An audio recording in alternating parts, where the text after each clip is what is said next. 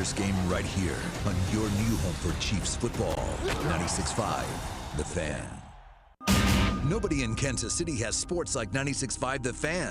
Right side throw, touchdown! Kansas City! A 3-yard touchdown pass in overtime! Kansas City wins the game!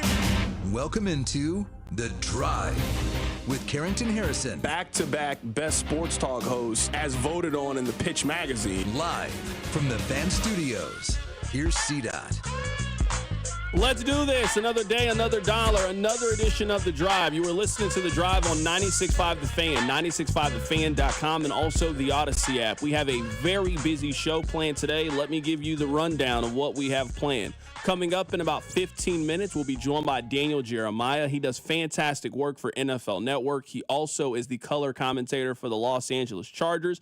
We'll get you ready for Sunday Night Football. Coming up at the top of the 3 o'clock hour, we will be joined by Gabe DeArmond of PowerMizzou.com, also Matt Tate, and we will get their favorite MUKU stories as those two teams play each other coming up in a couple of days. We'll also be joined today by Tony Dungy. Nate Taylor is also going to join us in studio. A very busy Friday show that we have planned here on 96.5 The Fan. My name is Carrington Harrison. I'm doing well today. Rob is here as well. He's doing great.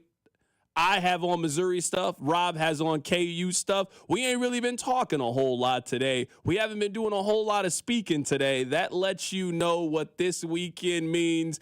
I'm tired of losing to the Kansas Jayhawks. They have thumped the Missouri Tigers the last 3 years, and I'm ready to get some payback at Mizzou Arena coming up Sunday at 12 o'clock. We will talk about that. We'll talk about Thursday Night Football here coming up in just a bit. Before we get to anything else, you guys know how we have to kick off this Red Friday. Pizza time on The Drive. Carrington, dial me up right now. 913-586-7965. Caller number 6 wins a pizza from our friends over at Pizza Tassio. Pizza Tassio is Kansas City's best New York-style pizza, and they have taken over the town. They got locations in Waldo, Belton, North KC, OP, and Midtown. They also have a killer selection of craft and local beers, plus unique wines. So whether in the mood for a whole pie or just want a slice or two, be sure to visit them now at PizzaTassio.com. That's PizzaTassio.com. I need you guys to do me 3 favors. Number 1, I need you listening to The Drive each day at 2 o'clock here on 96.5 The Fan. Number 2, I need you to tell one friend. It will be great if you tell 2 friends, but I know it's the holidays and you're busy. Just tell one friend to check out the show. And number 3, I want you to tell a complete random stranger happy holidays. That would make me happy. All right, this is where I would like to begin the show today, and we are going to talk about the Lions here coming up in a bit. Not very often that we would split the lead between the Chiefs and somebody else, but yesterday was a very exciting Thursday night football game with one of the best teams in the National Football League. Let's start with this. The Packers are one of the most fortunate franchises that we have ever seen. The Packers had Brett Favre, who is probably one of the top 12 to 15 greatest quarterbacks that the league has ever seen. They then replaced Brett Favre with Aaron Rodgers, a quarterback who I believe is better than Brett Favre, and took them to very similar heights. The run that the Packers have had going from Brett Favre to Aaron Rodgers to Jordan Love is an incredible string. Well, we have seen something very similar in the AFC as well, albeit not with the same success. The Chargers have had the same quarterback now for 20 years. Now, I like Justin Herbert a lot. I think that Herbert is one of the more productive quarterbacks in the league, and he has all the physical traits that I think you would need. If you are looking at Herbert, everything would tell you this guy is poised for great success. This year, he has a 98.2 quarterback rating. He has 13 touchdowns and just 1 interception this season. In his career, he has 127 touchdown passes and 43 interceptions with a 96 quarterback rating. It is unquestioned that Justin Herbert is one of the 10 best quarterbacks in the National Football League. It will be very difficult for him to shake off the Phillip Rivers allegations with the track record that he has built so far. For all of the accolades that Justin Herbert has, for all of the superlatives that Justin Herbert has, when you go to his Wikipedia page and you check career highlights and awards, Rob, it says Offensive Rookie of the Year. He's made 1 Pro Bowl. That's it. Look at his contemporaries. Look at the guys who he's around. He is now 26 years old. He's been there for a little bit. He has not accomplished what Joe Burrow has accomplished. He hasn't accomplished what Lamar Jackson has, Josh Allen, Patrick Mahomes, Jalen Hurts. We can go through quarterbacks who are in the same generation as Justin Herbert, and even though the physical traits are there, a guy that's 6'5", 6'6", 235 pounds, even though the numbers and the production are there, that career accolades, that trophy case is looking real skimpy. It will be impossible for Justin Herbert to beat the Phillip Rivers allegations with what he has done so far in his career. Maybe that is an unfair characteristic to put on Justin Herbert. He is his own man. If you don't do it in the postseason, if you don't do it against the absolute best, if in your one opportunity to make the postseason, you guys had one of the biggest collapses in recent memory and lost to the Jacksonville Jaguars, and you have absolutely no postseason success, it is impossible for, I think, people to come to any other conclusion than you are the person that predated you as the quarterback of the Los Angeles/San Diego Chargers. So we are throwing out, hey, Patrick Mahomes is the Tom Brady of this generation. This guy's going to be the Drew Brees. This guy's going to be that. Until proven otherwise, Justin Herbert is the Phillip Rivers of this era, of this generation. We're going to talk to Daniel Jeremiah about his growth and where he thinks Herbert lands coming up in just a bit. All right, let's talk about Thursday Night Football. The Lions have been the best team in the regular season this year. Now, what does that mean?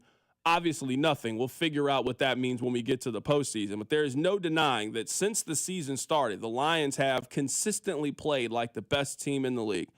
I'm going to defend Dan Campbell for this. I know that his ways are unorthodox. And if the Lions lose in the postseason, they will probably lose through a similar formula than they did last year in the postseason. They made one or two questionable fourth down decisions. Those decisions did not happen in their favor, and the whole thing came tumbling down, and the San Francisco 49ers represented the NFC in the Super Bowl. If that's the formula, that checks out to me. But this is where I give Dan Campbell a lot of credit, and we talk a lot about culture as a team. The Chiefs absolutely have a culture that they have established the last 5 years with all their success. The Lions are also establishing a culture as well. It is different. It is unorthodox. It is unconventional. It is all of those adjectives. But they are very steadfast in their conviction. They don't waver from it. And they seem more than prepared to take the criticism that comes with doing things that are considered outside the box. I would not have gone for it on 2 of their fourth downs yesterday. They had a 4th and 1 from the 34-yard line, and they ran a toss play to Jahmyr Gibbs. That play was stopped in the backfield. Also, really their final offensive play, I would have kicked the field goal in that scenario and not left it up to chance. Dan Campbell came out and said, I wanted to win this game with my offense. And the more you say that kind of stuff, and the more you can get those 53 guys to believe in you, ultimately, that is all that matters. I don't think the Lions care whether or not the rest of us agree or disagree with their decisions. I don't think that really matters to them. What I do think that matters is you got to get all 53 guys in that locker room to believe in your vision, trust your vision, and go out and be able to execute. That is the same thing that Kansas City has, whether it is with Andy Reid or with Patrick Mahomes. You have never had a reason to have anything but unwavered confidence in the head coach of the Kansas City Chiefs and the quarterback of the Kansas City Chiefs. It doesn't matter if the Chiefs are down 10-0, 14-3, 17-0 at halftime. We know we're going to come back because we've done this before. The Lions have a very similar characteristic that I really appreciate. It is different. That is not how I want Kansas City to operate. That is not how I think the Buffalo should operate, or Baltimore, or any of these other teams. But, man, it just works for the Detroit Lions. It worked yesterday, and they are clearly the best team in the NFC. And as we are wrapping up the regular season in the NFL, it is obvious that the Super Bowl, for the first time in our lives, is going to have to go through Detroit, Michigan in the NFC. They are better than Philadelphia. They are better than Green Bay, better than Minnesota, better than any other team that you can suggest in the NFC. They have been very, very fun to watch. Excited to watch them play next week as they play the Buffalo Bills in what is going to be one of the biggest regular season games of this season. This is a really exciting time in the NFL as we are wrapping this thing up. We have either 5 or 4 games left for every team in the National Football League, and you are trying to establish what your culture is and who you are as a team. And we know who the Detroit Lions are. They are going to challenge you and press you, and you are going to have to beat them in all 4 downs. They are not taking their offense off the field. They are going to go for it. They're going to be aggressive. Even when the book tells you to stay, no, I need another card. I'm going to hit. And sometimes it's going to work. Sometimes it's not going to work. The Lions seem very, very content to live with the consequences on whether it succeeds or fails. Coming up on the other side, let's be joined by Daniel Jeremiah. He covers the Los Angeles Chargers, also does great work for NFL Network. We'll get his thoughts ahead of Sunday Night Football. Keep it right here. It's The Drive. The Drive with Carrington Harrison on your home for Kansas City sports. 96.5 The Fan. Brought to you by DM Injury Law. Have you or a loved one been in a car wreck? Contact DM Injury Law today and get the money you deserve. Car wreck? Remember, Mike's got this. Thanks, Bob. We're here with Doug the Elf, asking about the hottest holiday gifts of the year. Doug, what's on your list? Yeah, we're getting Missouri lottery scratchers and draw games. We came all the way from the North Pole. They don't have lottery tickets there?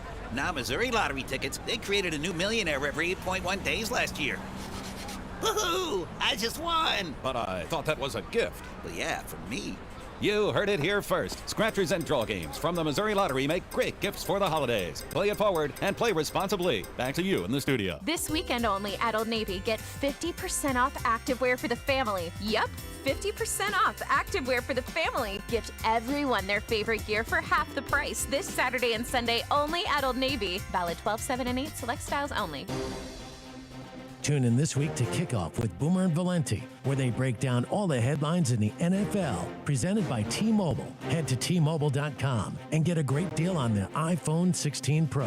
Kansas City is Sean Barber. You know there's nothing easier than to enjoy watching the Chiefs with some wings and an ice-cold Bud Light. And Buffalo Wild Wings is serving up both for every game, all season long. Join me at Buffalo Wild Wings, located off Berry Road and Prairie Drive in KC Mo, Friday, December 6th. I'll be there from 6 to 8 p.m., celebrating the back-to-back Super Bowl champs while eating some wings and drinking $5 Bud Lights. Nothing easier to enjoy than that. Bud Light, easy to drink, easy to enjoy. For more, go to 965thefan.com. Enjoy responsibly. Anheuser-Busch, Bud Light Beer, St. Louis, Missouri. Hey investors, this is JD again with Crossroads Investment Lending. Still wanting to get in that fix and flip game? Don't have the money? Maybe you've always wanted to get yourself a rental property. We can help you get in the door. Call the fix and flip guys at Crossroads Investment Lending, 913-766-2900, or go to kclend.com. That's KCLEND.com. Get started in the fix and flip game. What are you waiting for? That's Crossroads Investment Lending, 913-766-2900 or kclend.com. Hey guys, it's Jim Costa from Cash the Ticket. If you're planning on betting college football bowl games,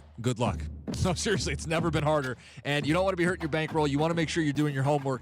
Listen to Cash the Ticket. Mike Valenti and I will be breaking down every single bowl game, dropping new episodes nearly every day throughout college football's postseason. Spicing things up with a 12-team playoff. Can't wait to see some of those teams from the South come up north for the snow. Be sure to subscribe to Cash the Ticket on the Odyssey app or wherever you get your podcasts. I'm Brian Tedesco, CEO of Blaupunk Americas, the pioneers of the car stereo. Today, we're not just about sound systems. We are revolutionizing the e-bike scene with Blue Dot Bike. Thanks to AmericanEagle.com, our online presence now features a dynamic e-commerce website that showcases the quality and affordability of our foldable e-bikes. And our collegiate e-bikes, just perfect for the college fanatic. These e-bikes offer a new way to experience freedom on 2 wheels, no matter your age. When we needed a top-notch website to match our cutting-edge e-bikes, we turned to AmericanEagle.com. They made the impossible seem easy, tackling digital challenges like pros. Check out the Blue Dot Bike website to see AmericanEagle.com's amazing work in action. Need the best in website and digital marketing solutions? AmericanEagle.com is your go-to. They've been a game changer for us, and they can be for you too. Visit AmericanEagle.com or call 877-WEB-NOW-1. That's 877-WEB-NOW-1. Okay, I have to tell you, I was just looking on eBay where I go for all kinds of things I love, and there it was. That hologram trading card. One of the rarest. The last one I needed for my set. Shiny like the... Designer handbag of my dreams. One of a kind. eBay had it, and now everyone's asking, ooh, where'd you get your... Windshield wipers. eBay has all the parts that fit my car. No more annoying. Just beautiful. Whatever you love, find it on eBay. eBay. Things people love. Thanks to Total Wine, you saved more on all the gifts for the ones you adore. Wine, spirits, beers, all nestled on shelves. Got some advice from our helpful elves. Oh, so many gifts to explore when you go to Total Wine and More. Bottles so delightful, whoa. Priced so amazingly low. Curbside pickup available, and the lowest prices for over 30 years only at Total Wine and More. Drink responsibly, B21. This is a story of the one. As a maintenance specialist for university housing, he knows college students can major in wear and tear. Plus, housing so many students doesn't leave a lot of room to house all the supplies he needs. That's where Grainger comes in.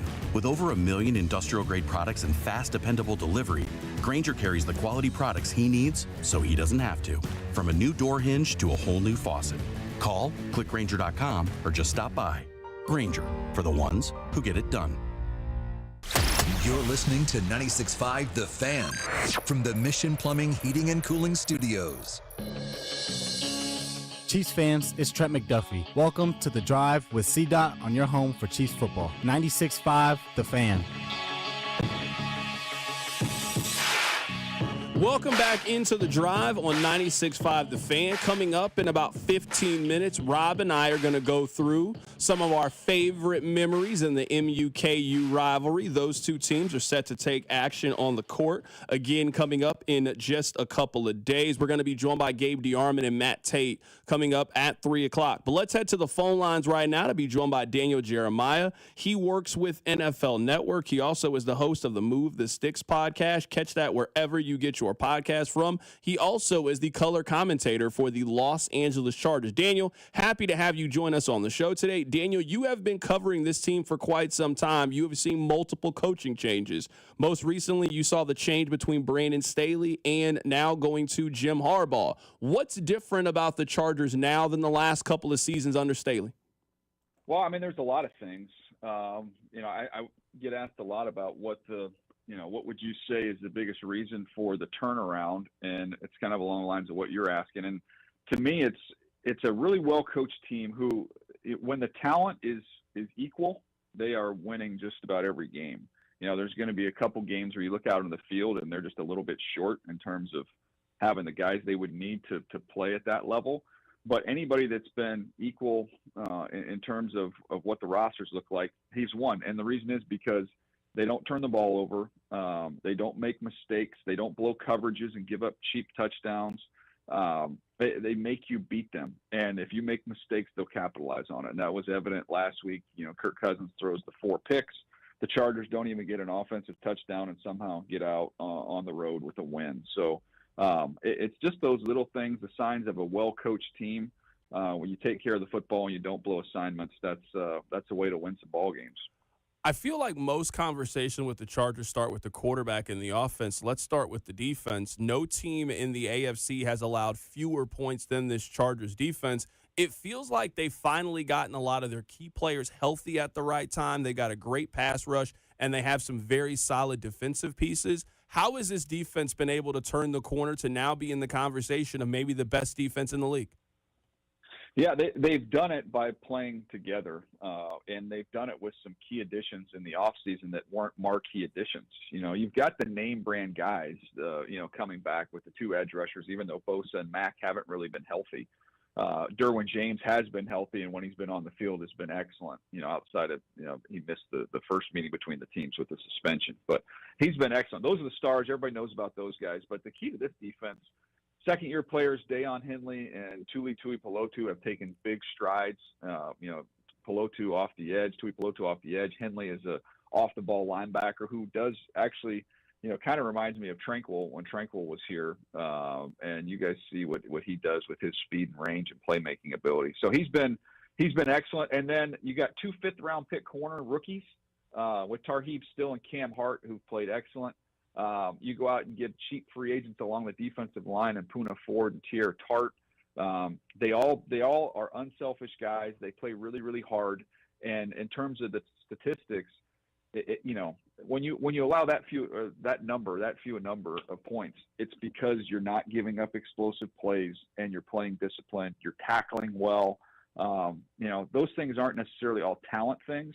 Those are coached, and those are some smart players. So I think that's kind of the secret sauce there. Daniel, when you're looking at this from a Chargers defensive perspective, what are you trying to take away from Kansas City? Because obviously you have Patrick Mahomes, future Hall of Fame tight end, and Travis Kelce, and some deep threats. But this is also a team that has tried to run the football effectively and has been committed to it for the most part with Kareem Hunt and now bringing back Isaiah Pacheco. What are you looking to take away from a defensive perspective if you're Los Angeles?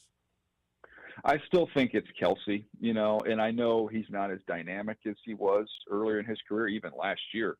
But there's a trust factor that he has with Mahomes, and when it gets to key down distances, that's still, a pretty good opportunity to guess where that ball's going. It's going to find its way in his direction. So, I look at this series. I've seen so many of these games in the last 7 years, and so many of them have been dominated by Kelce. So, that's where, to me, it starts. The Chargers play more light boxes than just about anybody in the league, and they've done a pretty good job against the run, despite having to, use resources up there in the box. They play with their high safeties, and they let those guys, fend for themselves. That's what I see in this ball game, and I'm sure Kansas City's going to look at the box count and say, okay, we're going to run the ball. We're going to stay committed to the run, and I think the Chargers would like that. That's that's kind of what they're daring you to do, and I would imagine you'll see a lot of Derwin James matched up with Kelce, which is really, it's just a fan of football. It doesn't get more fun than watching those two guys go against each other. Right now we're talking to Daniel Jeremiah of NFL Network. He also does color for the Los Angeles Chargers. You cover the draft about as well as anybody. You are certainly one of the top opinion makers in that space. So you have been tracking Justin Herbert for some time. How have you seen his game grow throughout you watching him and following him? Yeah, it's been a couple different versions of Justin. The talent is undeniable. Just the size, the arm strength, the athleticism, the tools are incredible. He's been able to carry this team on his back for good chunks during his career. And I think when Harbaugh got in there, what he told them was, look, we're going to invest in the offensive line. We'll go out and get Joe Alt. You're going to have to deal with some growing pains with the weapons around you. But the first thing we have to do is get the offensive line in check.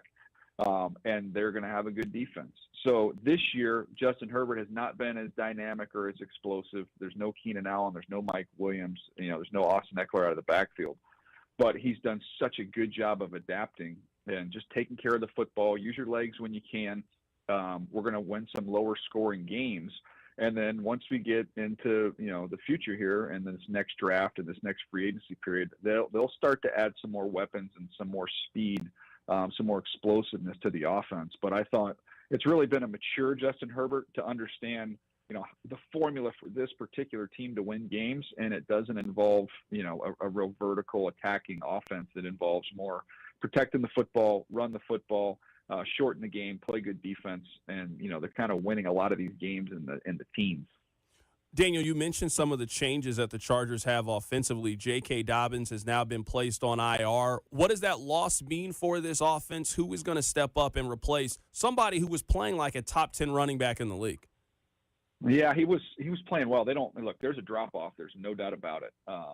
Gus Edwards has the size and runs hard, but he doesn't have quite the quickness or the juice that J.K. has. Then you've got Kamani Vidal, who's a rookie 6th-round pick, who has some of that quickness but doesn't necessarily have the power of J.K. So you've got two running backs that I think are going to try and share the load to replace what J.K. could do all by himself. So that's going to be the challenge for him.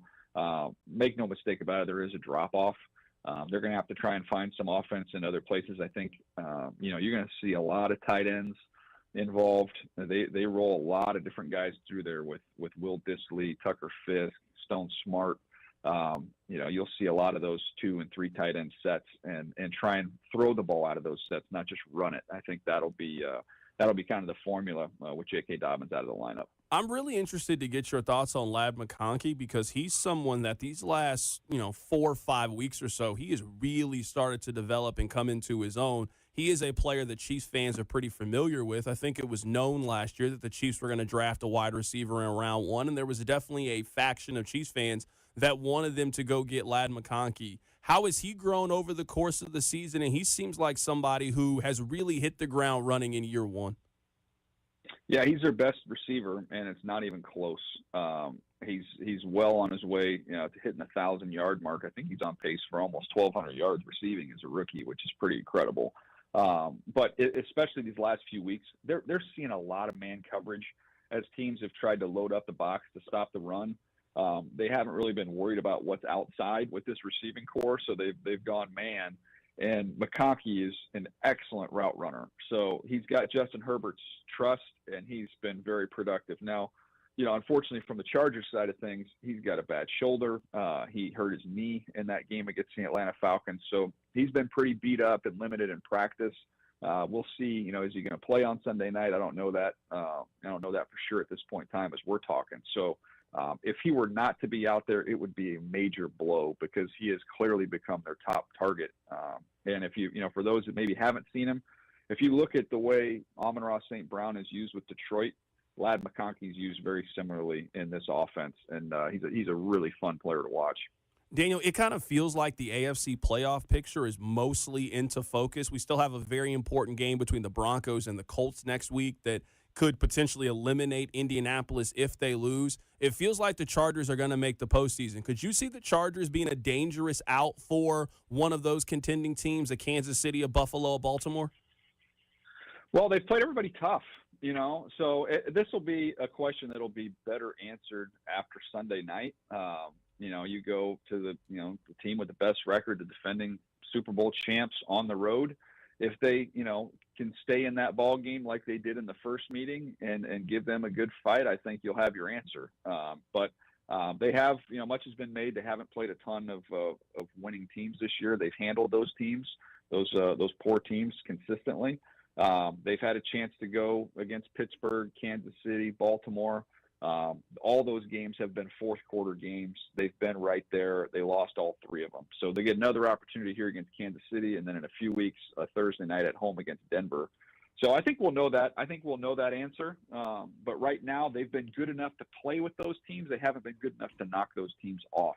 So that's where we stand right now. This has nothing to do with what we've been talking about, but I'm just really curious to get your opinion on this.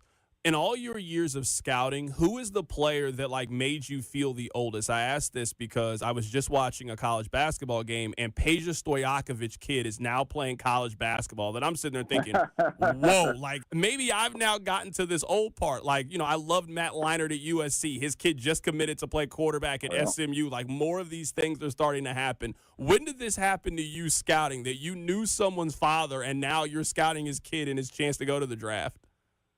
Oh, I can tell you exactly when it was. Cam Robinson, the tackle, who's now with Minnesota, who was with the Jags previously, coming out of Alabama. He came into the studio at Path to the Draft when we were doing that draft show on NFL Network, and we got to talking and kind of asked him where he grew up, about his parents. His dad played in the NFL. And I said, "Oh, okay, where'd your dad go to college?" He said, "Oh, he went to Northeast Louisiana, which is where I went before I transferred to Appalachian State." I said, "Oh, what's your dad's name?" His dad was Steve Foley, who played in the NFL for the Bengals and the Chargers, and he was my college teammate. And here I am in studio looking at this giant Cam Robinson, who's 6'6", 6'7", 320 pound, soon to be NFL player, and I'm like, wait, I played with this guy's dad? Holy crud! How old am I? That was that moment where it was like, okay, this gray hair is coming in quickly.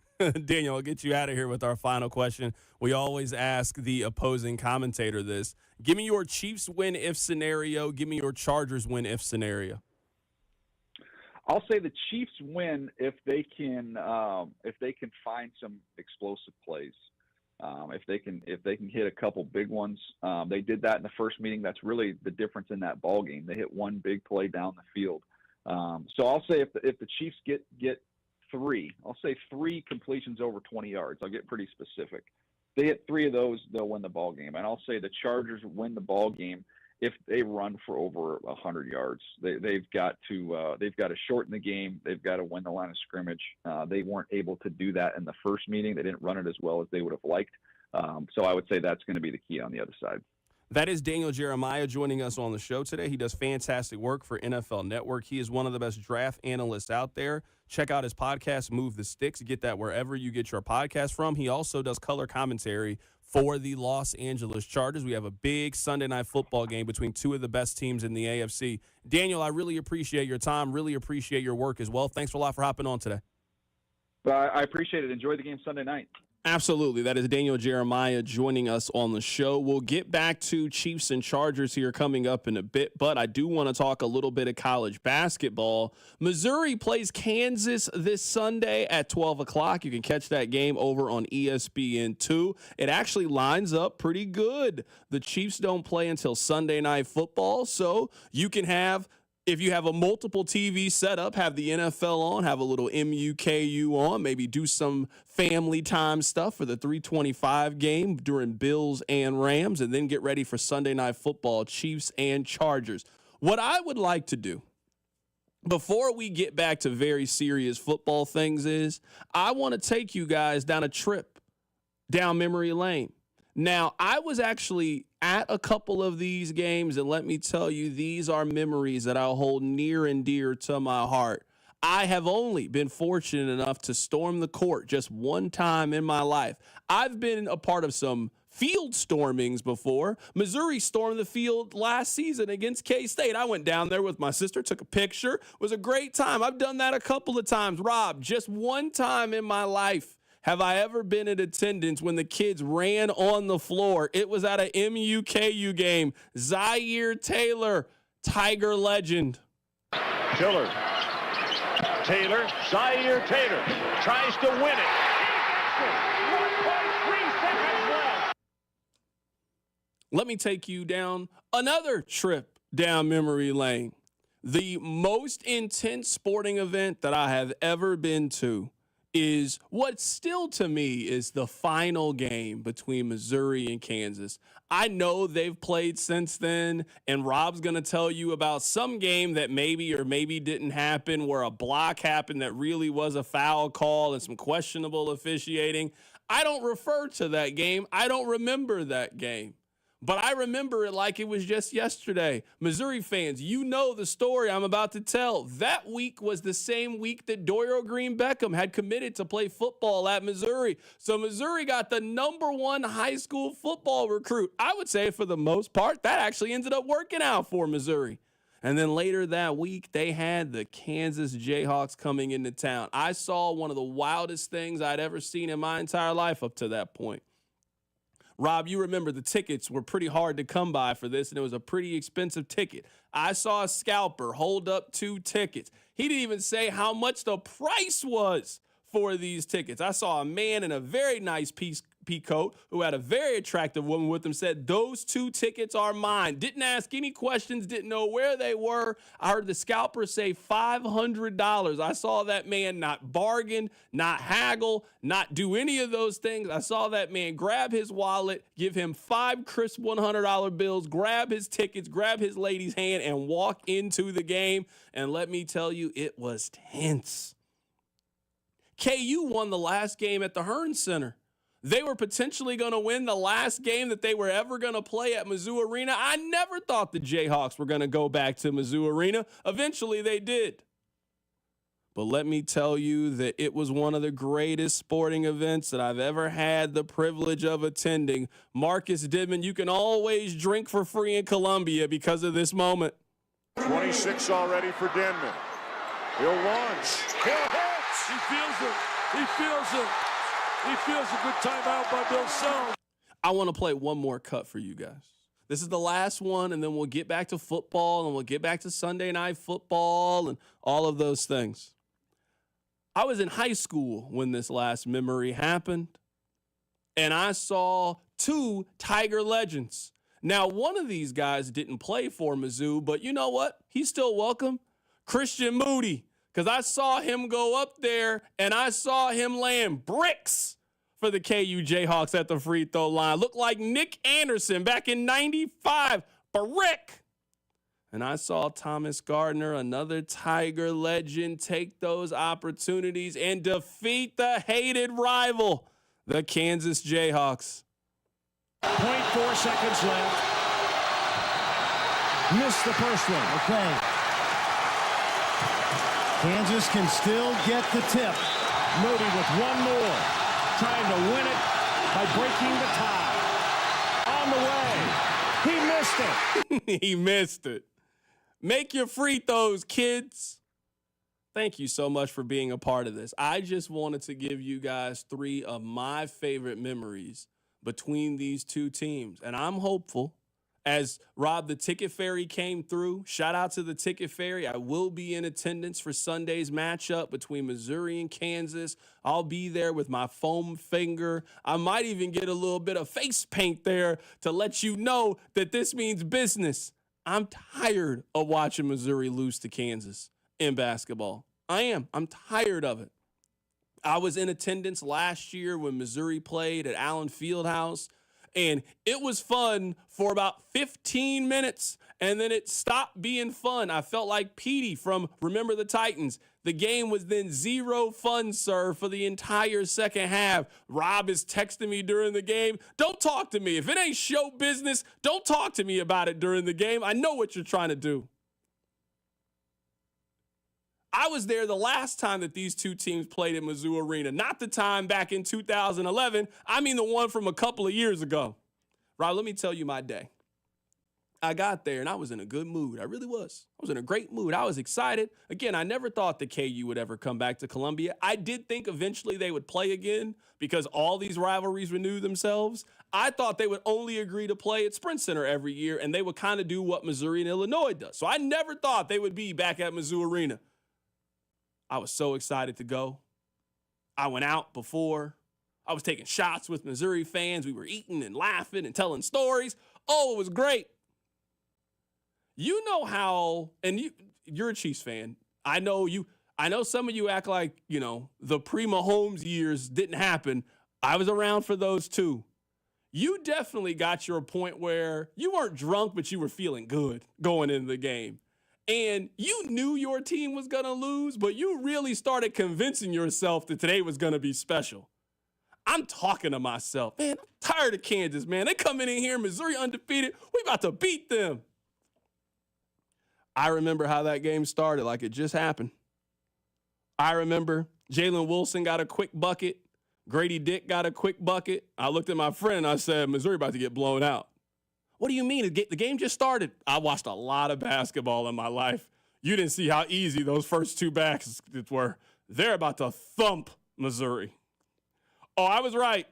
They started thumping Missouri. Then when I'm sitting next to this guy, he's a KU fan, and then over the course of the game, he recognized who I was. So he's asking me questions about the game, and he's like, I didn't really want to talk to him, but I was trying to be nice. It was just a really frustrating time.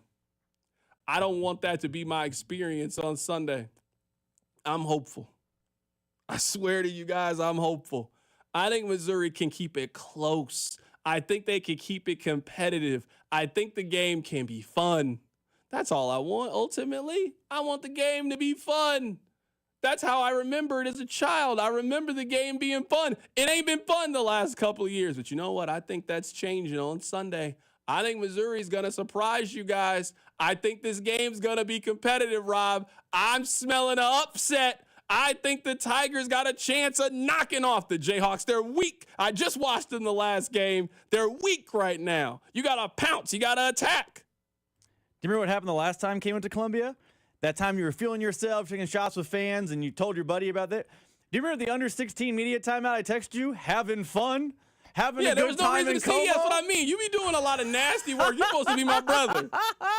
That's not true. Last year I was texting you, hey, let's go to these bars together in Lawrence. It's a great time. The vibes are immaculate. And you said, no, I don't want to be around KU people today. I didn't want to go that way. No, thank you, sir. You were like, pass. Well, I didn't want to go. I couldn't pull the audio. The Robinson block is an elite time. I could play the audio. We're up against the break. There's nothing about that was elite. It was an amazing time. About it. The vibes were immaculate. Do you know what my favorite Missouri-Kansas memory was as a kid growing up, though? You will remember this. Missouri fans will, too. It was the final game ever at the Hearn Center. They were going to close the Hearn Center down. It was we got a new building coming. We're saying goodbye to the old barn. Kansas is in town. That wasn't a great Kansas team, by the way. I think they lose in the first round. And what does Kansas do? They hit a game-winning shot from who else other than David Padgett, a one-year Kansas great. It's not even a real Kansas. It's not even a real Jayhawk. 90% of KU fans don't remember his time in Lawrence. Did he transfer to Louisville? Yep, he went to Louisville. It doesn't matter. He came to Lawrence. He played one magical moment. The Jayhawks shut down the Hearn Center, and Tiger fans walked out of that arena sad. And the ensuing year, they had to open My Daughter's a Cheater in College Arena. It was an amazing time. You done? Can we take a break now?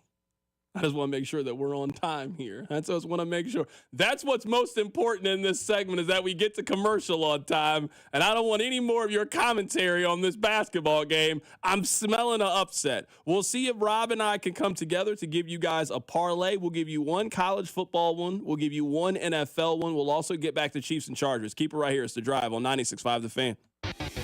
The Drive with Carrington Harrison on your new home for Chiefs football.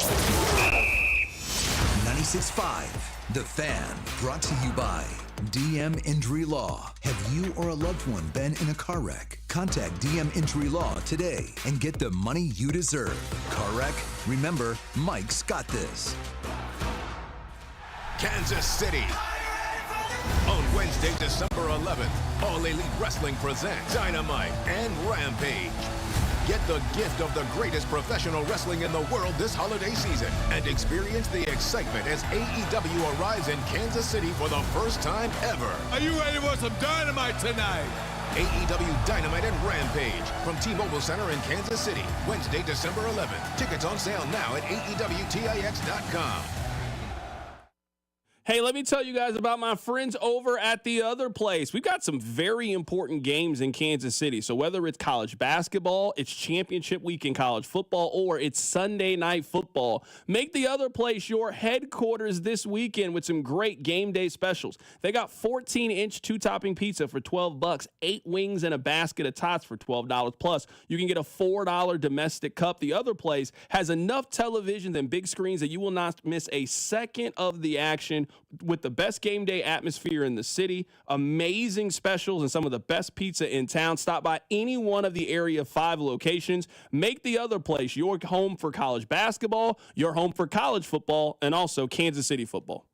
This weekend only at Old Navy, get 50% off activewear for the family. Yep, 50% off activewear for the family. Gift everyone their favorite gear for half the price this Saturday and Sunday only at Old Navy. Valid 12, 7, and 8, select styles only.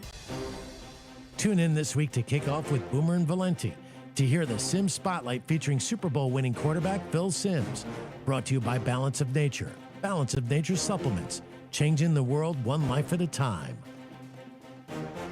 I'm Mitch Holtis, voice of the Chiefs. Everyone develops cataracts naturally as they get older. When your vision is affected by cataracts, you should see my doctor, Dr. Steven Silverstein at Silverstein Eye Centers. Dr. Silverstein is a world-renowned cataract surgeon who performs life-changing laser-assisted cataract surgery with premium lens implants to correct your vision up close and far away. Trust my eye doctor, Dr. Steven Silverstein, Silverstein Eye Centers, 816-358-3600 to schedule an appointment. Tackle the NFL action with FanDuel, America's #1 sportsbook app, because right now, new customers can get $150 in bonus bets if you win. The FanDuel Sportsbook app gives you everything you need to place live bets on the NFL all under one roof. So when you get a hunch in the middle of the game, you can check the latest stats, view play-by-play, and so much more on the page when you want to place a live bet. All you got to do is use my promo code today, KFNZ, to join today, and you'll get started with $150 in bonus bets if you win your first $5 bet. Remember my promo code, KFNZ. Never waste a hunch and make every moment more with FanDuel,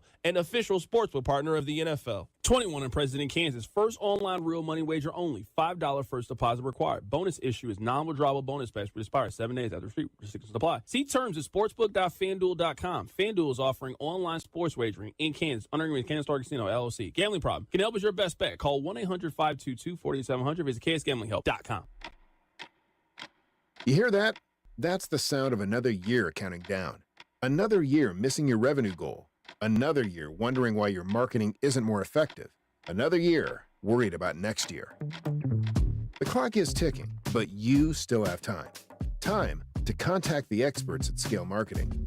Scale Marketing is a full-service marketing agency who is expert in lead generation and revenue growth. Our clients see an average of 20% growth in the first year alone, with sustained growth from there. From your traditional marketing to social media to paid search, we'll take a forensic approach, digging deep to find the root problems in your marketing strategy. Then we'll fix them fast. At Scale Marketing, we can't stop the clock, but we can change your company's future. Find out how you can make your marketing budget work harder and drive more revenue. Contact us at scalemarketing.com or call us at 833-SCALE-25. That's 833-SCALE-25. Neighbors getting new roofs due to hail damage this year? Then you're a likely candidate for a new roof, too. Century Roofing, voted best roofing company in Johnson County 3 years straight, is giving back this holiday season. For all roof repair and replacement contracts signed before the end of the year, Century Roofing will donate a portion of proceeds to benefit Operation Breakthrough, which helps KC kids in need. Visit CenturyRoofingKC.com for an inspection today. That's CenturyRoofingKC.com. Century Roofing, trust the pillars of strength. This afternoon, expect sunny skies with a high of 43. Weather brought to you by Staples. Your local Staples store has hot deals and super low prices throughout the store on everything for your business. Save even more with the Easy Rewards program at Staples. Patrick Mahomes joins CDOT every week during the season, right here on 96.5 The Fan. Welcome back into the drive on 96.5 The Fan. My name is Carrington Harrison. Very happy to be here with you. Coming up at the top of the hour, we'll get back to Missouri and Kansas. Those two teams play coming up Sunday at noon on ESPN2. All right, it is time to give you guys our weekly parlay. It is brought to you by Twin Peaks, where you can eat, drink, and see the scenic views. We'll also talk some college football here as it is championship week in the sport. All right, hit me, Rob. Let me give you a college football play for our first parlay of the day. I am going to take Oregon wide receiver Tez Johnson to score a touchdown in Saturday's Big Ten championship game. Tez Johnson is the #1 wide receiver for the Oregon Ducks. He has 9 touchdowns this season. If you're going to give me even money on Oregon's best offensive skill position player to score, I'm going to take it there. This game I could see being a little bit high scoring. Therefore, Dylan Gabriel's going to be throwing the ball. Tez Johnson's going to be catching the ball. Give me Tez Johnson to score a touchdown in this game. He has scored a touchdown in 4 of his last 5 games. I'm going to stay with the game, Carrington. I like tonight Boise State on the money line. They have everything in front of them. There's a chance they could get a bye in the college football playoff. Boise State could get a bye in the college football playoff. That is an absolutely astonishing feat. All they have to do is beat a good UNLV team. UNLV still has a lot to play for, too. They might backdoor their way into the playoff with a win and finish top 16. They're not dead yet. I like Boise State on the money line tonight. You played that with the Tez Johnson anytime touchdown. It's plus 206. Who do you think gets in if Boise State loses? Let's say that an upset happens today and UNLV wins. Who do you think gets in their spot because one group of 5 school has to make it? I think it would be UNLV in that world because UNLV would be a conference champion and they would have beaten Houston, and there's another Kansas as Power 5 teams on their schedule. UNLV built their non-con designed to look appealing to the committee. then all the Skolka stuff happened.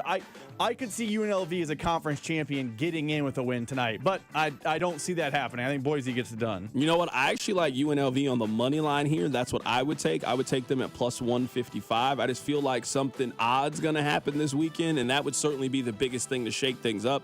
Give me UNLV plus the 4.5. If you want to feel a little spicy, I would take them on the money line plus the 155. All right, let's get to the NFL. You know what? I'm going to keep this one Chiefs themed. I am going to take the over for Kareem Hunt rush attempts in this game.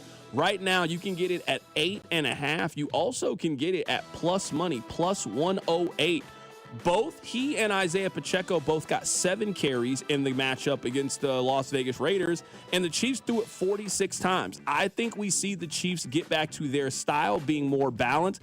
That means to me double-digit carries for both of their running backs here. I'm not sure yet if they're ready to hand the job over 100% to Isaiah Pacheco. If that's the case, and it's going to be a 1A, 1B where both are going to get equal time and touches, give me Kareem Hunt to have at least 9 carries in this game. I'm going to take the over at plus 108. So you think he's now still kind of ipso facto running back 1? Like, because if you I think it's a 1A, 1B right now. I mean, both of them got the same amount of carries in the last game. If you think they're going to run the ball more in this matchup than they did the last time, let's say they run it 25 times. I mean, you can give Isaiah Pacheco 15 carries, give Kareem Hunt his 10, and that's an over for me. That's all I need. So I'm going to take the over. I'm going to take the Chicago Bears plus 3.5.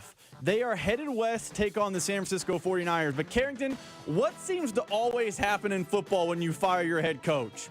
There's a new energy. Your team is galvanized. You're all together. See, the big problem is out of the way. And based on the way the Bears are doing talking this week to the media, they didn't seem to like Eberflus recently. You're giving me them plus 3.5 points on a long rest week? Remember, they had the game Thursday, and now they're playing on a Sunday. So they got 10 days to prepare for the Niners, who are dealing with their own slew of injuries.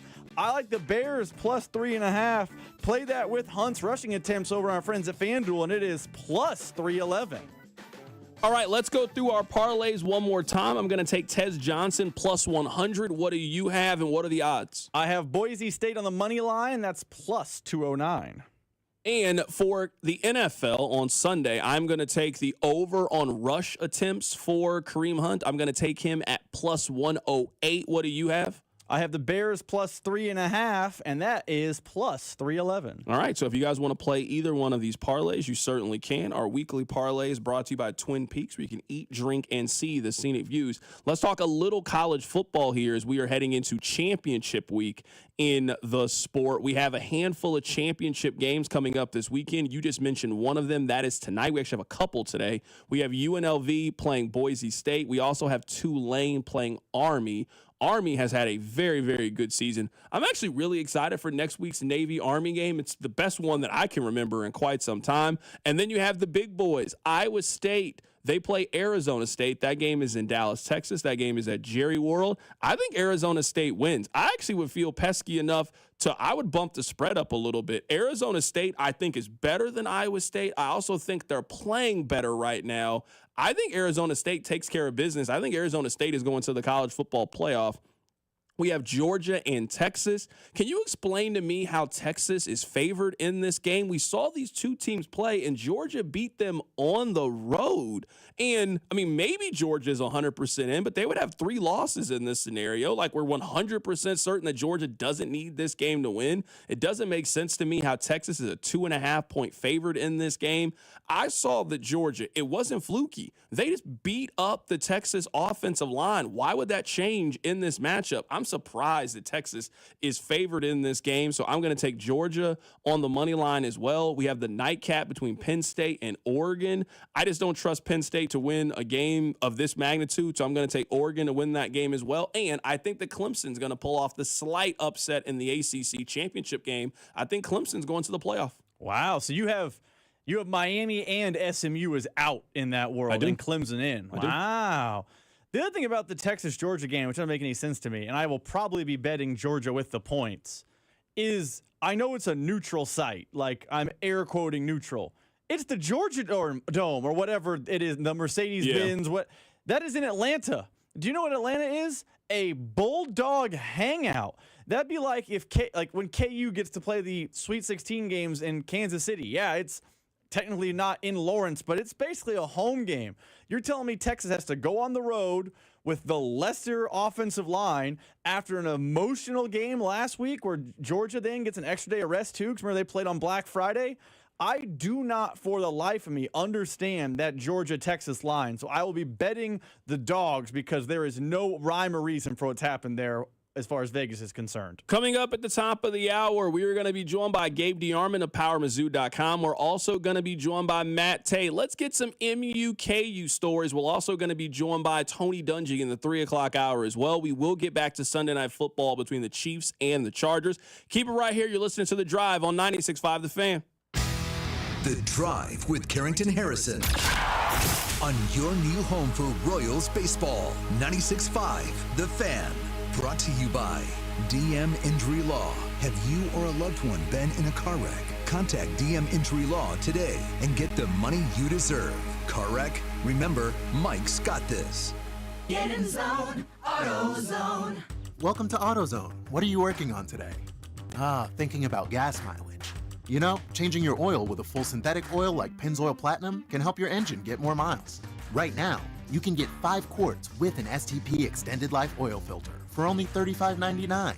Get started on your next job today with the parts you need when you need them at AutoZone or AutoZone.com.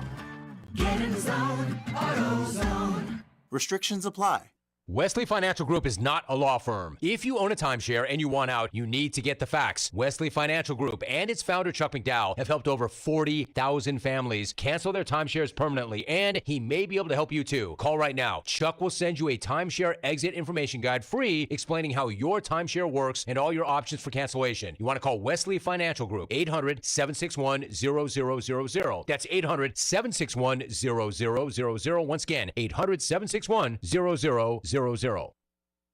Hey, let me tell you guys about my friends over at The Other Place. We've got some very important games in Kansas City. So whether it's college basketball, it's championship week in college football, or it's Sunday night football, make The Other Place your headquarters this weekend with some great game day specials. They got 14-inch two-topping pizza for $12, 8 wings and a basket of tots for $12. Plus, you can get a $4 domestic cup. The Other Place has enough televisions and big screens that you will not miss a second of the action, with the best game day atmosphere in the city, amazing specials, and some of the best pizza in town. Stop by any one of the Area 5 locations. Make The Other Place your home for college basketball, your home for college football, and also Kansas City football.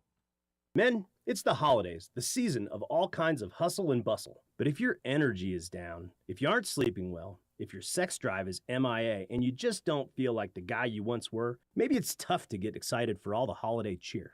This is Jeff for Heartland Men's Health, and if this sounds like you may have low testosterone. And if so, this is the season for you to get treated. At Heartland Men's Health, we're experts in treating low T. If you're like most guys, you'll feel the change in just a few weeks. And truly, the results can be life-changing.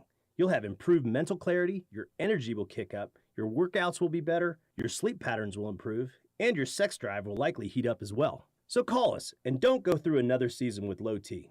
Your initial visit is only $99 and includes blood work, a medical consult, and if you start on testosterone the day of your appointment, your visit is free. Call 844-447-6600 or go to heartlandmenshealth.com. That's heartlandmenshealth.com. Heartland Men's Health, a Promenic restorative health practice. The holidays make me nostalgic. I think about all the family recipes my mom would make, and now I pass those recipes down to my kids. I know I can get all the quality ingredients at Hy-Vee. My store has everything to make the holidays perfect, including heat and serve complete holiday meals for any size group. And don't forget the amazing wine and spirits department. Hy-Vee's Taste of the Holidays event is this Saturday, December 7th from 11 a.m. to 2 p.m., where you can sample amazing menu options or get a little holiday inspiration. This holiday season, let Hy-Vee do the cooking while you take the credit. Score big savings with Hy-Vee and the Kansas City Chiefs.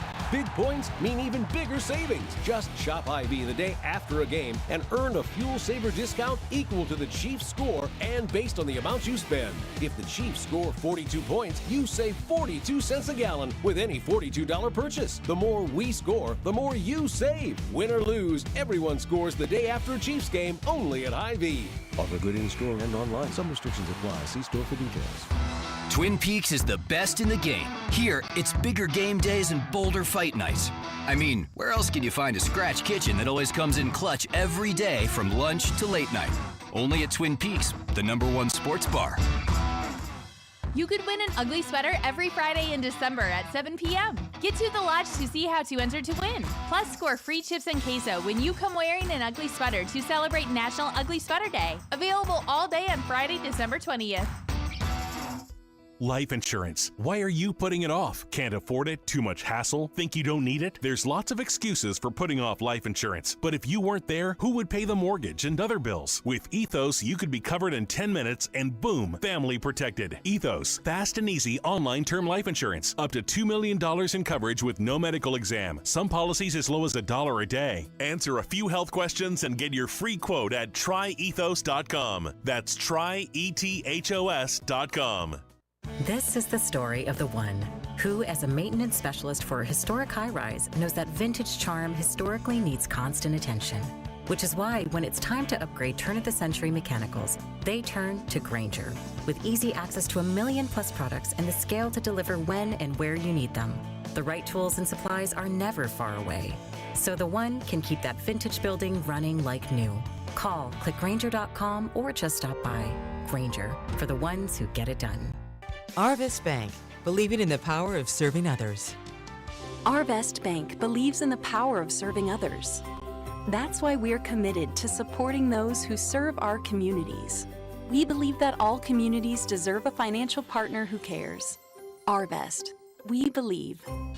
You can listen to the play-by-play of the Chiefs and Chargers game with Mitch, Danon, and Kling right here on your new home for Chiefs football. 96.5 The Fan, KFNC FM and AM, HD1 and HD2 Kansas City, in Odyssey Sports Station.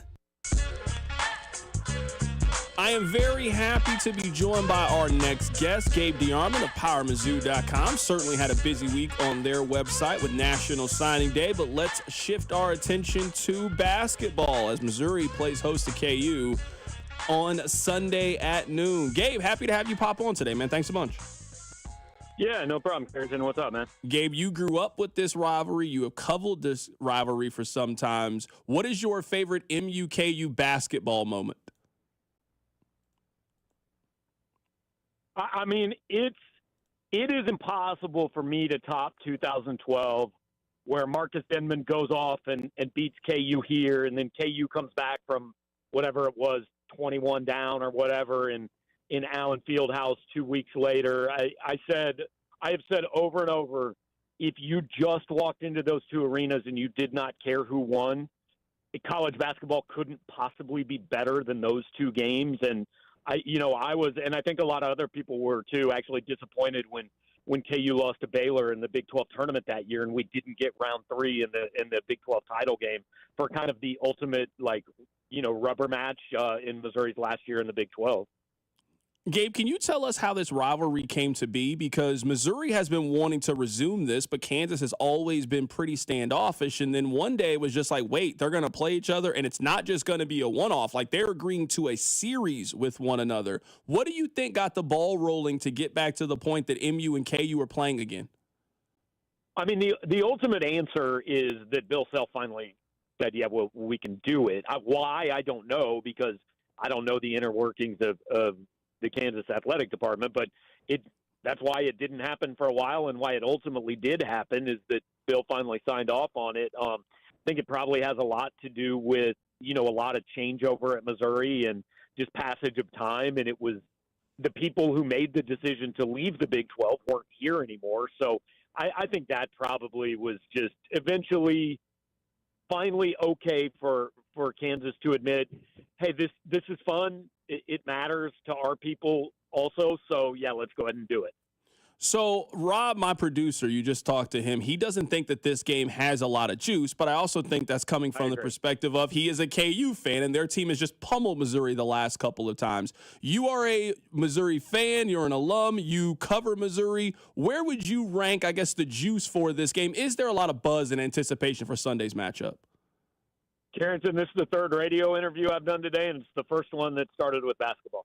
The others are all about the football transfer portal and signing day and No, there's not a lot of buzz. And look, the one thing that all KU fans said that is 100% right, it's not the same as it used to be, man. It's like those of us who grew up with this, who twice a year in both arenas, a lot of times the third time in the Big 8 or Big 12 tournament, these one-offs haven't been the same. And a big part of that is Missouri hasn't held up its end of the bargain. They haven't been competitive, right? But 2 years ago when KU came here, I couldn't wait.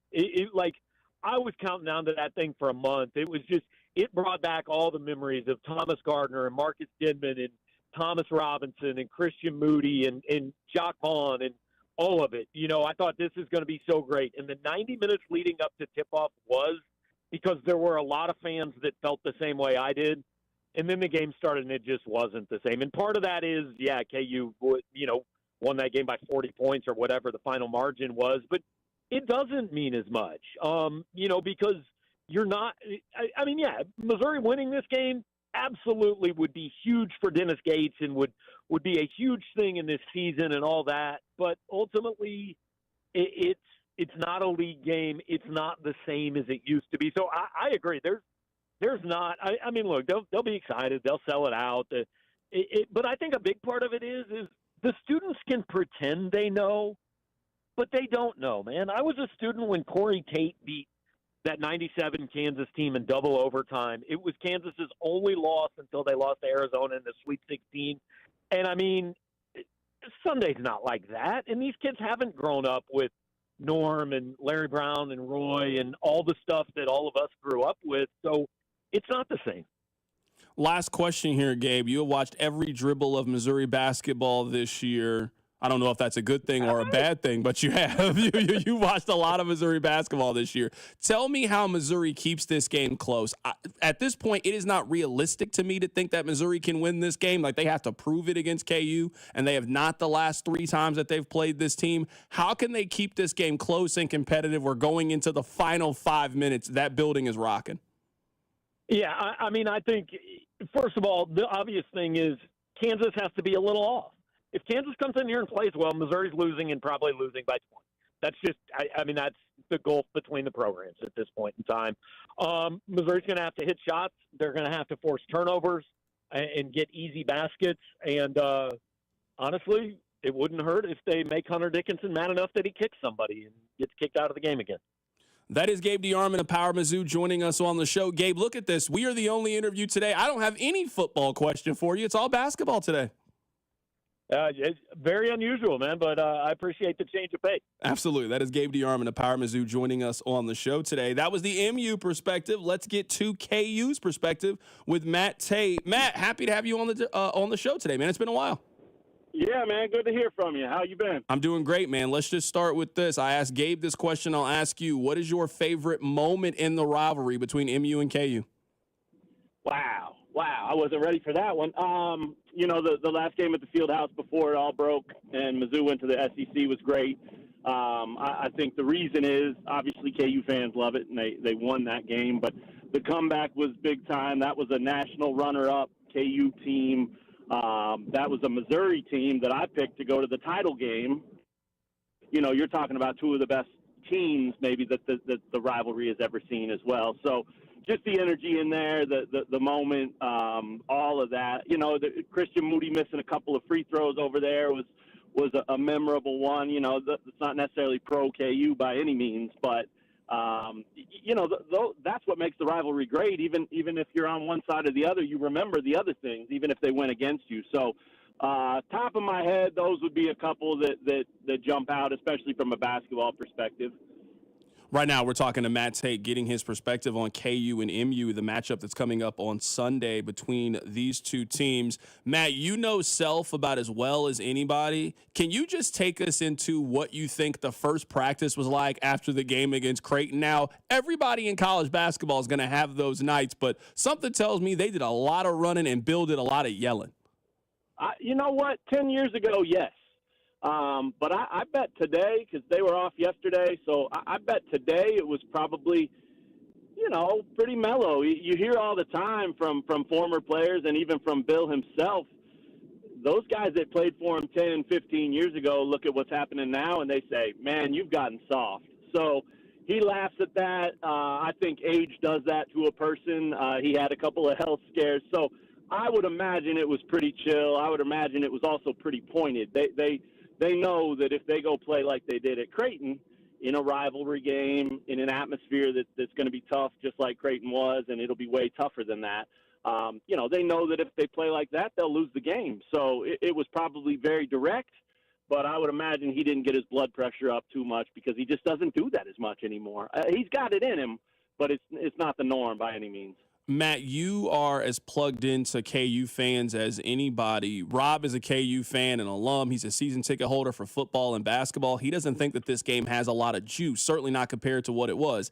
I'm looking at it from an MU perspective where a lot of that just stems from the fact of KU fans don't feel like Missouri can beat them, where when you take the K-State rivalry, KU used to kind of disregard the Wildcats, but every time you go to Bramlage, there is a chance that K-State can win that game, and you're going to get the best effort from both of those two teams. All this rivalry really needs to me is just one upset from Missouri. You need Missouri to pull off an upset and win, and then every year going into it, this can be a game in which KU can lose, but the last 3 years, Missouri has not been close to KU in basketball in really any aspect. Yeah, I'll spell it out super clear and piggyback off what you just said. We talked to DeJuan Harris today. DeJuan's native Columbia, Missouri kid, grew up in that area, has played there a million times, has family, friends, all that. DeJuan told us today he hopes the game is close because he wants to feel the rivalry. He's glad to have been a part of it after it was gone for so long. He knows what it's about. He remembers it a little bit from when he was growing up and certainly learned about it a ton ever since he got to Kansas. But you just said it, the games haven't been close that he's played in. So he flat out said today, I want to feel it. It's my last chance playing in Columbia. It's my last year at KU.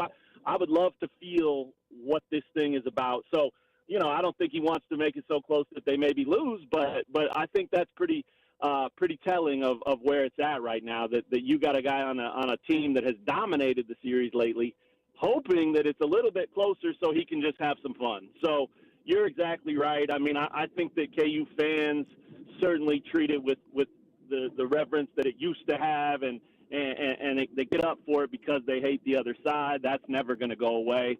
But if anything, there's almost a little bit of a fear factor. It's like, we can't lose to those guys. I don't want to mess with that. I don't want to deal with that at work on Monday or whatever it is, So it's big. There's no doubt about it. But, yeah, you're right. I mean, they need to flip it around and make it so that it's like it was in the early 2000s or the 90s with Doug Smith and Anthony Peeler and those guys, where you knew anytime you got together, no matter who was ranked where, it could go either way, and we just haven't seen that for a long, long time, partly because it was gone for a long time, but also ever since it got renewed, it just hasn't been that way. So, it's good that this one's in Columbia because that gives them a better chance than maybe they would have at Allen Fieldhouse, but Kansas is pretty good, and it's going to take a pretty big effort from Missouri for sure. That is Matt Tate joining us on the show today. He does fantastic work for R1S1 Sports covering the Jayhawks. Matt, man, we got to make this a more regular thing. You popping on the show, man. You know how to find me. I'm always down. I talk too much everywhere I go. So if you have some dead air, hit me up anytime. Absolutely. That is Matt Tate joining us on the show today. He has covered KU for a long time. Really happy to get his perspective on Sunday's matchup. I'm excited about it. I don't care if Rob's not excited about it at all. I'm going to be there. I'm excited about it. Coming up on the other side, we will be talking Chiefs and Chargers the rest of the way for the most part. We're going to be joined by Tony Dungy. He is going to pop on. He is with NBC Sports. You can hear him on Sunday Night Football and Football Night in America. That's coming up. Keep it right here. So drive. The Drive with Carrington Harrison on your new home for K-State Athletics, 96.5 The Fan. Brought to you by DM Injury Law. Have you or a loved one been in a car wreck? Contact DM Injury Law today and get the money you deserve. Car wreck? Remember, Mike's got this.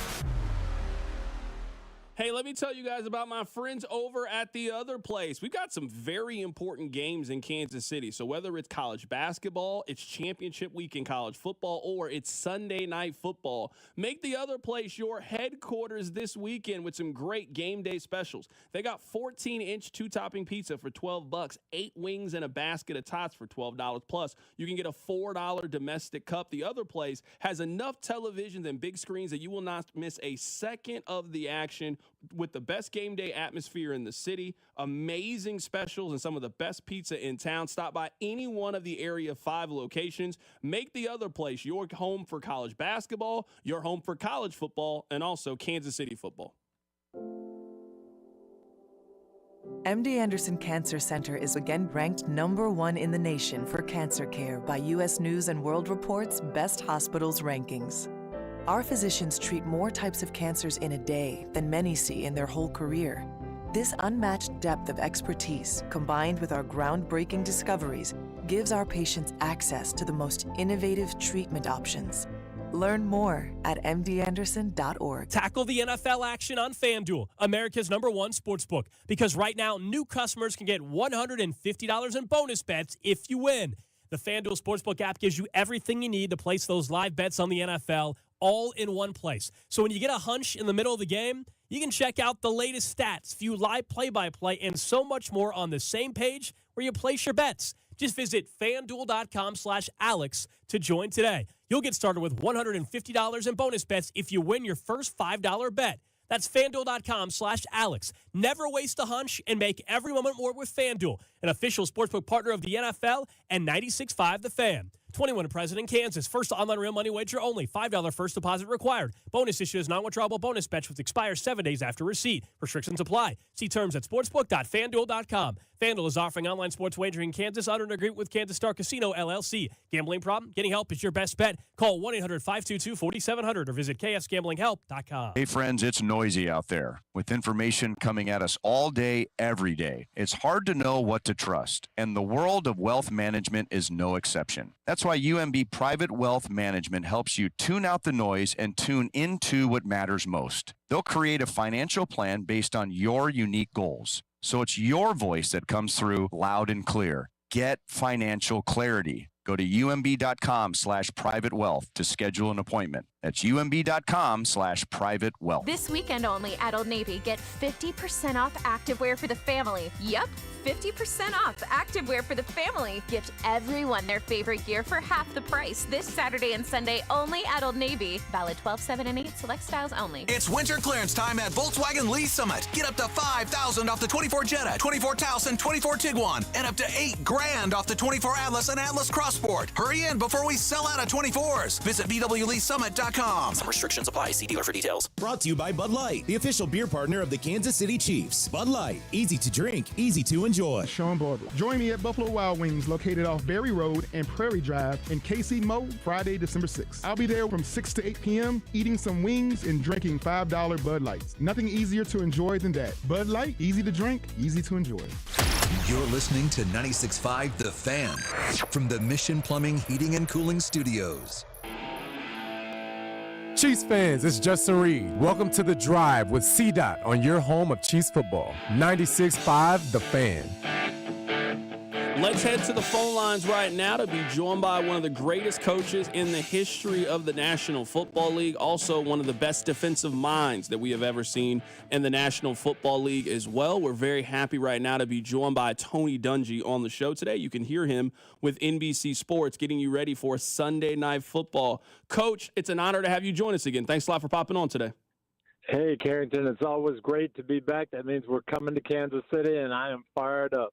Absolutely. Coach, let's start with this because you have certainly been in this position before. Kansas City feels like they have the 1 seed. At least they have a hold of the 1 seed. We'll see how they finish out the season as well. But obviously the Chiefs have maybe not played to their standards the last 5-6 weeks or so. What's the balance of you not wanting to peak too early, but you also want to start playing your best football heading into the postseason? You certainly had some teams that fit this criteria as well. What is the balance in those two things?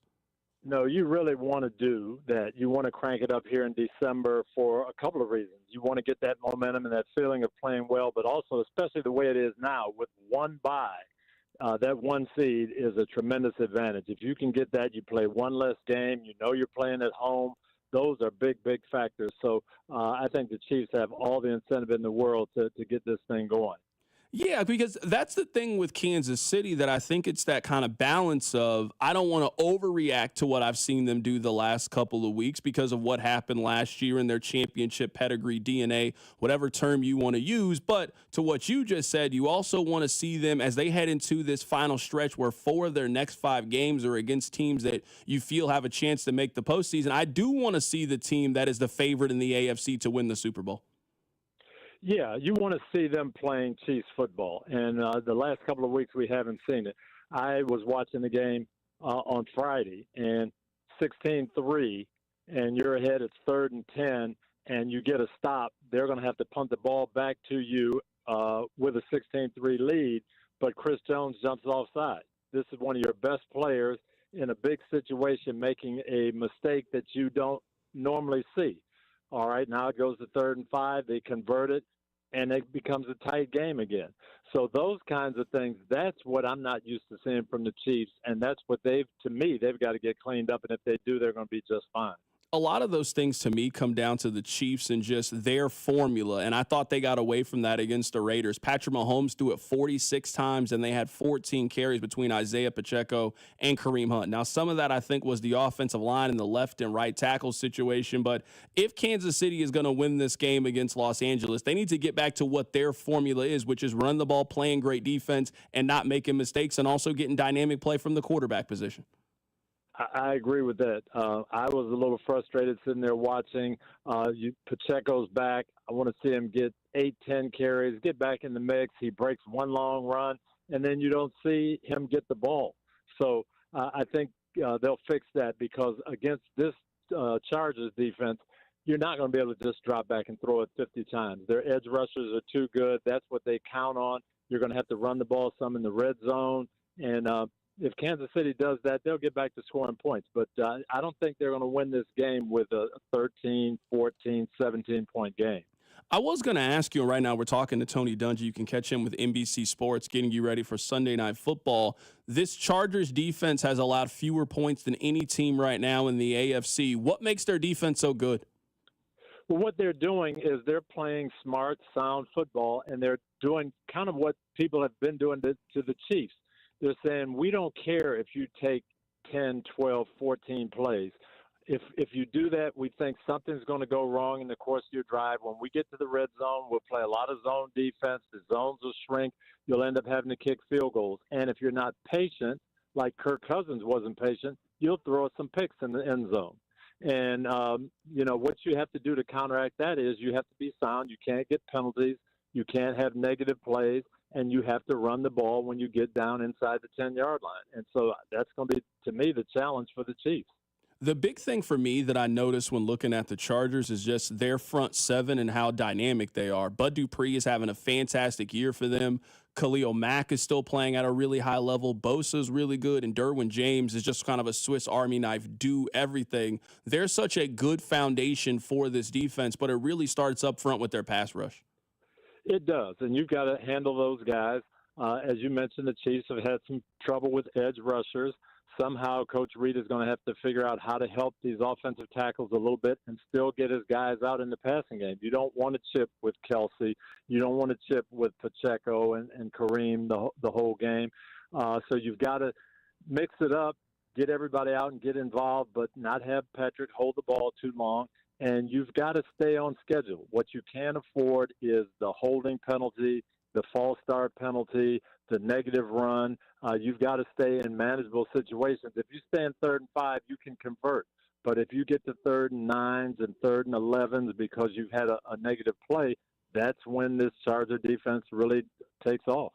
We're talking about the Chargers defense. Let's get back to the Chiefs and talk about their defense. Their defense feels a lot different than it has the last couple of years or so. They were 2nd in sacks last year. They are now 27th in sacks. They've had some injuries on the back half of that defense with the secondary. When you look at this defense, what have you noticed different with this defense? What do they need to get back to have the same kind of production that they did last season and earlier this year? Well, earlier in the year, they were playing fantastic football. Now, things have changed a little bit. They have had some injuries. They've got to get their front people healthy, and they haven't been playing with big leads.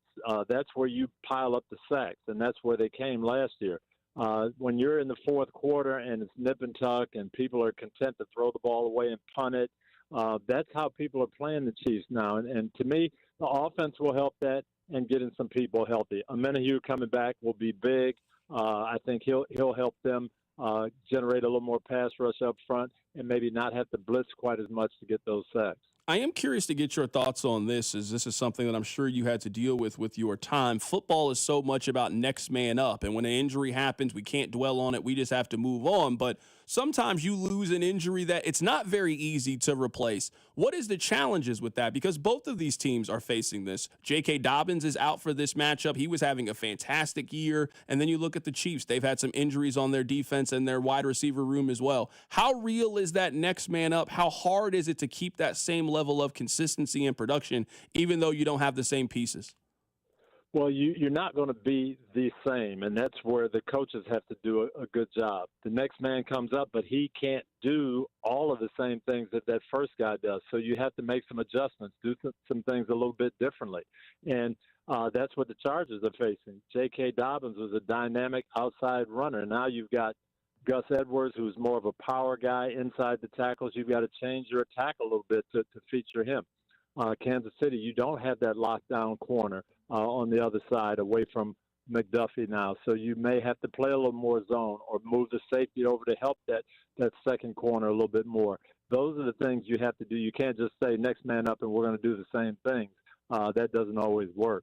Right now, we're talking to Tony Dungy. He is a Hall of Fame Super Bowl winning coach. He also was on Football Night in America, getting ready for Sunday Night Football. Let's talk about the coaching matchup in this game. You have two legendary coaches. I mean, Harbaugh has proven it at every single level. Andy Reid is going to be in the Hall of Fame alongside with you. Let's start with Andy. How hard is it to be at the top of his profession for as long as he's been? It's not just in Kansas City. He has done this now for 20, 30 years, dating back to his time in Philadelphia. How hard is it to be as good as he's been for as long as Andy has been? It's remarkable. It really is. And he brings that energy and that passion every year. And the players talk about that. The staff talks about it. But the big thing is when you've done it for year after year in Kansas City, now how do you remotivate the guys? How do you continue to get the best out of them? And how do you change with your personnel? And that's what he's done. When they got Kareem Hunt back and he became the main back, it was a different type of running game and a different type of attack.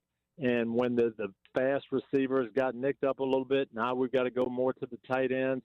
We bring DeAndre Hopkins in, and now we've got to feature what he does best. And to me, that's where Andy Reid is just great. It's saying, yeah, I've got a philosophy, I've got a formula, but I am flexible enough to do what my players do best and feature them and put them at their best. And to me, that's what a Hall of Fame coach does. I want to get your opinion on Harbaugh as well. I don't think we've seen too many coaches that seem like they can just bounce back and forth between college and the NFL. We saw him do it at Michigan. He was doing it at Stanford. We saw him take a team to the Super Bowl in San Francisco, and he joins the Chargers and has them in line to be a playoff team. How hard is it to have that message translate, whether it's to college kids or the NFL, where you can get the absolute most out of them? Well, that's fantastic, and the fact that it comes through so fast. Usually there's an adaptation period. The players have to get used to me. But Jim seems to be able to come in, get his message across, and get everybody to buy in right away, turning things around at Stanford, turning things around at San Francisco with the Niners, turning things around at Michigan. And this turnaround here very, very quickly with the Chargers. So that is the big thing. And the thing I think he really does well is he brings a mentality and a toughness wherever he is. I think it dates back to that Big Ten background, playing for Bo Schembechler, playing for Mike Ditka, that, hey, you know what? Nobody is going to be tougher than we are. And that comes across in all the teams that he coaches. I got a couple more questions here for Tony Dungy, and we'll get him out of here. Let's start with this. Just as a coach, how nerve-wracking is it for you to watch the Detroit Lions play? Because Dan Campbell, he does something that just seems so unconventional from what any other coach would do. I don't think there's another coach in the league that would run that toss play on 4th and 1 from the 30-yard line. I don't think there's a coach we've ever seen that would go for it on 4th down there right before they kick the game-winning field goal. You're a traditional old-school coach. What is it to watch the Lions, who play a modern, very aggressive, analytic-driven style? Yeah, I love their mentality, and he gets it across to them, hey, we are going to be aggressive. We're going to take chances. You guys know we're going to go for it, and that's great. But there comes a time when you just still have to win the game, and that becomes the most important thing. So you go to last night. Hey, we ran one on 4th down. It didn't work. We let the Green Bay Packers back in the game. We went for it on 4th down at the end. It did work. We kicked the game-winning field goal. Everybody celebrates. Well, that becomes your MO, but there is a time and place to say, you know what, even though that's what we do, sometimes you just have to win the game.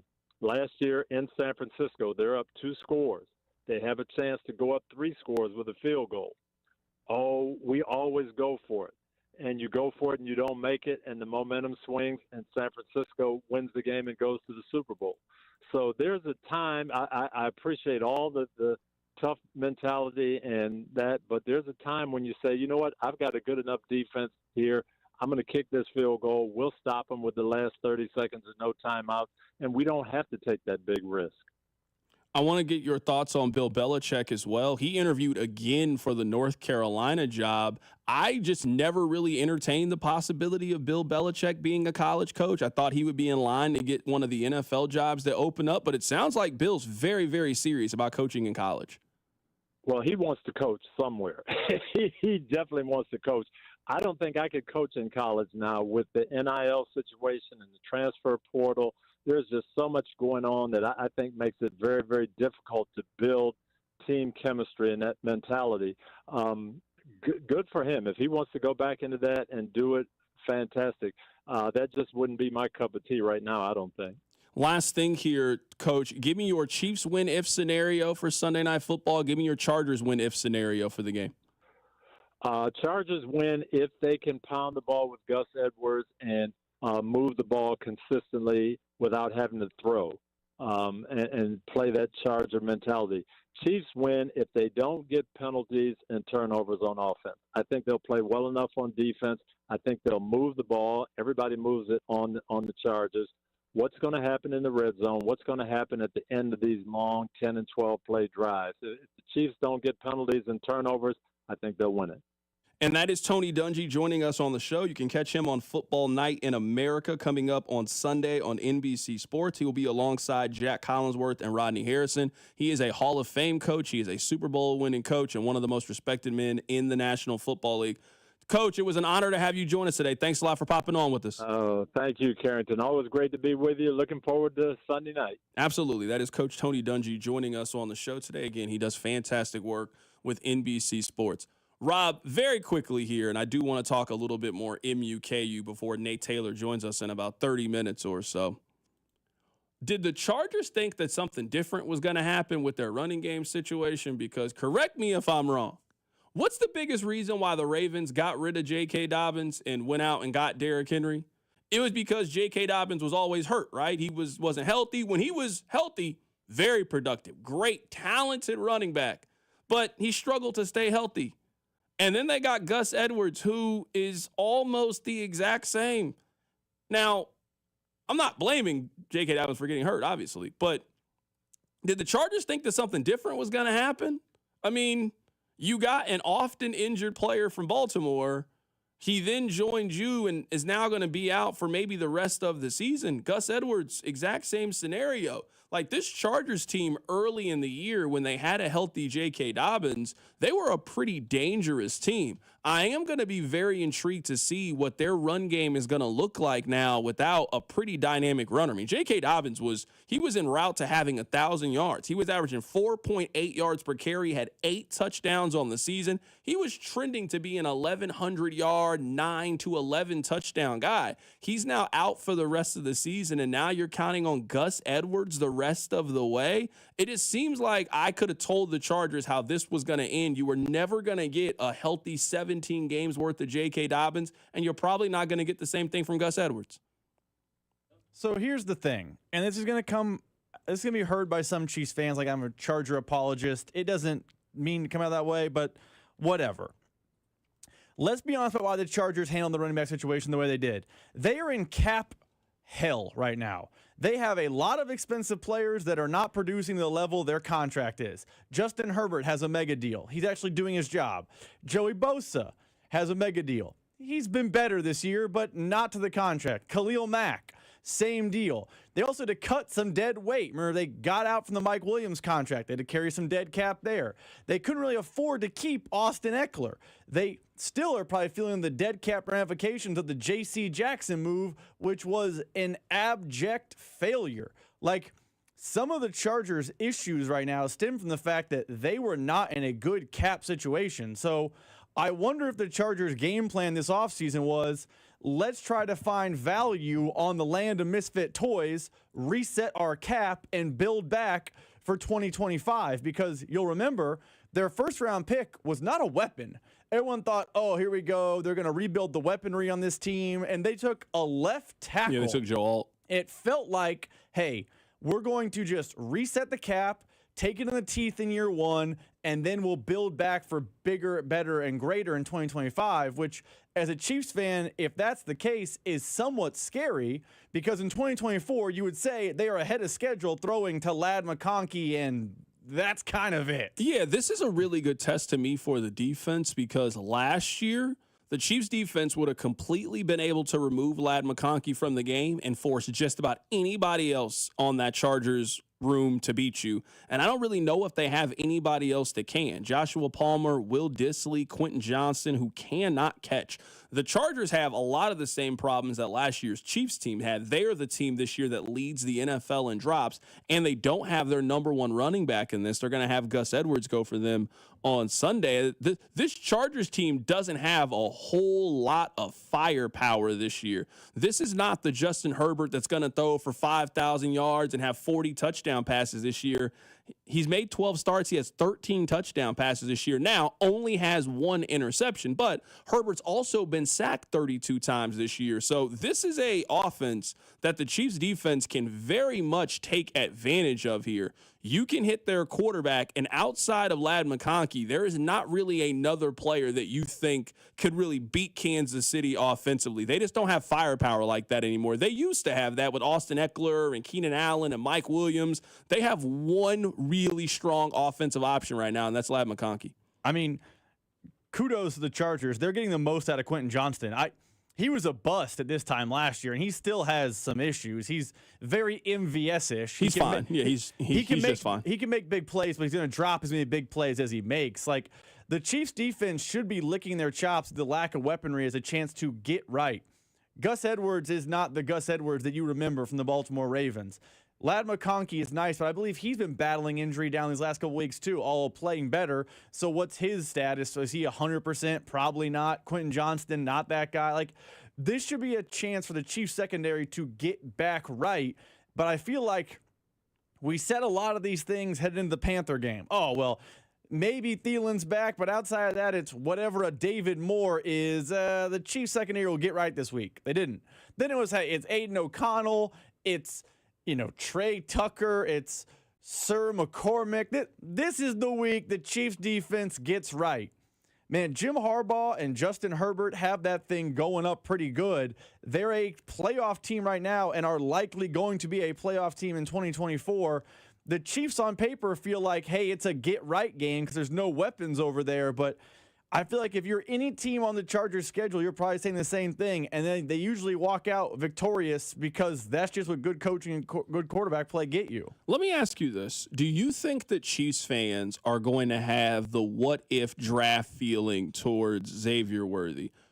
That has come up before. You remember with McCole Hardman, they missed out on DK Metcalf, and I think people kind of held that over the Chiefs' head, so to speak. I mean, if you look at the draft last year and where the Chiefs got Xavier Worthy, I mean, there are 5 wide receivers that are all drafted within each other. Kansas City clearly liked Xavier Worthy more than the other ones. So you have Xavier Worthy, who goes 28 overall. Kansas City moves up to go get him. Ricky Pearsall, who went to San Francisco, he went 31. Carolina drafted Xavier Legette at 32. Keon Coleman was 33. Ladd McConkey was 34, and that's not even me going down to Jalen Polk. So we are talking about there were 6 wide receivers that were taken within 10 picks of each other, and Kansas City started that second run. There was that run early with the high-end wide receivers, and then you have the Xavier Worthy grouping. Do you think that Chiefs fans are going to look back on that scenario as what if? Because, I mean, right now, if you were saying who got the best of those receivers, it is the Chargers, Ladd McConkey. And a lot of Chiefs fans wanted Kansas City to go get Ladd McConkey. Maybe you think they already had that player because of Rashee Rice. You don't want 2 slot guys. But as of right now, he is by far and away the most productive of these wide receivers. I'd probably rank it right now. Ladd 1, Xavier Legette 2. I think you can flip a coin between Xavier Worthy and Keon Coleman. They both have had their strengths. They both have had their weaknesses, and we're still kind of waiting on things to play itself out. But I guess to wrap up the question, do you think the Chiefs fans are going to look back and think, man, maybe we should have went a different route at that position? So I don't think so. And I think it's because Chiefs fans are smart enough to know that the plan on April whatever day the draft was, I don't remember offhand, is not what went into practice. The Chiefs on draft day had Rashee Rice. Now, he may have been facing some problems because of off-the-field issues, but they had Rashee Rice. They had just signed Hollywood Brown. They felt like they were in a good spot at wide receiver, and they wanted to add another weapon to the fold. And because of that, they targeted Xavier Worthy, who I think has a high ceiling, and you've seen he's close a bunch of times this season.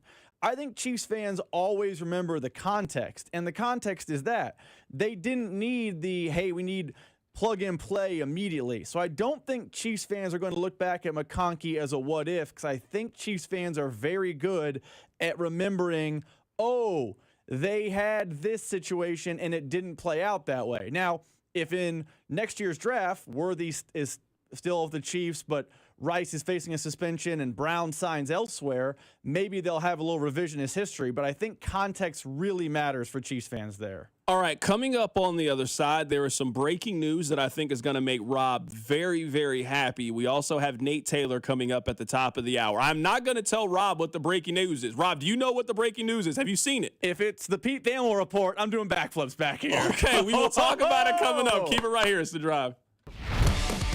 The Drive with Carrington Harrison. This man was a bona fide scrub. On 96.5 The Fan, brought to you by DM Injury Law. Have you or a loved one been in a car wreck? Contact DM Injury Law today and get the money you deserve. Car wreck? Remember, Mike's got this.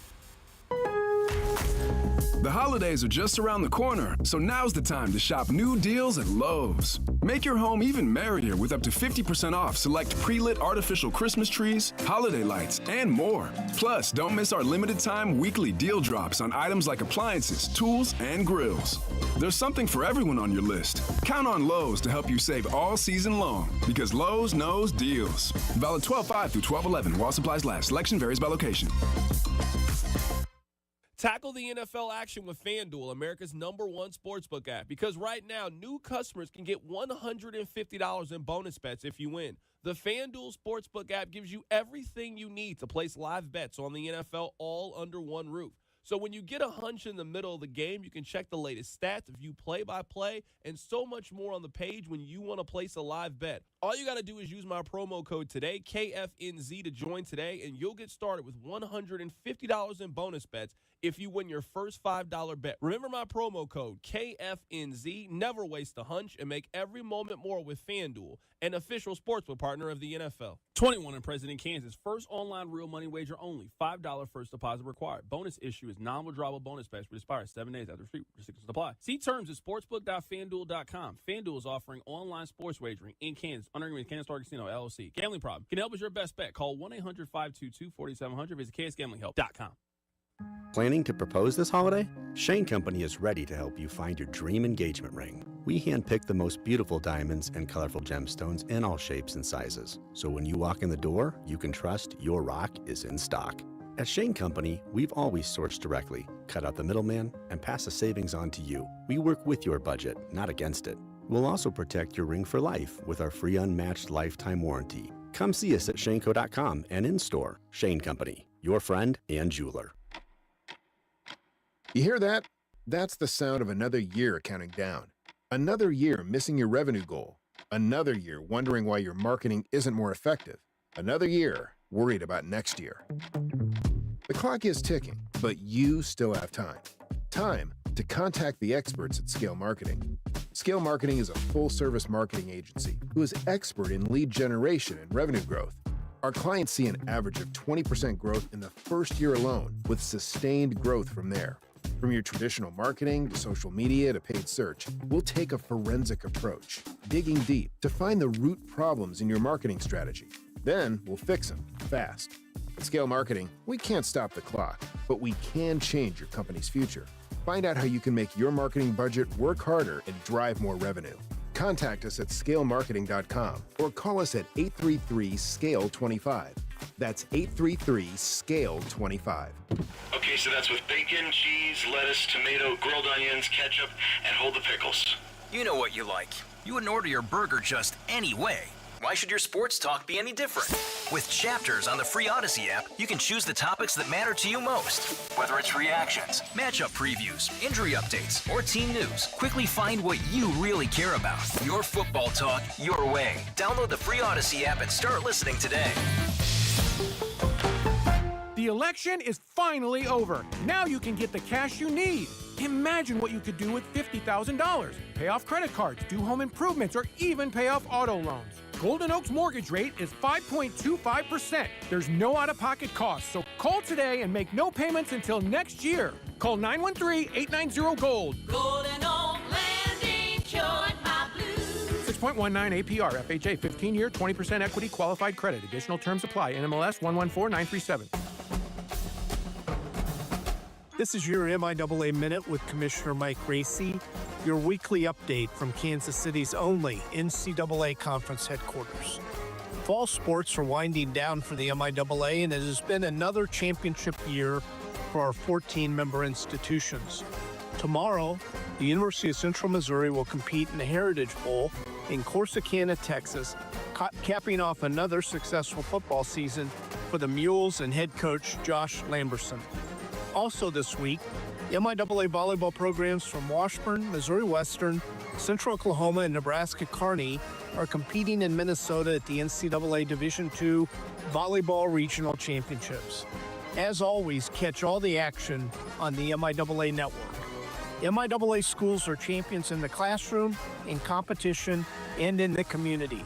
As we like to say in the MIAA, bring your A game. This football season, the best place to watch the game is Johnny's Tavern. Tons of TVs, tons of fans, and cold Yingling beer. You could win big. Scan the QR code at any Johnny's Tavern to enter for a chance to win a tailgate prize pack and the grand prize. All thanks to you, Yingling. Win a hosted party at the Johnny's Tavern of your choice. Each location will have a winner, so don't miss out. Grab your friends, grab a Yingling, and get in on the action. Only at Johnny's Tavern. In partnership with 96.5 The Fan, your home for football, fun, and Yingling. Must be 21 plus to enter. Welcome to TGL presented by SoFi. Golf's newest league, live on ESPN and ESPN Plus. It's 2 hours of hammer dropping, overtime forcing, playoffs on the line golf. Tiger, Rory, and more of the best from the PGA Tour split into 6 teams. Learn more at TGLGolf.com and tune into the inaugural season beginning January 7th. Keep up, it's golf.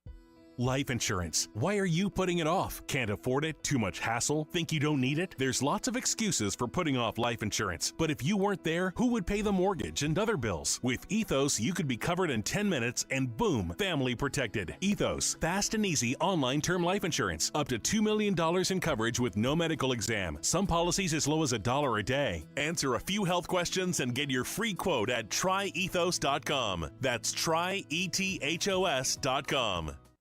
Need parts now? O'ReillyAuto.com offers in-store pickup, same-day home delivery, or next-day home shipping. Get more parts your way at O'Reilly Auto Parts. O'Reilly Auto Parts. At Metro Ford, family owned and operated means the same trusted faces every visit. Just 10 minutes from downtown. Plus, get peace of mind with our 5-year, 200,000-mile pre-owned warranty, including roadside assistance and emergency trip interruption. Only at Metro Ford. Online at kcmetroford.com. Here's traffic, brought to you by DM Injury Law. Have you or a loved one been in a car wreck? Contact DM Injury Law today and get the money you deserve.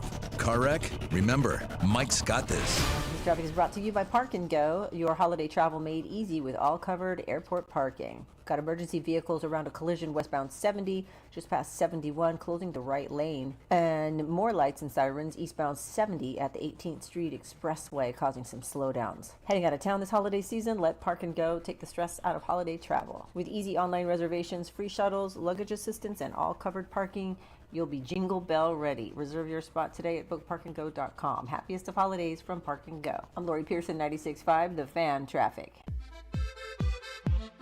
The Drive with Carrington Harrison. Weekdays 2 to 6 on 96.5 The Fan.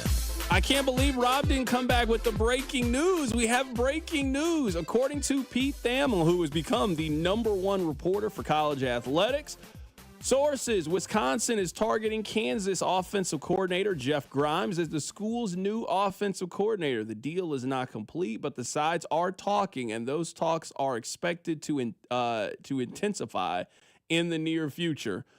You do not get this report if he is not preparing to take the job. I'm sorry. I follow this too closely. I know. Jeff Grimes is done. Now, Rob, you know this far better than me. I will move out of the way here and let you comment because admittedly, I do not know. Do you think that Jeff Grimes is leaving, or do you think that he is being pushed out as the offensive coordinator at Kansas? Which do you think it is? So, I think based on his contract and everything happening, KU was going to be kind of straddled with him next year. Just the way things were looking, it felt like Jeff Grimes was going to be the OC in 2025. But it didn't seem like fans liked that, and the offensive output wasn't great, and the quarterback was worse than usual, and it seemed like everyone was just unhappy. So I don't think he's being pushed out, but I don't think there's a lot of, oh, we got to work to make sure Jeff Grimes doesn't leave. I think KU will quietly be happy to have him head up north to Wisconsin. And now Bryson Stricker, who you know is obviously very plugged in with KU, he just put this out during the commercial break. There is significant growing optimism within the program that Jalen Daniels will decide to return next season. Do you think that Jalen is back and Jeff Grimes is back? Now, I'm not saying that is why KU pushed Jeff Grimes out, because if you are making a one-year decision, if you really like your offensive coordinator, that is a foolish thing to do. But do you think if Jeff Grimes had been back, would Jalen Daniels have said, yeah, let me hit this transfer portal? He had his worst season as a starter. Now, some of that was due to health and just poor decision-making early on in the year, but I could understand how, hey, we think we could have a decent team next year. I don't know if both of these guys can come back and work in this. It's certainly easier to send your quarterback on, you got a freshman that you like, or you go hit the transfer portal and start over at the position. Do you think that these two announcements are particularly linked in any way? They don't seem coincidental, I'll tell you that. I don't know. I never heard any stuff. I never saw any reporting that Jalen Daniels and Jeff Grimes never got along. But it's college sports. They keep those things pretty, buttoned up over in how that works. But it seems too coincidental that report comes out from Pete Thamel, Jeff Grimes being targeted. He likely is head to Wisconsin because the verbiage is ultra aggressive in the conversations, and then the reports start to leak out that, there's growing optimism that Jalen Daniels could be coming back. It seems like the two have to be linked in some form or fashion. It's just unlikely to me these two things come out at similar times. All right, coming up in about 10 minutes or so, we're going to be joined by Nate Taylor of The Athletic. Happy to catch up with him. It has been a very long time since we have seen Missouri beat Kansas in a basketball game. I was actually in attendance the last time that Missouri beat Kansas in a basketball game. I probably told you guys this story before. I'll tell you the story again. I had a chance to go to the Allen Fieldhouse game. I'll never forget this. I'm sitting at the house. I get a call from Nick Wright, and he says, hey, Danny and I are about to go to the game. I think they went with Heist, too, and they said, we don't have any credentials, but we are just going to figure it out. Do you want to come? And I remember it like it just happened. I told Nick right then and there, I've seen Missouri, Kansas. I don't want my last memory of this game to be Missouri potentially losing. I'm happy with my decision to go to the Mizzou Arena. You guys can go to the Allen Fieldhouse. it was one of the best decisions I ever made. A lot of times you have regret about missing great sporting events. Not me. I would have been in attendance for that collapse. I would have been in attendance for that block to hear how loud it was. Absolutely not. No. I would never mentally be able to recover if I had been in attendance for that. There's some things that I wish I had gone to. There really is. There's some concerts. There's some sporting events. I'm thinking I gave Rob my club level tickets to the 13-second game against the Buffalo Bills. I have regret about missing things. I don't regret missing that game. Not 1 second. No, I'm no, not at all. Let me play for you guys the top song in the country the last time that Missouri beat Kansas in basketball. It was in February of 2012. I'll carry you home tonight. This really puts into perspective how long ago this was. This really put into perspective. I didn't know what it was, and it just caught me off guard. That song is so old. Oh, my goodness. I actually think I still have the picture I took from that game. I could look at my phone. I definitely have a picture from that game. That was a fun game to be at. All right, this was the top movie in the country the last time that Missouri beat Kansas in a basketball game.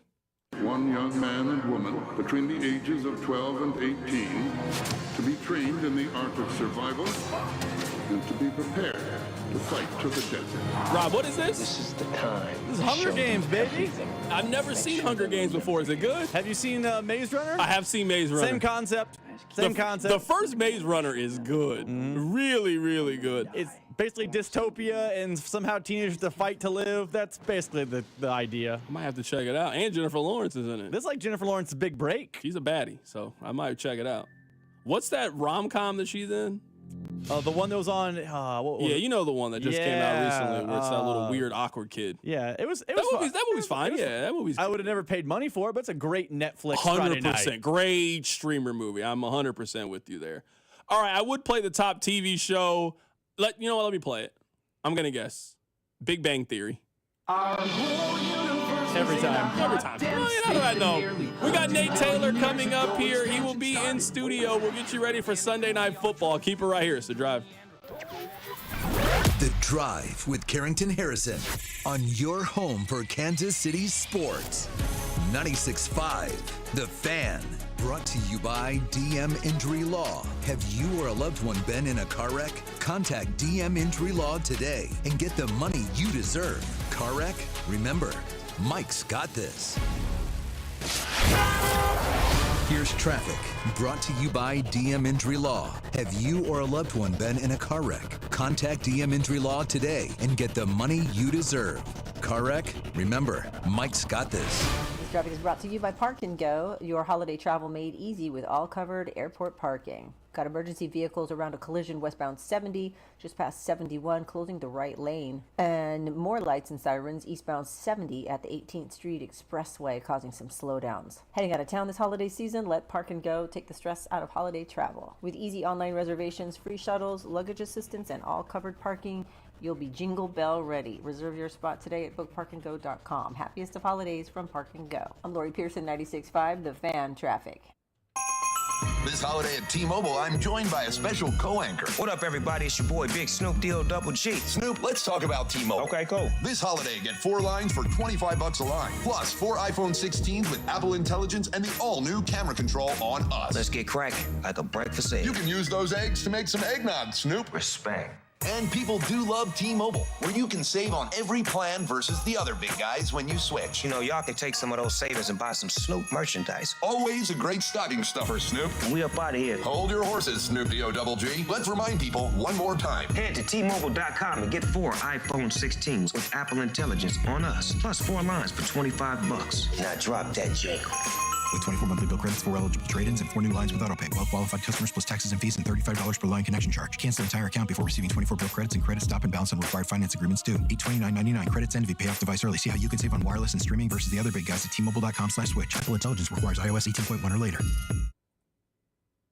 Hey, let me tell you guys about my friends over at The Other Place. We've got some very important games in Kansas City. So whether it's college basketball, it's championship week in college football, or it's Sunday night football, make The Other Place your headquarters this weekend with some great game day specials. They got 14-inch two-topping pizza for $12, 8 wings and a basket of tots for $12. Plus, you can get a $4 domestic cup. The Other Place has enough televisions and big screens that you will not miss a second of the action, with the best game day atmosphere in the city, amazing specials, and some of the best pizza in town. Stop by any one of the Area 5 locations. Make The Other Place your home for college basketball, your home for college football, and also Kansas City football.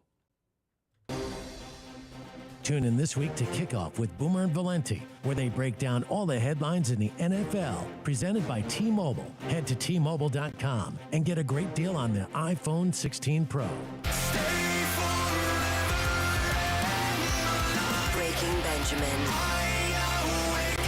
and Stained. Awaken the Fallen Tour. June 1st at T-Mobile Center with special guests Wage War and Lakeview. Tickets on sale now at LiveNation.com. Breaking Benjamin and Stained together live. Papa Roach.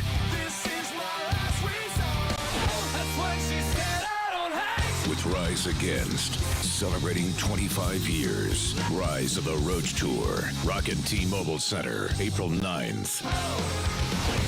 With special guest, Under Oath. On sale now at LiveNation.com. Don't miss Papa Roach and Rise Against together on one epic night. Football fans, picture this. You bet on your favorite player to score the first touchdown, and he throws a block, and his teammate scores instead. With BetMGM's second chance promotion, you'll get your stake back if your first touchdown scorer scores second. Bet on any pro football player to score the first touchdown of the game. If you're right, you win. If your player scores second, you get your stake back in cash. BetMGM and GameSense remind you to gamble responsibly. See BetMGM.com for terms. 21 years of age and older. This U.S. promotional offer not available in Mississippi, Nevada, Ontario, or Puerto Rico. Gambling problem? Call 1-800-GAMBLER. Available in the U.S. For New York, call 877-8-HOPE-NY or text HOPE-NY 467. Men and women who want to build Kansas City's future. While you're making KC a better place, you'll also get great pay and benefits while gaining lifelong skills. Explore the possibilities at sheetmetal2.org. That's sheetmetal2.org. And take a step towards a fulfilling and rewarding way of life. MD Anderson Cancer Center is again ranked #1 in the nation for cancer care by U.S. News & World Report's Best Hospitals rankings. Our physicians treat more types of cancers in a day than many see in their whole career. This unmatched depth of expertise, combined with our groundbreaking discoveries, gives our patients access to the most innovative treatment options. Learn more at mdanderson.org. Chiefs coverage is brought to you by Comfort Systems Heating and Cooling, serving all of KC. At Comfort Systems Heating and Cooling, we turn icy cold rooms into toasty retreats. Comfort Systems is your winter rescue team. Comforting people is what we do. Comfort Systems is right for you. MyComfortSystems.com. Cody and Gold, weekdays starting at 10 on Kansas City's FM sports station. 96.5 The Fan, KFNZ FM and AM, HD1 and HD2 Kansas City, an Odyssey sports station. He's been in the locker room since 2018 and has seen the Chiefs make the AFC title game every year. Coincidence? Who knows? But no one is more plugged into your Chiefs than Nate Taylor of The Athletic. I know the Chiefs are probably calling teams to be like, hey, 6th-round pick, and I don't know if anybody's going to bite on that sort of trade offer. And he joins CDOT every Friday at 4, right here on your new home for Chiefs football. 96.5, The Fan. We got Nate Taylor here. Nate Taylor with The Athletic, who covers the Kansas City Chiefs. Nate, there is only one place to start. Everybody is reporting the exact same thing. I saw Matt Derrick reporting it. You are reporting it. I don't know why the Chiefs just won't admit what we all know. There was a moment in the game, and I know, I've been in the press box before. I know they were talking about it. Yep. Pat got sacked. and he looked like he was going to spike the football. You very rarely see him get outwardly angry on the field. On the sideline, but on the field, very rarely do you see that happen. He was mad. And I'm not saying he told Andy to take out Wanya Morris. I think he just gave Andy the look, I'm not doing this anymore. I can't do it. And Joe Thuney was in the very next snap at left tackle and played the rest of the game at left tackle. At that moment, they had made the decision, we're not doing this anymore with Wanya Morris. So why won't they just come out and admit what we all know? DJ Humphries is starting for them at left tackle on Sunday.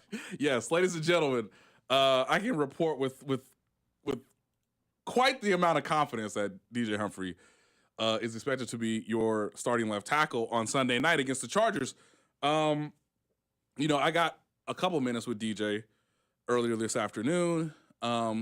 Every indication he wouldn't say it because of course somebody's gotten to DJ and said, "Hey, we trying to we don't want the Chargers to prepare, or we want to make it harder for them to prepare, or." Like they don't have tape of you, playing left tackle in the NFL. It's not like you just brought him from a different planet. So he never said that he was going to start.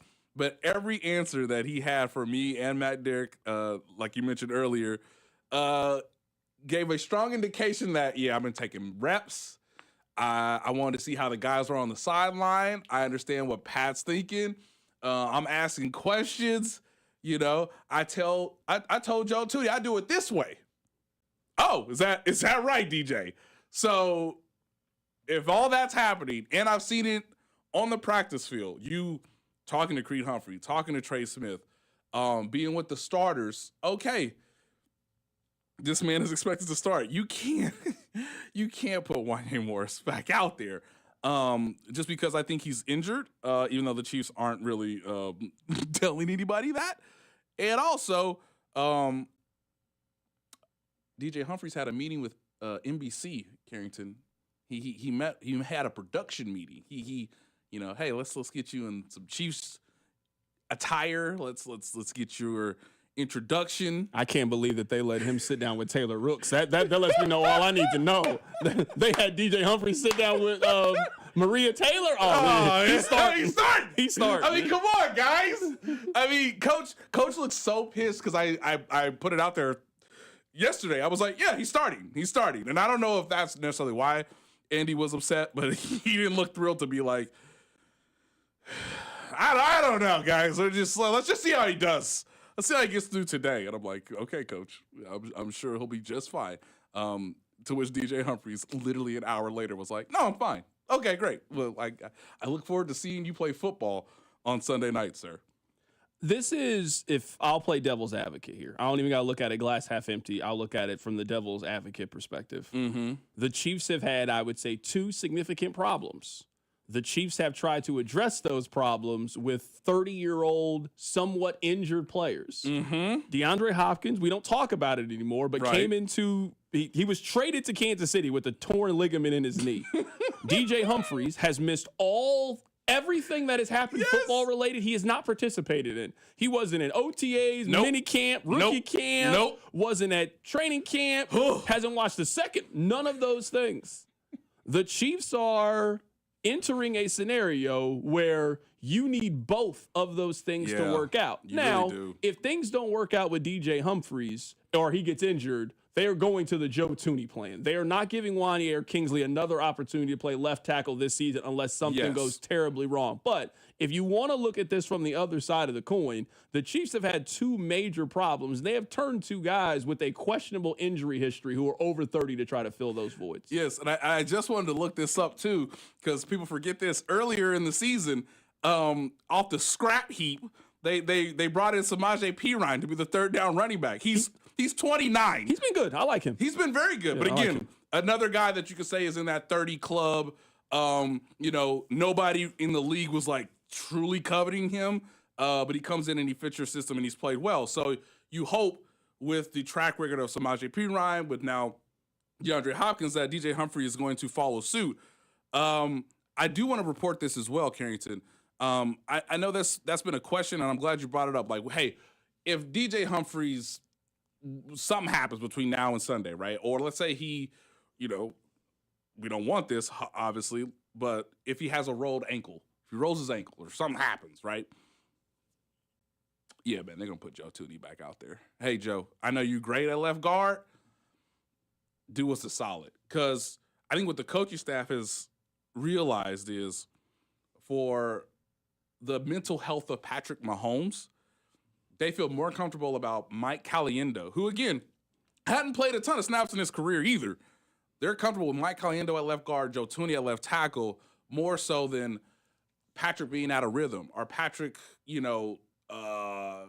overthinking things or just, his footwork kind of went all over the place, and understandably so against the Raiders because he was getting hit constantly because obviously Wanya Morris couldn't hold up in one-on-one pass situations. Now, I would argue that the coaching staff should try to run the ball more against the Chargers. And by the way, the Chargers aren't the best at defending the run this year.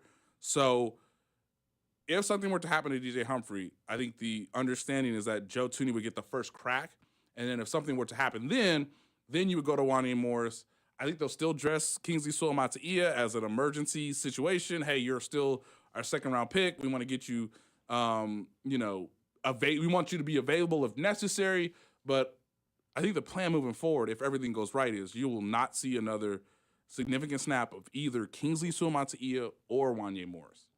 I think both of those guys have been voted off the island, so to speak. And history tells you that one of those guys we're going to look back as being a bust. I can't think of a time that the Chiefs have just given up on a player as quickly as they gave up on Kingsley. They gave up on Kingsley 6 quarters. 6 quarters into his career and have basically told you at every single turn, we do not think that he can play this season for us. If you think, I guess maybe a better way of phrasing this is, which one of these players do you think they could still turn into a positive on their offensive line? Maybe you can't save both of them, but maybe there is one that either you move to a different position or they can be a swing tackle if something goes wrong and you can still use them for depth purposes. Which one of these guys do you think still has a chance to turn out to a pretty productive and capable pro? We have more evidence of Wanya Morris, who, again, ladies and gentlemen, he is not healthy. I know he's not on the injury report. He can't move, okay? That's why his pass sets weren't working against the Raiders because he couldn't get to his landmark on 5 7-step dropbacks, okay? Then you have the whole single hand punching that can get, sort of disrupted when you're not in time, obviously because you're dealing with a injured right knee. Wanya Morris came into the league as a projected swing tackle, Carrington. He is supposed to be that. I don't think the Chiefs ever drafted this man, Wanya Morris, thinking, he'll play significant snaps at left tackle for us. Never. If you remember, they drafted Wanya Morris in the 3rd round, I believe, and then a couple weeks later, they signed Donovan Smith. Hey, that's our left tackle. That's our stopgap for 2023. We still have Jawan Taylor, who we just signed in free agency. He's going to be our right tackle for the next 2 to 3 years. Hey, we need a swing tackle in case something happens between one of the two of them. Guess what? Wanya Morris was a very good swing tackle last year. Donovan Smith had the stinger situation. He came in for 5 games late in the season last year. The playoffs happened, and voila, Donovan Smith got healthy, and they won the Super Bowl. With Kingsley Suamataia, I don't know if this has been publicly put out there yet, so I'm going on a little bit of a limb, and you have to give me some grace here.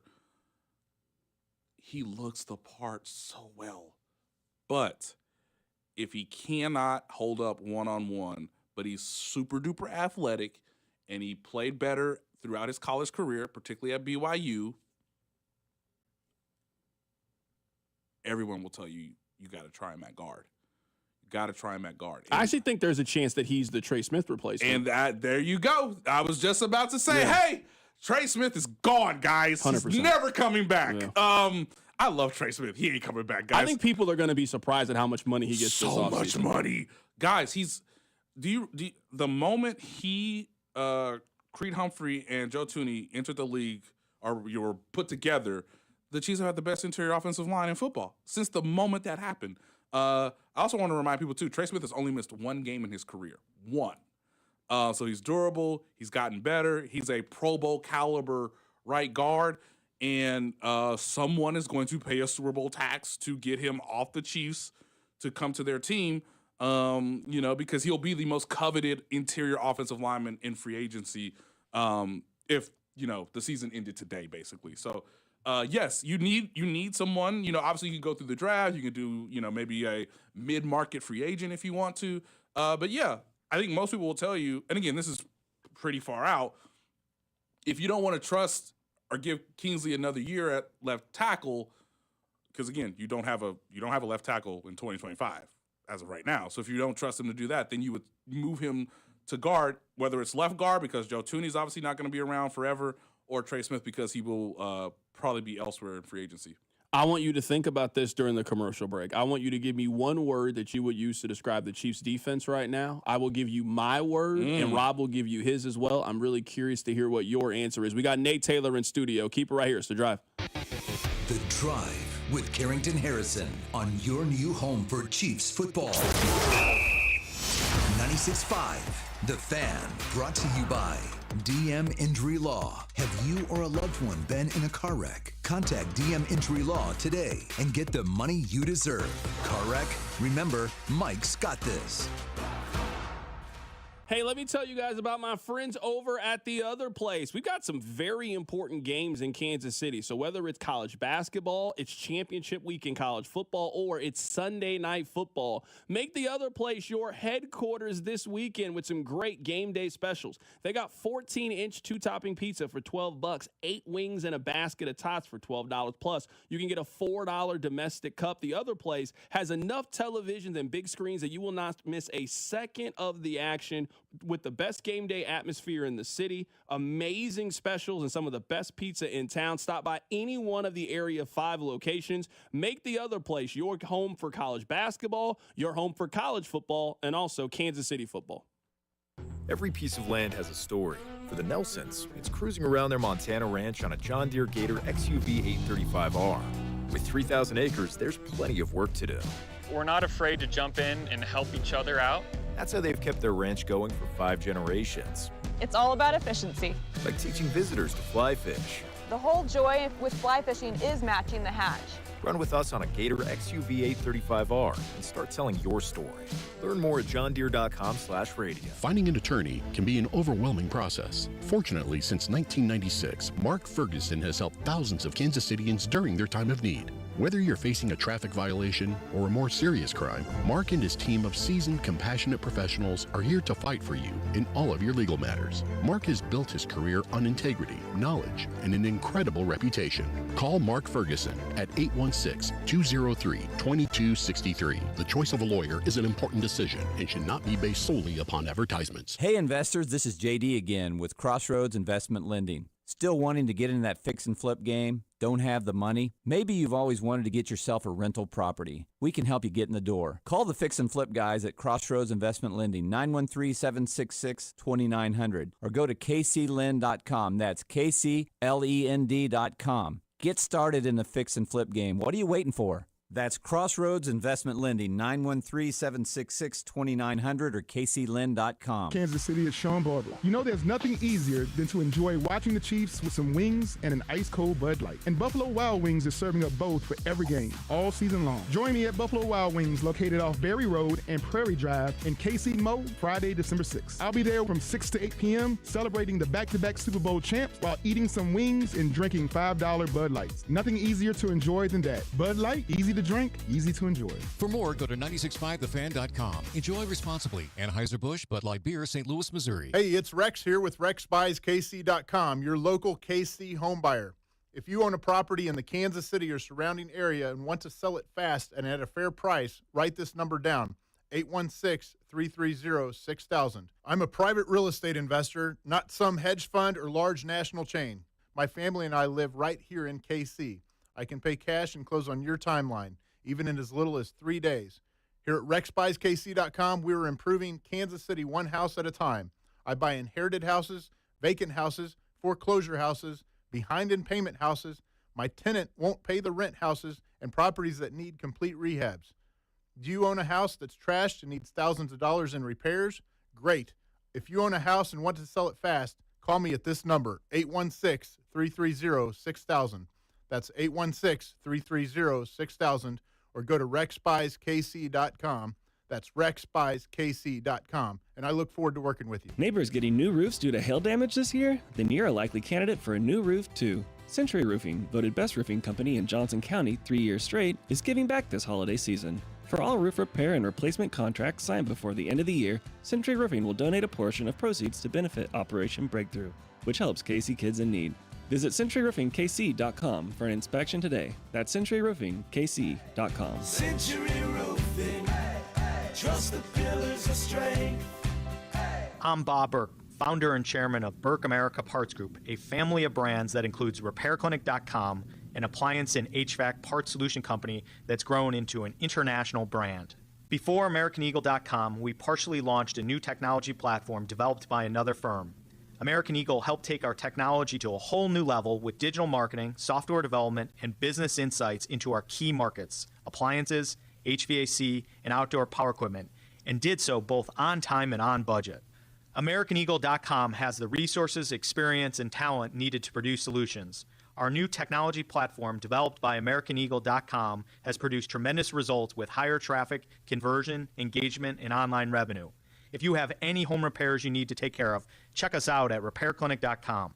If you need a world-class website or technology project, then I would highly recommend AmericanEagle.com. Call AmericanEagle.com at 773-NETWORK. That's AmericanEagle.com, 773-NETWORK. At Metro Ford, family-owned and operated means the same trusted faces every visit. Just 10 minutes from downtown. Plus, get peace of mind with our 5-year, 200,000-mile pre-owned warranty, including roadside assistance and emergency trip interruption. Only at Metro Ford. Online at kcmetroford.com. Here's traffic, brought to you by DM Injury Law. Have you or a loved one been in a car wreck? Contact DM Injury Law today and get the money you deserve. Car wreck? Remember, Mike's got this. Two-car crash northbound 35 just before Penway, stopping traffic into downtown. It is slow in the downtown loop as well on the southern lanes. Out of downtown, once you get over the Bond Bridge, really slows down heading north into North Kansas City on 35. And a two-car crash northbound 71 right at 75th Street. I'm Lori Pearson, 96.5, The Fan Traffic. You're listening to 96.5 The Fan from the Mission Plumbing, Heating, and Cooling Studios. Chiefs fans, it's Hollywood Brown. Welcome to The Drive with Carrington Harrison on your home for Chiefs football. 96.5, The Fan. All right, we got Nate Taylor here. We are going through some of the news and notes for your Kansas City Chiefs as they get ready for Sunday Night Football against the Chargers. All right, Nate Taylor, I asked you to think about this during the commercial break. Give me one word that you would use to describe the Chiefs' defense. So I will give you my word. I want Rob to give you his word as well. The word I use is regressing. This is a defense that early in the season was worthy of all the accolades and praise. Mm-hmm. They were a defense last year, the last 4 months of the season, that you could argue they were the best defense in the National Football League. Yep. Something's changed, and I don't think it's just as simple as Jalen Watson got hurt, so the entire defense is now falling apart. But this is a team that last year was second in sacks. Yes. They're now near the bottom of the NFL in sacks. They do have another question about that other corner spot, and I want to get your thoughts on Joshua Williams as well, and if they've made the switch officially from Najee Johnson. Mm-hmm. So the word that I would use is regressing. Now, you can get a lot of that back. We have 5 games left in the season, and 4 of those games are against playoff teams, and Cleveland's not a playoff team, but Cleveland can certainly score. Yeah, they can throw the ball. They can absolutely do that. Yep. So this defense is going to have some real tests where you can still tinker with some things before you get to the postseason and you start facing some live rounds. So I use the word regress. What was your word, Rob? I used the word undependable. We on the show, and you were on the show the next day, we laid out the scenario. Do you trust the offense or the defense with the game on the line? And I know Carrington took the defense. I believe you took the defense as well. I did. Basically, since that moment, thank you, NFL scriptwriters, the Chiefs' defense has been put in that exact scenario 4 times, and they've folded 4 times in a row. It's not great. I would say undependable. All right, what's yours? Teetering. That's a good one. They are. You really are a writer, huh? Unsteady. Yes, I really am. Thank you, Carrington. Yeah, they are teetering because I understand it could go one of 2 ways, and they need Charles again. Think about this: the Chiefs are 11-1. They need Charles Omenihu returning from an ACL to be their second best pass rusher. That's unconscionable. Like, that can't be your plan. But, good for George Karlaftis. He got a sack against the Raiders. He showed a little bit of juice, but they need Charles Omenihu to be like a near Pro Bowl caliber pass rusher to at least give someone to pair with Chris Jones. I could say, hey, is Brian Cook as good as he was last year? No. Is Drew Tranquil as good as he was last year? No. Obviously, there's no L'Jarius Sneed. There's no Willie Gay. No Mike Edwards. I feel like there's a name that you just missed out on. Is that player as good as he was last year? Mm-hmm. And last year he was an all-pro corner. Now, I don't think that it's just all falling apart with Trent McDuffie, but we have talked about Trent McDuffie like he was on the short list of being the best corner in the National Football League. Yes. It does not feel like the Chiefs have the best corner in the National Football League the last 3 weeks. Can I give you my theory on this? Okay, I'm happy to hear it. All right, here's my theory, kids. The NFL is really about depth, okay? And the Chiefs, as we've said, don't have the depth that you would desire the same way they had it last year. Now, because Steve Spagnuolo doesn't know who his best 11 players are, and I legitimately believe that here on December 6th, that he does not know who his best 11 defensive players are, that means your stars have such a burden upon them that is not what they experienced last year. And I think there is a clear distinction between Chris Jones and Trent McDuffie that even though they're still great players, they're being asked to do even more to support the lack or the slack that has dropped everywhere else on the defense. So consider yourself this. Every cornerback in the league is going to get got, Carrington. You definitely going to get got if you've been playing every single snap the entire season. Trent McDuffie has played every snap. He has had no time off. He now, I think, is a little bit forcing it or pressing the issue when the ball's thrown his way because I got to make a play. I got to make a play. I got to make a play. I only get so many chances because have you seen Najee Johnson? Like, why would they ever throw it to my side? So when they do target him, I think I think there's a lot going on in his head. I know that he's, banged up like everybody else is banged up. He's played every snap on the defense this year. That's more than Justin Reed. That's more than Chris Jones. That's more than Nick Bolton. And so, hey, every now and then, Courtland Sutton's going to run right behind you. And this time, the ball's perfectly thrown. Even Aiden O'Connell had a good throw to Jacoby Myers. And I was like, wow, like, okay, Trent, like, that's not great. But you've seen some of the dip between the first half of the year with Trent McDuffie and what has happened pretty much since the Saints game. He hasn't been great. So if you look at his Pro Football Focus grades, they have also slid from the midway point of the season to where we are now. And similar to Chris Jones, hey man, when we need to get the 1 seed now, when we're now in the sprint, the 5-week sprint between now and the end of the regular season, we need you to go back to being an all-pro. But that's hard to do when I think he feels a burden in a way that he never felt last year because obviously he had L'Jarius Sneed and he wasn't required to do as much as he did last year. I feel like there's a couple of different things, too, that kind of hurt the defenses. Number one, like the pass rush has now been taken away. They were elite at pass rush last year. Correct. And that's usually going to kind of show some cracks in your defense if you're not getting to the quarterback. Mm-hmm. And this team has never really masked things defensively with turnovers. We see that all the time with teams. You think a defense is far better than what they are because they force a lot of turnovers. And when the turnover luck turns the other way, when the pendulum swings, they really start to struggle. That's why, at least for me, I think this defense can very quickly get back to what our perception was of them just a month or so ago. You got to get pressure to the other team's quarterback. And it is not a coincidence to me that the best version of Chris Jones from a pass rush perspective and the best version of George Karlaftis from a pass rush perspective just happened to be the exact game that Charles Omenihu came back. That's the key there. Mm-hmm. The key is Charles Omenihu, Chris Jones, George Karlaftis, and I feel like I've asked you this before and I just forgot.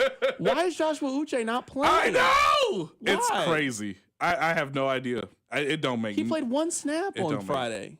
They got to be hiding him. They got to be. It don't make no sense. What are we talking about hiding? It's pass rush. They make it like Joshua Uche is Icebox from Little Giants. Put him in the game. What are we doing That's here? such a great reference. Like, what are we doing? Hey, say them legs till January, dog. Save them. I mean, would you play? So here comes the question. and I went through this thought process myself. Do you want Mike Dana or you want Joshua Uche on the field? I would say let's see what Josh Uche has. I mean, Dana to me isn't really the question. I want to know what Felix Uzama has done to play 20 snaps. You're telling me that Felix played 20 snaps and Joshua Uche played 1 snap? You think it's time? Yes, it's been time. Why else did you make that trade unless it was time? Hey, dog, we'll see you in year 3. You're not wrong. I mean, so, hey, whether it's all of Felix's snaps and like maybe a third of Mike Dana snaps, guess what? That's like 30, 35 snaps. Okay. I'm cool with it. Now do they think that, again, I know what I'm asking, ladies and gentlemen. Do they think that Felix and Udike Uzama is a better set the edge, run defensive end more than Josh Uche is on first or second down? I don't know, but I want to find out. So the only way to know this is if you play him. And I know that Josh Uche is smart. I know he's played multiple positions in the Patriots defense. I don't have another theory other than they've got to be saving him, Carrington, because it don't make no sense why this man played 1 snap when you needed pass rushers against the Raiders, especially in the second half when they started to throw the ball down the yard. Aiden O'Connell just hit those boys for 340 a couple of days ago. That's crazy. Aiden O'Connell will never throw for 300 yards in another NFL game as long as we live, and he just did so against the Chiefs last week at this exact time. I want to play 2 pieces of audio for you in this segment. The first one is from Danny Parkins. He came on the show to give us some red zone numbers. I want to get your thoughts about why the Chiefs have struggled in the red zone. Here's Danny. The Chiefs are 6th in the NFL in reaching the red zone, which is really good, right? Obviously, that's the makings of a very good offense. They are 24th in the NFL in converting red zone trips into touchdowns, which is obviously really bad. They have attempted 20 red zone field goals this year, which is not only the most in the NFL, that is the most in the NFL for any team since 2018 and through 12 weeks. And it is the most of any Patrick Mahomes team in a season. No Patrick Mahomes Chiefs team has kicked 20 red zone field goals over 16 or 17 weeks. They've done it through 12. So this is the worst red zone offense of the Mahomes era by far, and it is one of the worst red zone offenses in terms of converting chances into touchdowns, or settling for field goals more accurately, of the last half decade in the NFL. So that was Danny Parkins, and that was his numbers about the Chiefs' red zone. What have you diagnosed? What do you think is their biggest problem once they get in the red zone? They get too pass happy. They get so pass happy. And remember, I'm sure there's plenty of people that are listening right now that were like, all right, man, we know when they get in the red zone, they get to a lot of like junk, a lot of trick plays, a little razzle dazzle. They don't even do that anymore. They got to quit doing that little shovel pass that they've been doing. That play hasn't Kelsey, worked. yeah. That play hasn't worked post-COVID. It really hasn't. But they pass the ball too much for this particular group of players. And I understand, hey, you can't give the entire burden on Kareem Hunt, but guess when they scored touchdowns in the red zone, it was largely Kareem Hunt or Travis Kelce. That's their 2 best options. Now you can include Isaiah Pacheco. They need to run the ball more and get to like shorter distances, because even what you notice against the Raiders is, hey man, that 3rd and 7, that 3rd and 6, ooh, that look. Can Wanye hold up? Obviously not. Now, that might change with DJ Humphries, again, if he plays up to his standard, what he's done over the course of his career. But I would just say, hey, you guys have ran the ball at a pretty high success rate in the middle of the field or from the 20 to the 20. So just continue that. It's the reason, now I will give them credit. When they have to score touchdowns and got to have it moments, Patrick has done it this year. The play calling's been better. I think about like some of the things they did in the red zone against the Panthers and the Bills, where it's like, hey, we got Patrick on the move, quick throws. Oh my God, Noah Gray's wide open. With this now being the case, okay, you ran the ball once, twice, 3 times against the Tampa Bay Buccaneers to end the game in overtime. Just see what happens. Just run the ball 3 times and see what happens. Because, again, as I've said earlier, you have the best interior pass rush, or excuse me, you have the best interior offensive line in Joe Thuney, Creed Humphrey, and Trey Smith. So rely on those guys, take less of a burden on Mahomes and his blind side maybe becoming an issue, and just see if you can move the opponent at will in their own end and see if you can score a touchdown. Again, based on Danny's numbers, they're going to get in the red zone against the Chargers. 100%. So can you run the ball? I dare Andy and Matt Nagy to just say, hey, I know we have the best quarterback on earth. Let's just hand the ball 3 times and just see what happens if we're at the 12-yard line. Because they really haven't done that much. And the last time they really did that was in overtime in a wet field with Patrick having to deal with the rolled ankle against the Tampa Bay Buccaneers. So you don't need all those scenarios to force you to do that. You can just do that on your own. I know the text line, which is interesting here, is saying, like, what about D-Hop?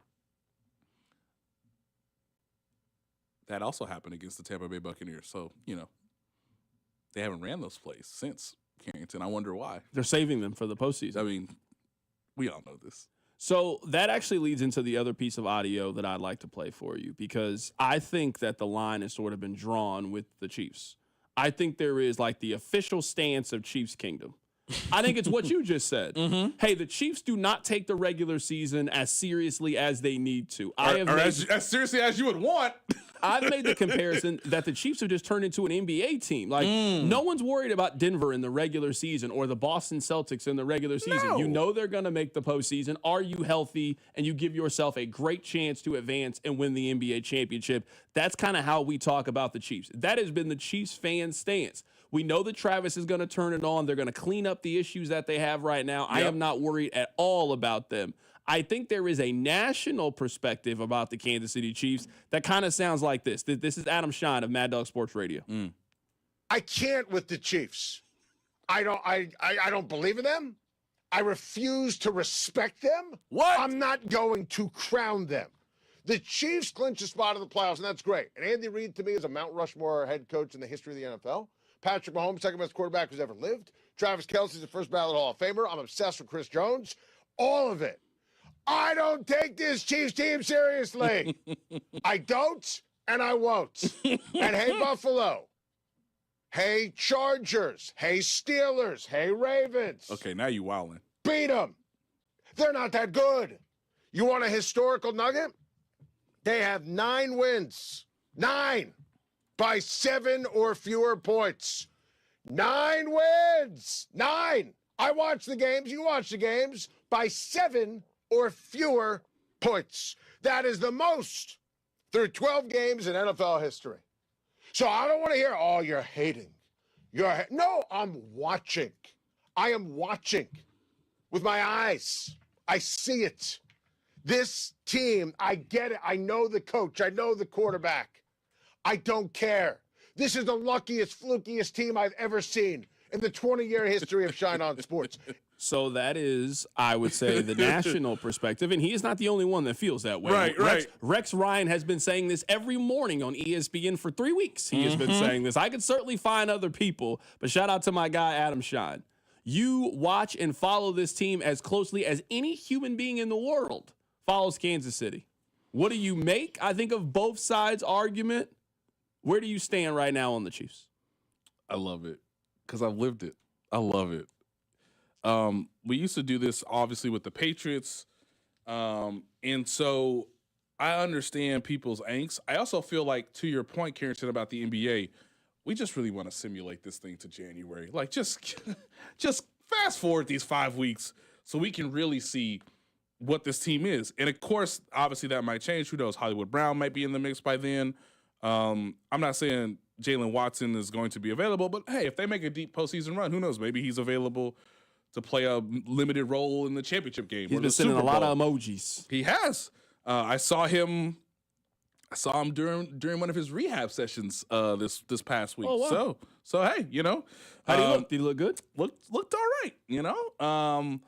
Now he didn't have the same injury as Isaiah Pacheco, of course, but I think the training staffs are trying to compare the two of them and understand, okay, this is what worked for Isaiah, so we can push that. Here's what's working for Jalen. Let's see how much we want to take it. Obviously, if he stays diligent with it. And, of course, the season goes basically till, a couple days before Valentine's Day. So you got some time with the ankle injury. He is walking on his own. He's not in crutches. He's not in a boot anymore.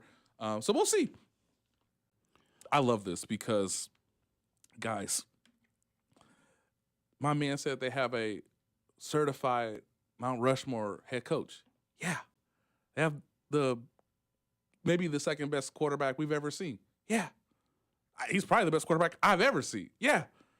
Travis Kelce, still a Hall of Famer, right? Yeah. Chris Jones, still probably going to make a play in the fourth quarter. Yeah. What you worried about? Like, if they're all healthy, if the team gets healthier, why would I worry? Why would I worry about them? I just want to see, kind of to his point, I think he included way too many teams. There's only two teams that can beat the Chiefs in January, in my opinion, and that's Baltimore, if they get their business handled, if they actually come correct and don't make stupid mistakes, and Lord knows what's going to happen with their kicker, and then Buffalo. Buffalo is the team that is most equipped to beat them.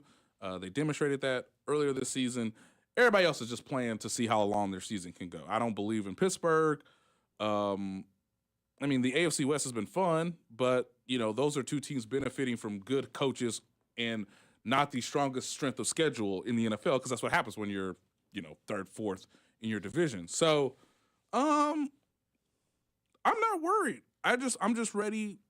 I'm just ready to see how they finish the season, where they get the 1 seed. I'm a big proponent of what people should really be worried about is this team can't play an extra game like they did last year. I just don't physically see it. You're asking too much of guys to get up and play at the highest level, 3 straight games, and maybe one of them is on the road. So they need the 1 seed. They need rest. That's what Chiefs fans should really be worried about, because that gives you the greatest advantage.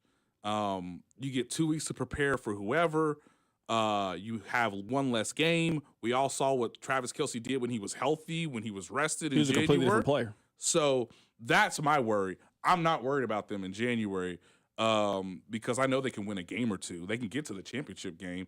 If you're trying to win the Super Bowl, the easiest path, and based on what you've already done this season, despite all those one-score games, is, hey, you've earned the right now to be the 1 seed. You got to finish the race. Right? The Bills are right on your neck. We'll see what happens with them against the Lions. But you win out these next 4 games. And I know it's tough. And I know they're going to be, jam-packed together. But if you win these next 4 games, last game of the season doesn't matter against the Broncos, and you're the 1 seed, and then the real season begins. Kind of like to your point about the NBA, where it's like, hey, man, once March Madness is over, now I see what LeBron, Steph, Giannis, Jason Tatum. Okay, those guys understand when to maximize their playing potential when their best is absolutely needed, and the Chiefs are in the same boat. Right now, we're joined in studio with Nate Taylor here. I want to play a very quick game for you on the other side. I'm going to give you a handful of quarterbacks who have never made it to the Super Bowl before, and I'm going to ask you, do you think this quarterback will make it to the Super Bowl? The Chargers have a quarterback that certainly fits in that category. Do you think that Justin Herbert will ever play for a Super Bowl championship? We'll find out next. Keep it right here. It's The Drive. The Drive with Carrington Harrison on your new home for Royals baseball. 96.5 The Fan. Brought to you by DM Injury Law. Have you or a loved one been in a car wreck? Contact DM Injury Law today and get the money you deserve. Car wreck? Remember, Mike's got this. Hey, let me tell you guys about my friends over at The Other Place. We've got some very important games in Kansas City. So whether it's college basketball, it's championship week in college football, or it's Sunday night football, make The Other Place your headquarters this weekend with some great game day specials. They got 14-inch 2-topping pizza for $12, 8 wings and a basket of tots for $12. Plus, you can get a $4 domestic cup. The Other Place has enough televisions and big screens that you will not miss a second of the action, with the best game day atmosphere in the city, amazing specials, and some of the best pizza in town. Stop by any one of the Area 5 locations. Make The Other Place your home for college basketball, your home for college football, and also Kansas City football. Men, we hear it all the time. A man comes in to get his erectile dysfunction treated, and very soon thereafter, he tells us that his relationship is renewed. This is Jeff for Heartland Men's Health, and you should know that ED doesn't just affect you, it also often affects your partner. They can feel undesired, unwanted, they may even feel like you don't love them anymore. At Heartland Men's Health, we've successfully treated thousands of men for ED with protocols that have success rates well over 90%, which means if you're like most men, we can get you back to the guy you used to be. You could even last up to an hour or more and find you're performing like you haven't in years. So call us today and give your partner the gift of renewed love. Your first visit is only $99 and includes blood work, a medical consult, and if medically advised, a test dose. And if that test dose doesn't work in our office, your visit is free. Call 844-447-6600. That's 844-447-6600 or go to heartlandmenshealth.com. That's heartlandmenshealth.com. Heartland Men's Health, a Promenic restorative health practice. Breaking Benjamin and Stained. Awaken the Fallen Tour. June 1st at T-Mobile Center with special guests Wage War and Lakeview. Tickets on sale now at livenation.com. Breaking Benjamin and Stained together live. Papa Roach.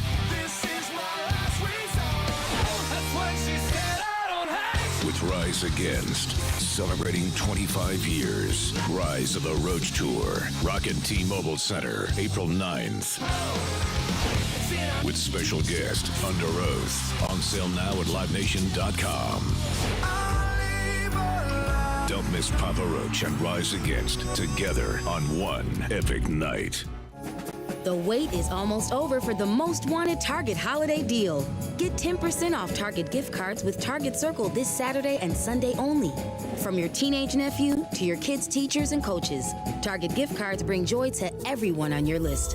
Join Target Circle for free now and you'll get the deal automatically.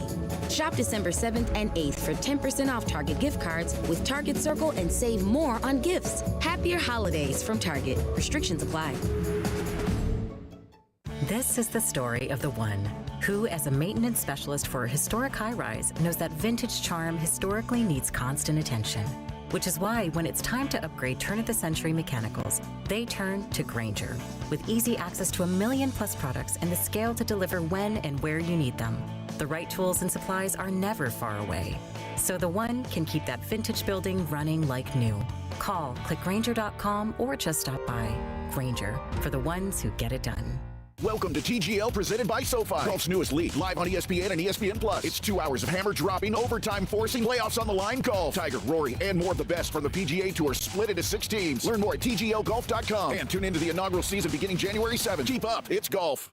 Life insurance. Why are you putting it off? Can't afford it? Too much hassle? Think you don't need it? There's lots of excuses for putting off life insurance. But if you weren't there, who would pay the mortgage and other bills? With Ethos, you could be covered in 10 minutes and boom, family protected. Ethos, fast and easy online term life insurance. Up to $2 million in coverage with no medical exam. Some policies as low as $1 a day. Answer a few health questions and get your free quote at tryethos.com. That's tryethos.com.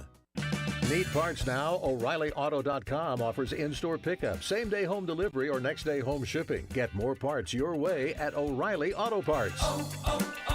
O'Reilly Auto Parts. Brought to you by Bud Light, the official beer partner of the Kansas City Chiefs. Bud Light, easy to drink, easy to enjoy. Sean Barber. Join me at Buffalo Wild Wings, located off Berry Road and Prairie Drive in KC Mo, Friday, December 6th. I'll be there from 6 to 8 p.m., eating some wings and drinking $5 Bud Lights. Nothing easier to enjoy than that. Bud Light, easy to drink, easy to enjoy. Here's traffic, brought to you by DM Injury Law. Have you or a loved one been in a car wreck? Contact DM Injury Law today and get the money you deserve. Car wreck? Remember, Mike's got this. Slowdowns around the downtown loop and in the downtown loop. Got a 2-car crash westbound 70 at the on-ramp from 10th Street, stopping traffic on the way into downtown. Stalled car northbound 35 just before Penway. Heavy on the southern lanes of the downtown loop and out of downtown northbound 35 over the Bond Bridge. I'm Lori Pearson, 96.5, The Fan, traffic. Chiefs fans, it's Trey Smith. Welcome to The Drive with C-Dot on your home for Chiefs football. 96.5, The Fan. All right, welcome back into the show. My name is Carrington Harrison. Nate Taylor is his. His appearance on The Drive is presented by Mark Ferguson. We all make mistakes. Let Mark and his legal team make the best of them. Nate, what do you think of Dan Campbell? Love him. I don't think we've ever seen anything like this before. him. Like, a lot of people are making the Brandon Staley comparison to him, but Brandon Staley only really did this for like 6 weeks. Like, this is who Dan Campbell and the Lions are. Yeah. They're going to be hyper aggressive on fourth down, and they're going to go for it. What do you make of him? Well, the best part of him is that he has remained so true to the coach he said he would be, and I think that's why he is beloved and why he is so admired. Because he told you, there's that clip that was floating around last night about if you have one butt cheek and one kneecap, or if you're disabled, we're playing a game. I'm still gonna kick your what. I think the other thing too is that looking back now, because I didn't think the Bears Hard Knocks was great. I didn't think the Jets Hard Knocks was all about Aaron Rodgers. And that got warped because obviously of what happened with his Achilles injury. But really, the Lions are the last great Hard Knocks team. Where like that's kind of why the show exists, is to take you through a team in its rebuilding process and be like sort of invested. And he was magnetizing in that show. And I think another thing that differentiates him from Brandon Staley is he played in the NFL. So he has used his inherent trust of players and then actually put the game in their hands. And when you talk to a lot of guys in the league, that's all they want. Just like, hey, man, scheme it up, put the best play you got for me, but, like, trust me at the same time. And that fortifies a relationship, a bond. They are the most enjoyable team to watch because he lets his players decide the outcome of the game. And he doesn't make it really about him, but he's so relatable because you know exactly who he is. He has not changed from when they were 2-14 before we got to the 17th game to where they are now, where obviously they're in first place for the 1 seed on the NFC side. That's what I do really find endearing with Dan Campbell is, and we see this happen really in any walk of life. He has a belief. Maybe it doesn't work, or you let other people convince you that that's not a good idea, and then you are shaken, and then you completely turn course. The Lions have established this is who we are as a team, and we are going to deal with the positives and negatives, the success and the failures, and we're also going to live with the criticism that everybody else is telling us this is the wrong way to do things. Right. And he even said it in the press conference because I was interested enough to hang around and sort of watch it last night, and he's like, look, man, I felt the game needed to end with the offense. And there's a lot of statistical evidence that shows you, hey, man, especially in the second half, like Jordan Love was cooking. So even if we give him the ball with like 30 seconds, they could get in field goal range. So we could just be going to overtime anyway. I love that his rationale is, again, mostly player-driven, but there's a feel to it at the same time. And, again, this sort of reinforces my belief system, our philosophy. His speech in the locker room doesn't feel contrived. It doesn't feel like it's some, I won't say generic cookie cutter sort of like coach speak, but like he literally told his players last night, Carrington, it don't matter who's with us. We are supposed to win together. And they literally did that with like dudes we really hadn't heard of, or Tim Patrick, who like just got there. He turned into Chris Carter. Just, like he had 2 touchdown catches, which is nuts. So when he says it, I'm like, yeah, I can hold on to it. I can believe that because what you're saying is actually what's occurring, and it also again reinforces what you've been telling the team from the beginning of training camp. All right, I'm going to give you 4 quarterbacks, and I want you to tell me yes or no if you think they're ever going to make it to the Super Bowl. Rob, hit me with some music. Let's start with Justin Herbert. Do you think Justin Herbert ever plays in a Super Bowl in his career? I love Justin Herbert, but no, I don't. It's sad. He's in the same division as Patrick Mahomes. If you told me Justin Herbert leaves somehow LA in the prime of his career, they ain't gonna let that happen. Then maybe, but no. When's he gonna win the division, Carrington? It's bad. I'm sorry, Justin Herbert. I love you, but I'm sorry. The next quarterback I want to get your opinion on is C.J. Stroud. Will C.J. Stroud ever participate in a Super Bowl? He's just young enough that he might get there after the generational trio of Burrow, Lamar, Patrick, maybe a quartet, maybe Josh Allen. Maybe he can last just long enough that he gets there. So I will give C.J. Stroud the benefit of the doubt the way I won't give it to Justin Herbert. Bo Nix. Hell no.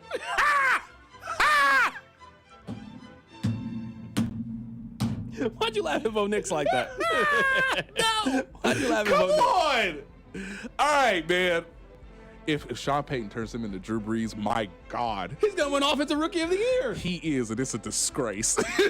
He's gotten so much better. He has. It's incredible. I can't. You're telling me he couldn't. And this is some of the Patrick Mahomes stuff, but like when you look back and you're like, no, man, Patrick was carrying Texas Tech. Bo Nix really wasn't doing that in college. He wasn't doing that at either stop. He wasn't doing that at Oregon or Auburn. I'm just stunned that, like, was he not getting coached? And the answer is yeah. He wasn't getting coached at all in college because Sean Payton had him for half a season and he's so much better.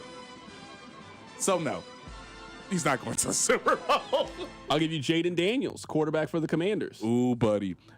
It's already been decided, guys. They got the wrong one. Chicago already got the wrong one. It's been decided, kids. It does kind of look like that. And I liked Caleb coming out of school, too. It looked like that. Caleb was so good at college. It's been decided.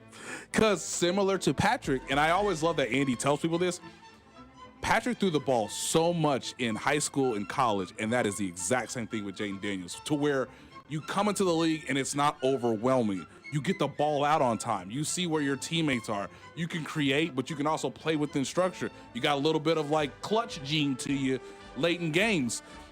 You done turned the whole franchise around in like 3 months. So, sure. Also, NFC's the weaker conference right now in terms of like quarterback play. That's why they don't have a lot of great young quarterbacks. That's why Jalen Hurts and Jared Goff are like just thriving. I mean, Geno Smith is like the 5th best quarterback in the NFC. So yeah, I will give Jaden Daniels the benefit of the doubt because I think Chicago probably got the wrong one. And when you make that mistake, it hurts because they had the number 1 pick after the great trade from Ryan Poles.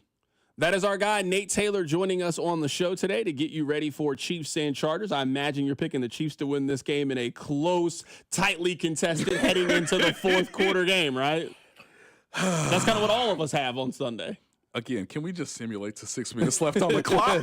Yeah, let's just go ahead and skip there. We already know. I can already tell you what the halftime score is going to be. I can tell you what the score is going to be heading into the 4th quarter of the game. I've seen this game a million times. I also know that somewhere late the Chargers are going to do something nonsensical, and that is going to be why they lose this game. Coming up at the top of the hour, we will get you ready for Sunday Night Football. We're also going to get you ready for MU and KU. They play each other on Sunday at noon. Keep it right here, so Drive.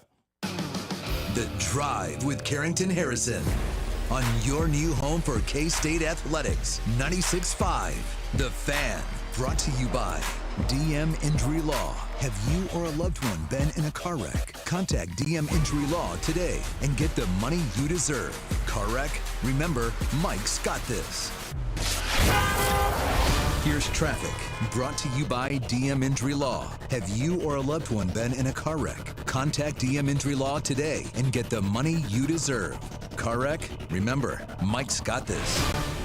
Slowdowns around the downtown loop and in the downtown loop. Got a 2-car crash westbound 70 at the on-ramp from 10th Street. Stopped in traffic on the way into downtown. Stalled car northbound 35 just before Penway. Heavy on the southern lanes of the downtown loop and out of downtown northbound 35 over the Bond Bridge. I'm Lori Pearson, 96.5, The Fan, traffic. This holiday season, Straight Talk Wireless is letting you say yes a lot more with real unlimited data. Yes to sharing pics of the ugliest holiday sweaters. Yes to checking weather on the go for surprise sledding trips. And with a free phone at sign up, let the yes-tivities begin. No way! Yes way. Straight Talk, real unlimited data. Available at Walmart or straighttalk.com. Offer valid through 1/5/25 while supplies last at participating stores. Taxes and fees apply. Requires in-store activation on select single line plans. Limit of 2 phones per customer. For network management practices, visit straighttalk.com. Make your first NBA bet a swish with FanDuel, America's #1 sportsbook app. FanDuel has all of your favorite bets, from who's going to win or how many points a player will score. Plus, check newer bets like number of dunks, assists, or three-pointers in the next 3 minutes. It doesn't matter if you tap into FanDuel before the game or after the game is tipped off. You can pick up a W whenever, and now is the perfect time to get in on this NBA action. Because right now, new customers can bet $5 and get $150 in bonus bets if your first bet wins. All you need to do is visit FanDuel. Use my promo code KFNZ for your chance to score $150 in bonus bets. FanDuel, America's #1 sportsbook app. 21 and present in Kansas. First online real money wager only. $5 first deposit required. Bonus issue is non-withdrawable bonus bets which expire 7 days after restrictions apply. See terms at sportsbook.fanduel.com. FanDuel is offering online sports wagering in Kansas under agreement with Kansas Star Casino, LLC. Gambling problem? Can help with your best bet. Call 1-800-522-4700. Visit ksgamblinghelp.com. This weekend only at Old Navy, get 50% off activewear for the family. Yep, 50% off activewear for the family. Gift everyone their favorite gear for half the price this Saturday and Sunday only at Old Navy. Valid 12, 7, and 8, select styles only. This is a special report from the Missouri Lottery. There's still time to get holiday scratchers and draw games for everyone on your shopping list, even if you are the one at the top of said list. Don't worry, we won't tell.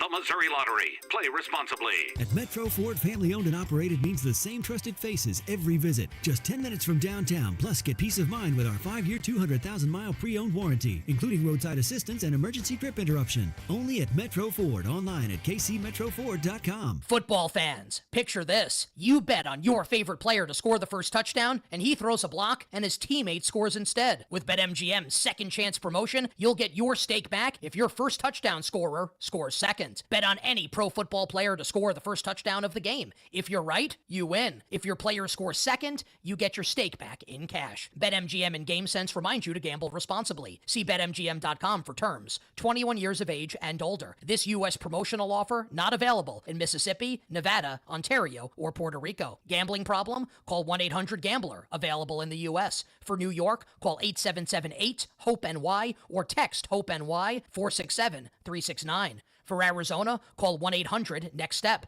For Massachusetts, 1-800-327-5050. For Iowa, 1-800-BETS-OFF. For Puerto Rico, 1-800-981-0023. Subject to eligibility requirements in partnership with Kansas Crossing Casino and Hotel. Pizza Tashio, the king of Kansas City's New York-style pizza scene, has taken KC by storm. Pizza Tashio uses the highest quality local and organic ingredients, hand-tossed by KC natives. Oh, and did I mention they were voted KC's favorite pizza? Place your order now for pickup or delivery at pizzatashio.com, or stop in for a slice at any of their locations in OP, Midtown, North KC, St. Joe, Waldo, or Belton, and dive into the taste that's conquering Kansas City, one slice at a time. Winchester at Lake City Army Ammunition Plant in Independence is the largest manufacturer of small caliber ammunition for the U.S. military. They're hiring technicians starting at $26.72 an hour with a $1,000 hiring bonus. Excellent day one benefits include medical, dental, educational support, paid time off, and company retirement contributions up to 8%. Join Winchester and serve the U.S. warfighter. It's more than a job. It's a mission.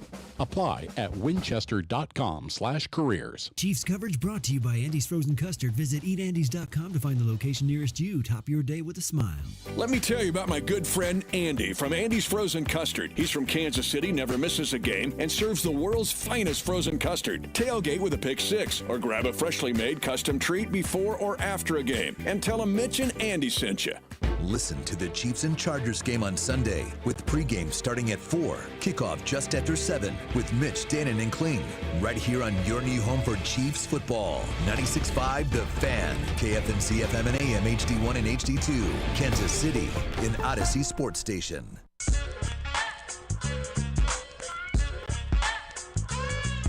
All right, congratulations on getting through your 9 to 5. Thank you so much for listening. It is The Drive. You were listening to The Drive on 96.5 The Fan, 96.5thefan.com, and also the Odyssey app. My name is Carrington Harrison. It is an honor for you to spend any part of your day with us. We appreciate you. All right, there's a lot for us to get into. We had Daniel Jeremiah on the show earlier.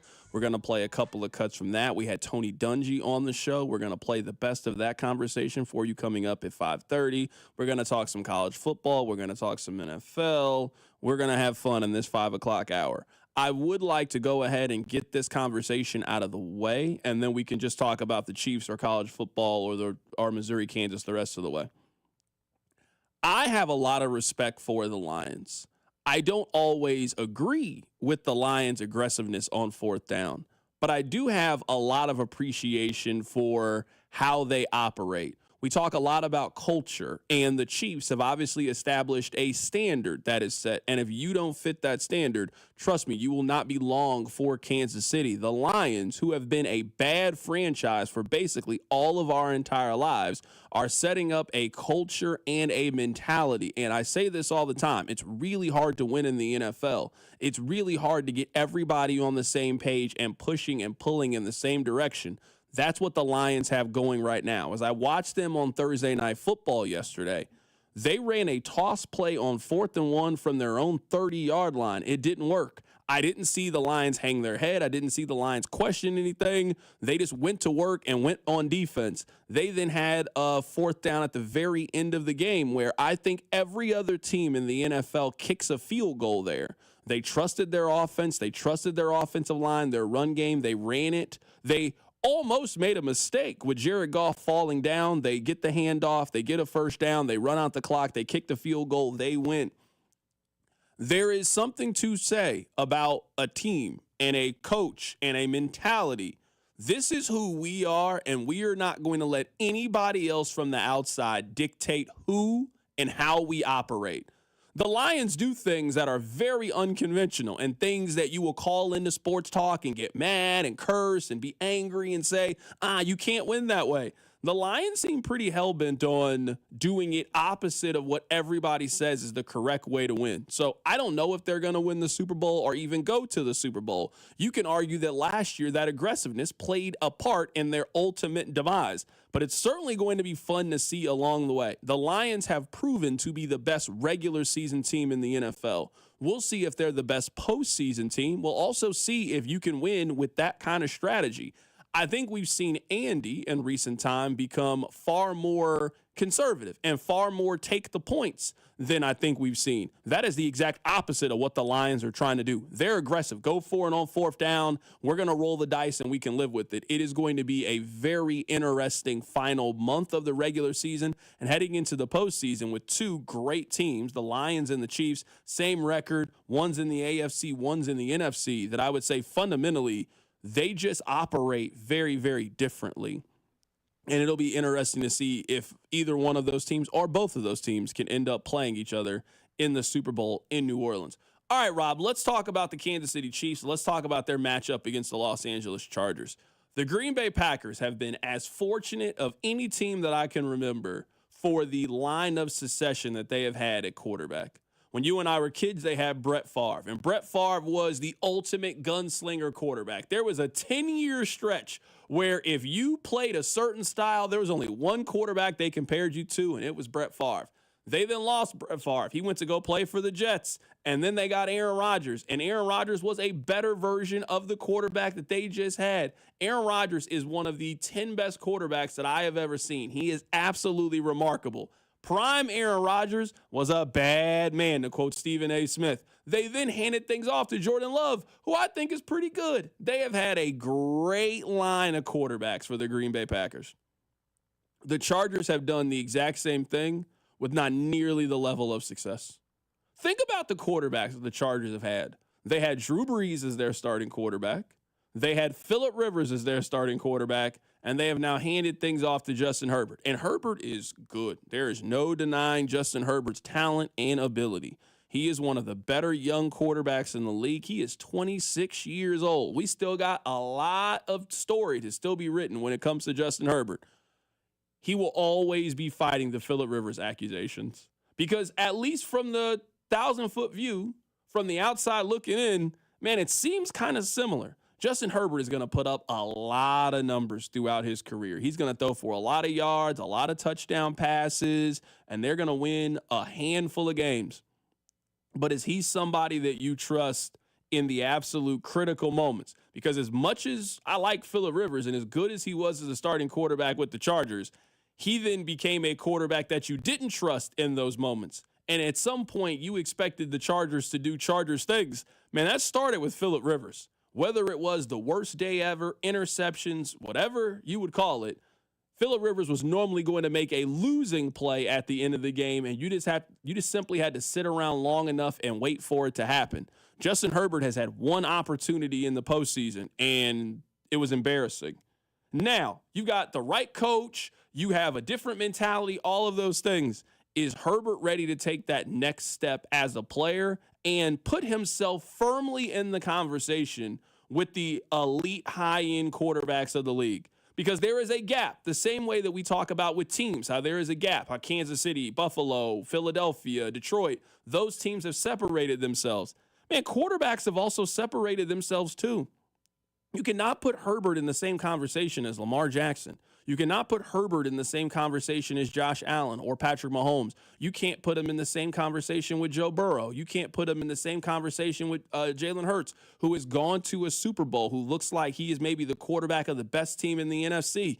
You cannot put Justin Herbert in certain conversations and in certain rooms. The only way you can do that is by postseason success, or just having a dynamic season and starting to win hardware, which Justin Herbert doesn't have any. If you go on career highlights and awards on Justin Herbert's Wikipedia page, Rob, all it says is Offensive Rookie of the Year. He's made one Pro Bowl. You guys tell me how easy it is to make the Pro Bowl. Herbert's made it one time in his career. It was in 2021. So I think Herbert's good. I imagine many of you also think that Justin Herbert is a good quarterback. If I asked you right now, what former quarterback do you think that Justin Herbert most resembles? It would be overwhelming on the text line. He's Phillip Rivers. I can't tell you that you were wrong if you were comparing him to Phillip Rivers. Ultimately, the only way that you can beat those allegations, the only way that you can beat them is by winning. That's the only way. The only way that you can beat the Dan Marino allegations if you're Joe Burrow is to eventually win.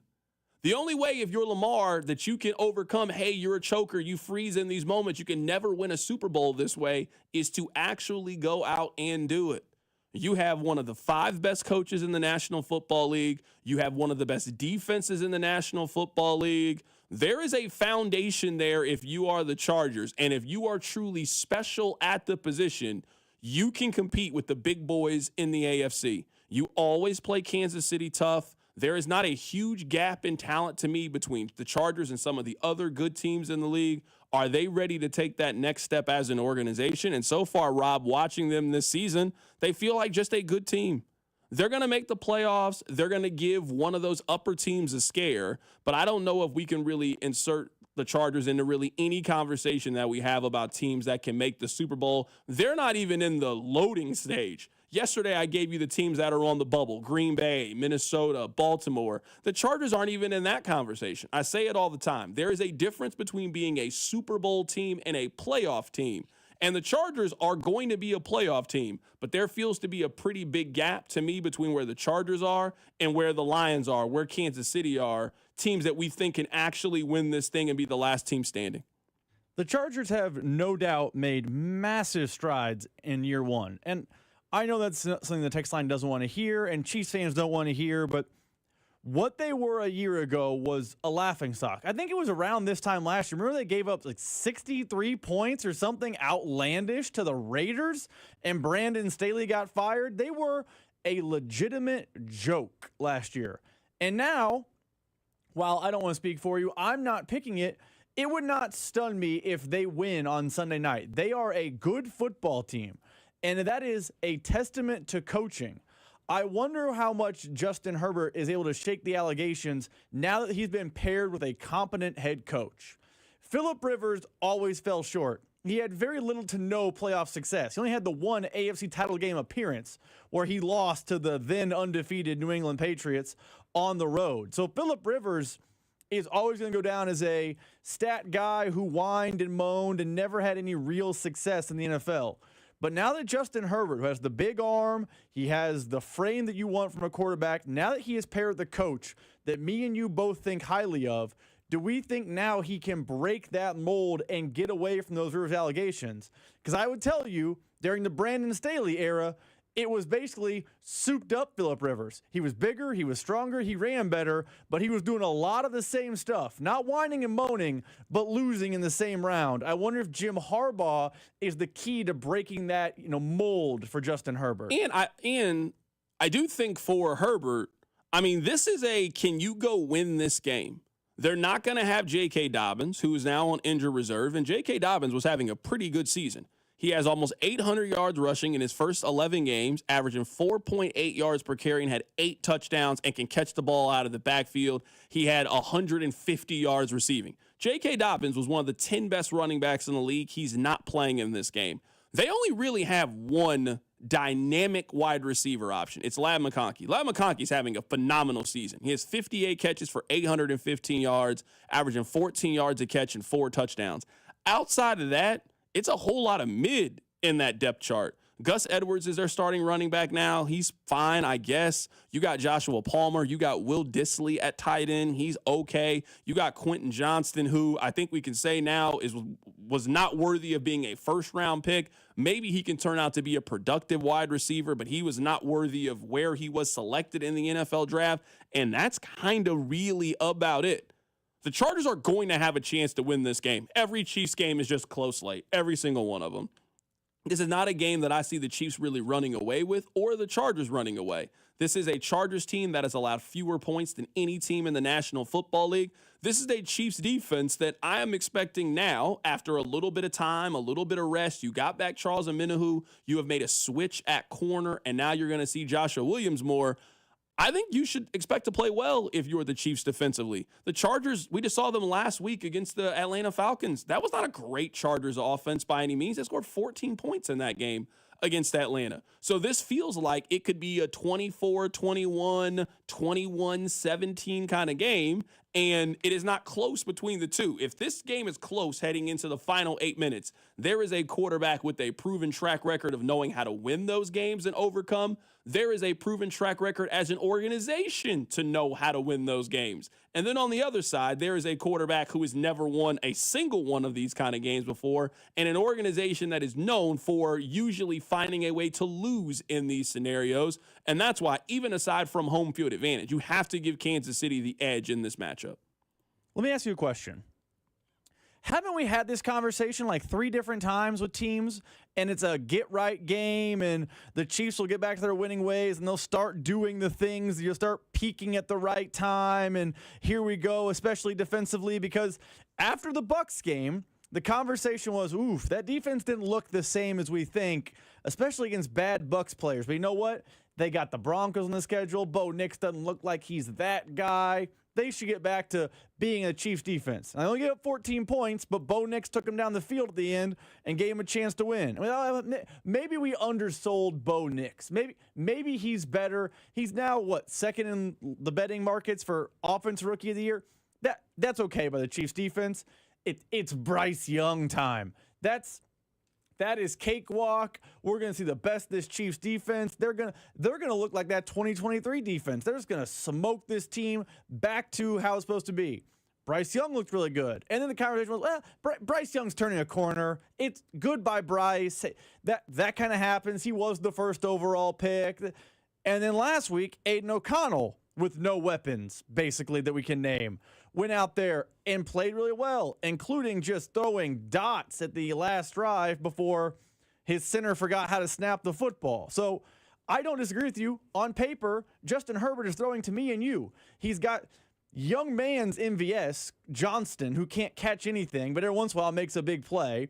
And he's got banged up Ladd McConkey, and that's it. He's got Gus Edwards' corpse behind him, and that's what's going into Arrowhead on Sunday Night Football. It should be a Chiefs defense gets back to their roots kind of game. But every time we say this, we come in on Monday, and it's, the Chiefs defense looked leaky, but they won, and it's this big conversation on the text line. You guys are being negative. Shut up. They're 12-1, but they have holes. Yeah, but I mean, I'm kind of past that point now. Like, this team's not Carolina. This team's not the Raiders. Like, I'm not necessarily as concerned with you laying a knockout punch. They got 4 of their next 5 games against playoff teams. So to me, it's back to winning. Like, you had that expectation against Carolina. It's not going to be bad if Justin Herbert throws for 240 yards against this defense. Like, Justin Herbert's a good quarterback.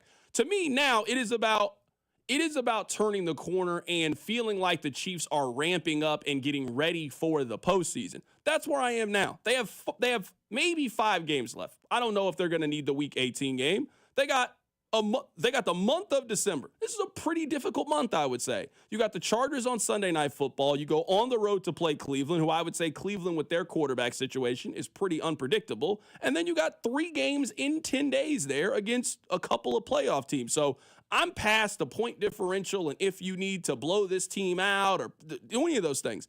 I want to feel like the Chiefs are ramping up and getting ready for the postseason as they're starting to get healthier and make some changes. You got DJ Humphries, we think is going to start at left tackle for this team. You're expected to get Hollywood Brown at some point in the next 2 weeks. At least it appears like that's going to be the case. You've made a change at corner. I want to see how those changes work, how they affect this team, and if this team is kind of smoothing out some of the edges as they head closer to the postseason. I want to play this for you guys. This is Daniel Jeremiah talking about the Chargers defense, who right now they have allowed fewer points than any team in the AFC.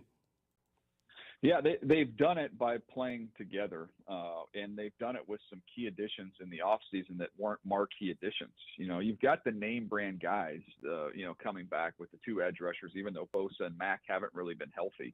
Derwin James has been healthy, and when he's been on the field, has been excellent. Outside of, he missed the first meeting between the teams with the suspension, but he's been excellent. Those are the stars. Everybody knows about those guys. But the key to this defense, second-year players Dayon Henley and Tuli Pelotu have taken big strides. Pelotu off the edge, Tuli Pelotu off the edge. Henley is a off-the-ball linebacker who does actually, kind of reminds me of Tranquil when Tranquil was here. And you guys see what he does with his speed and range and playmaking ability. So he's been excellent. And then you got 2 fifth-round pick corner rookies with Tarheeb Still and Cam Hart, who've played excellent.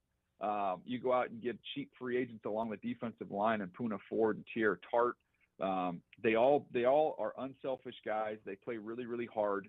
And in terms of the statistics, when you allow that few a number of points, it's because you're not giving up explosive plays and you're playing disciplined. You're tackling well.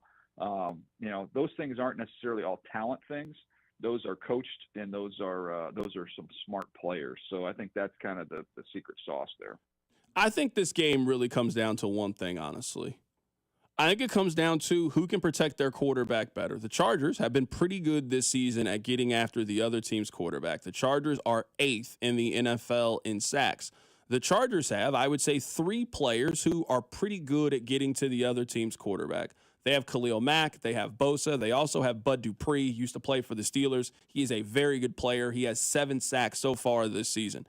We saw last week when a team really challenged the left and right tackle for Kansas City, they were able to neutralize the Chiefs in the red zone and keep the game really close and competitive late, even though the talent is much stronger on one side than the other side. The Chiefs have not done a great job protecting their quarterback the last couple of weeks. Mahomes has been sacked 10 times in the last 2 games and has been hit 16 times in the games against Carolina and Las Vegas. That's what this comes down to me is the Chargers are one of the better teams at getting at the other team's quarterback. The Chiefs are one of the worst teams at getting at the other team's quarterback. Can you improve in protecting your quarterback as we now head into the final month of the season? And can you get after theirs? If you do that, you win this football game. If you can't, it is going to be close again late, and it's going to come down to who can make 1 or 2 plays to potentially win this thing. Coming up in just a bit, I want to play for you guys our conversation with Tony Dungy. He joined us on the show earlier today. We want to play the best of that coming up in just a bit. But before we do that, if you guys will allow me just a small trip down memory lane. Now, I tell you guys this all the time. I don't hate Kansas. I really don't. I know you guys think that I have some deep, long hatred against KU. I really don't. As I've just gotten older, I just don't have it in me to really hate 19 and 20-year-old kids the way that I did, But I don't want to see KU win this game. And I tell you guys this all the time. I don't want KU fans to experience any level of happiness or joy. They are our enemy. They are our rival. No, I don't want to see them win. And it upsets me that somebody like Rob would say that this game on Sunday doesn't have any juice and it feels like just a regular non-con game. He only thinks that because Missouri has been unable to elicit any fear out of KU.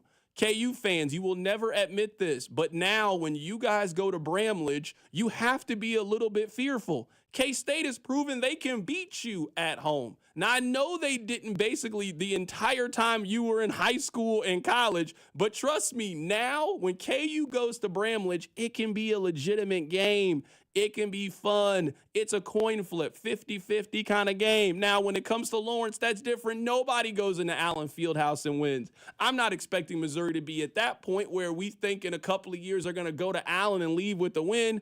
All I'm asking is now that KU is coming to Mizzou Arena, that we know is one of the toughest places to play. It's up there with the Allen Fieldhouse, up there with the Cameron Indoor Stadium, up there with the Dean Dome and Hinkle Fieldhouse, especially when the Jayhawks come to town. I'm asking if for one Sunday afternoon, we can still drum up a little bit of magic. Some magic like this. 26 already for Denman. He'll launch. He'll hit. He feels it. He feels it. He feels a good timeout by Bill Self. If Missouri, for just one Saturday afternoon, if they can just drum up a little bit of excitement like Zaire Taylor, who sent the Jayhawks home sad. Taylor, Zaire Taylor tries to win it. 1.3 seconds left. I'm not asking much. I'm basically asking for this to play out like a Chiefs game. You guys should be used to that. Every Chiefs game is the same. Chiefs don't blow anybody out. It's always close going into the last 5-8 minutes of the game. Sure, the Chiefs usually win. KU will probably win this game.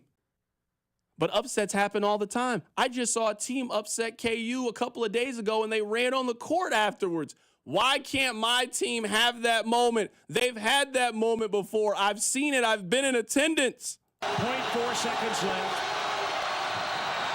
Missed the first one. Okay. Kansas can still get the tip. Moody with one more. Trying to win it by breaking the tie. On the way. He missed it. There's not a lot I want for Christmas. I won't even wish for snow. I won't. There's only one thing I want for Christmas. I want Hunter Dickinson to walk off the court upset. I want DeJuan Harris, who is a traitor, who went to high school in Columbia, Missouri. You could have went to play college basketball anywhere. Go to Duke. Go to Kentucky. If you go to KU, you obviously could have went to North Carolina. Go to UCLA. You chose to sign up with the enemy? Of all the schools, you chose to go to Kansas? I want you to leave Columbia upset. I want you to leave frustrated. I want to see the students on the floor. That's all I want for Christmas. You guys have hopes and dreams for Christmas. Some of you are asking for things. Why can't I ask for something? I want a Missouri upset on Sunday against the Jayhawks. I've been to the last two games these two teams have played, and I've been the one to leave upset. Why can't I leave happy? Why can't Rob be the one upset and frustrated? That's all I want. Coming up on the other side, we'll be joined by Tony Dungy. Keep it right here. It's The Drive. The Drive with Carrington Harrison. This man was a bona fide scrub. On 96.5 The Fan. Brought to you by DM Injury Law. Have you or a loved one been in a car wreck? Contact DM Injury Law today and get the money you deserve. Car wreck? Remember, Mike's got this. Hey, let me tell you guys about my friends over at The Other Place. We've got some very important games in Kansas City. So whether it's college basketball, it's championship week in college football, or it's Sunday night football, make The Other Place your headquarters this weekend with some great game day specials. They got 14-inch two-topping pizza for $12, 8 wings and a basket of tots for $12. Plus, you can get a $4 domestic cup. The Other Place has enough televisions and big screens that you will not miss a second of the action, with the best game day atmosphere in the city, amazing specials, and some of the best pizza in town. Stop by any one of the Area 5 locations. Make The Other Place your home for college basketball, your home for college football, and also Kansas City football. Hi, it's Derek Johnson, and I know there's nothing better than being part of a team. A group of great people you can count on and learn from. The Sheet Metalworkers, local number 2, are growing their team and looking for quality men and women who want to build Kansas City's future. While you're making KC a better place, you'll also get great pay and benefits while gaining lifelong skills. Explore the possibilities at sheetmetal2.org. That's sheetmetal2.org. And take a step towards a fulfilling and rewarding way of life. The election is finally over. Now you can get the cash you need. Imagine what you could do with $50,000. Pay off credit cards, do home improvements, or even pay off auto loans. Golden Oak's mortgage rate is 5.25%. There's no out-of-pocket costs, so call today and make no payments until next year. Call 913-890-GOLD. Golden Oak Lending cured my blues.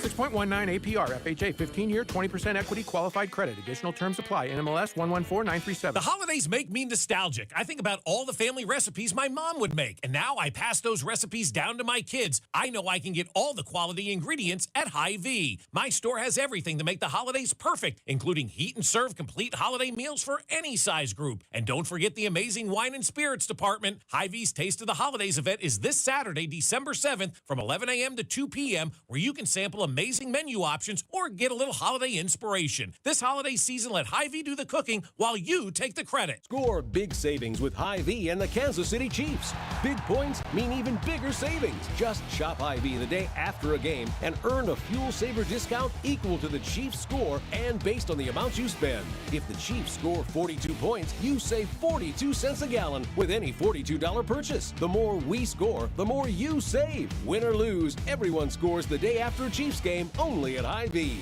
Offer good in store and online. Some restrictions apply. See store for details.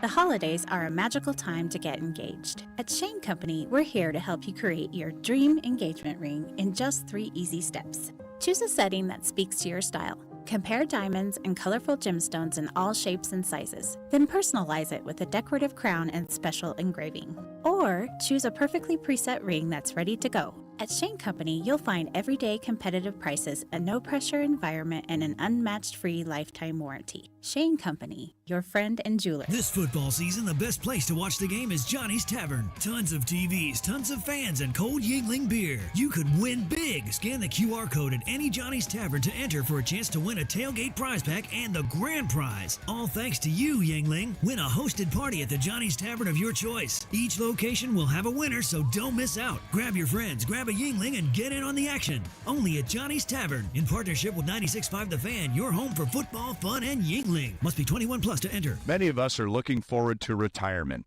But when it's time to tap into your savings, do you know how long your money will last? Make a game plan for your retirement income distribution from UMB Private Wealth. They'll create a custom strategy for you to help make your hard-earned retirement savings last. Just go to umb.com/private wealth to schedule your personal appointment. That's umb.com/private wealth. How do you spot the all-new Nissan Rogue Rock Creek? Here's a hint.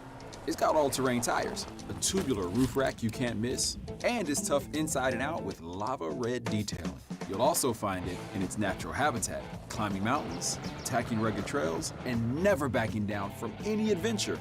The first ever Nissan Rogue Rock Creek.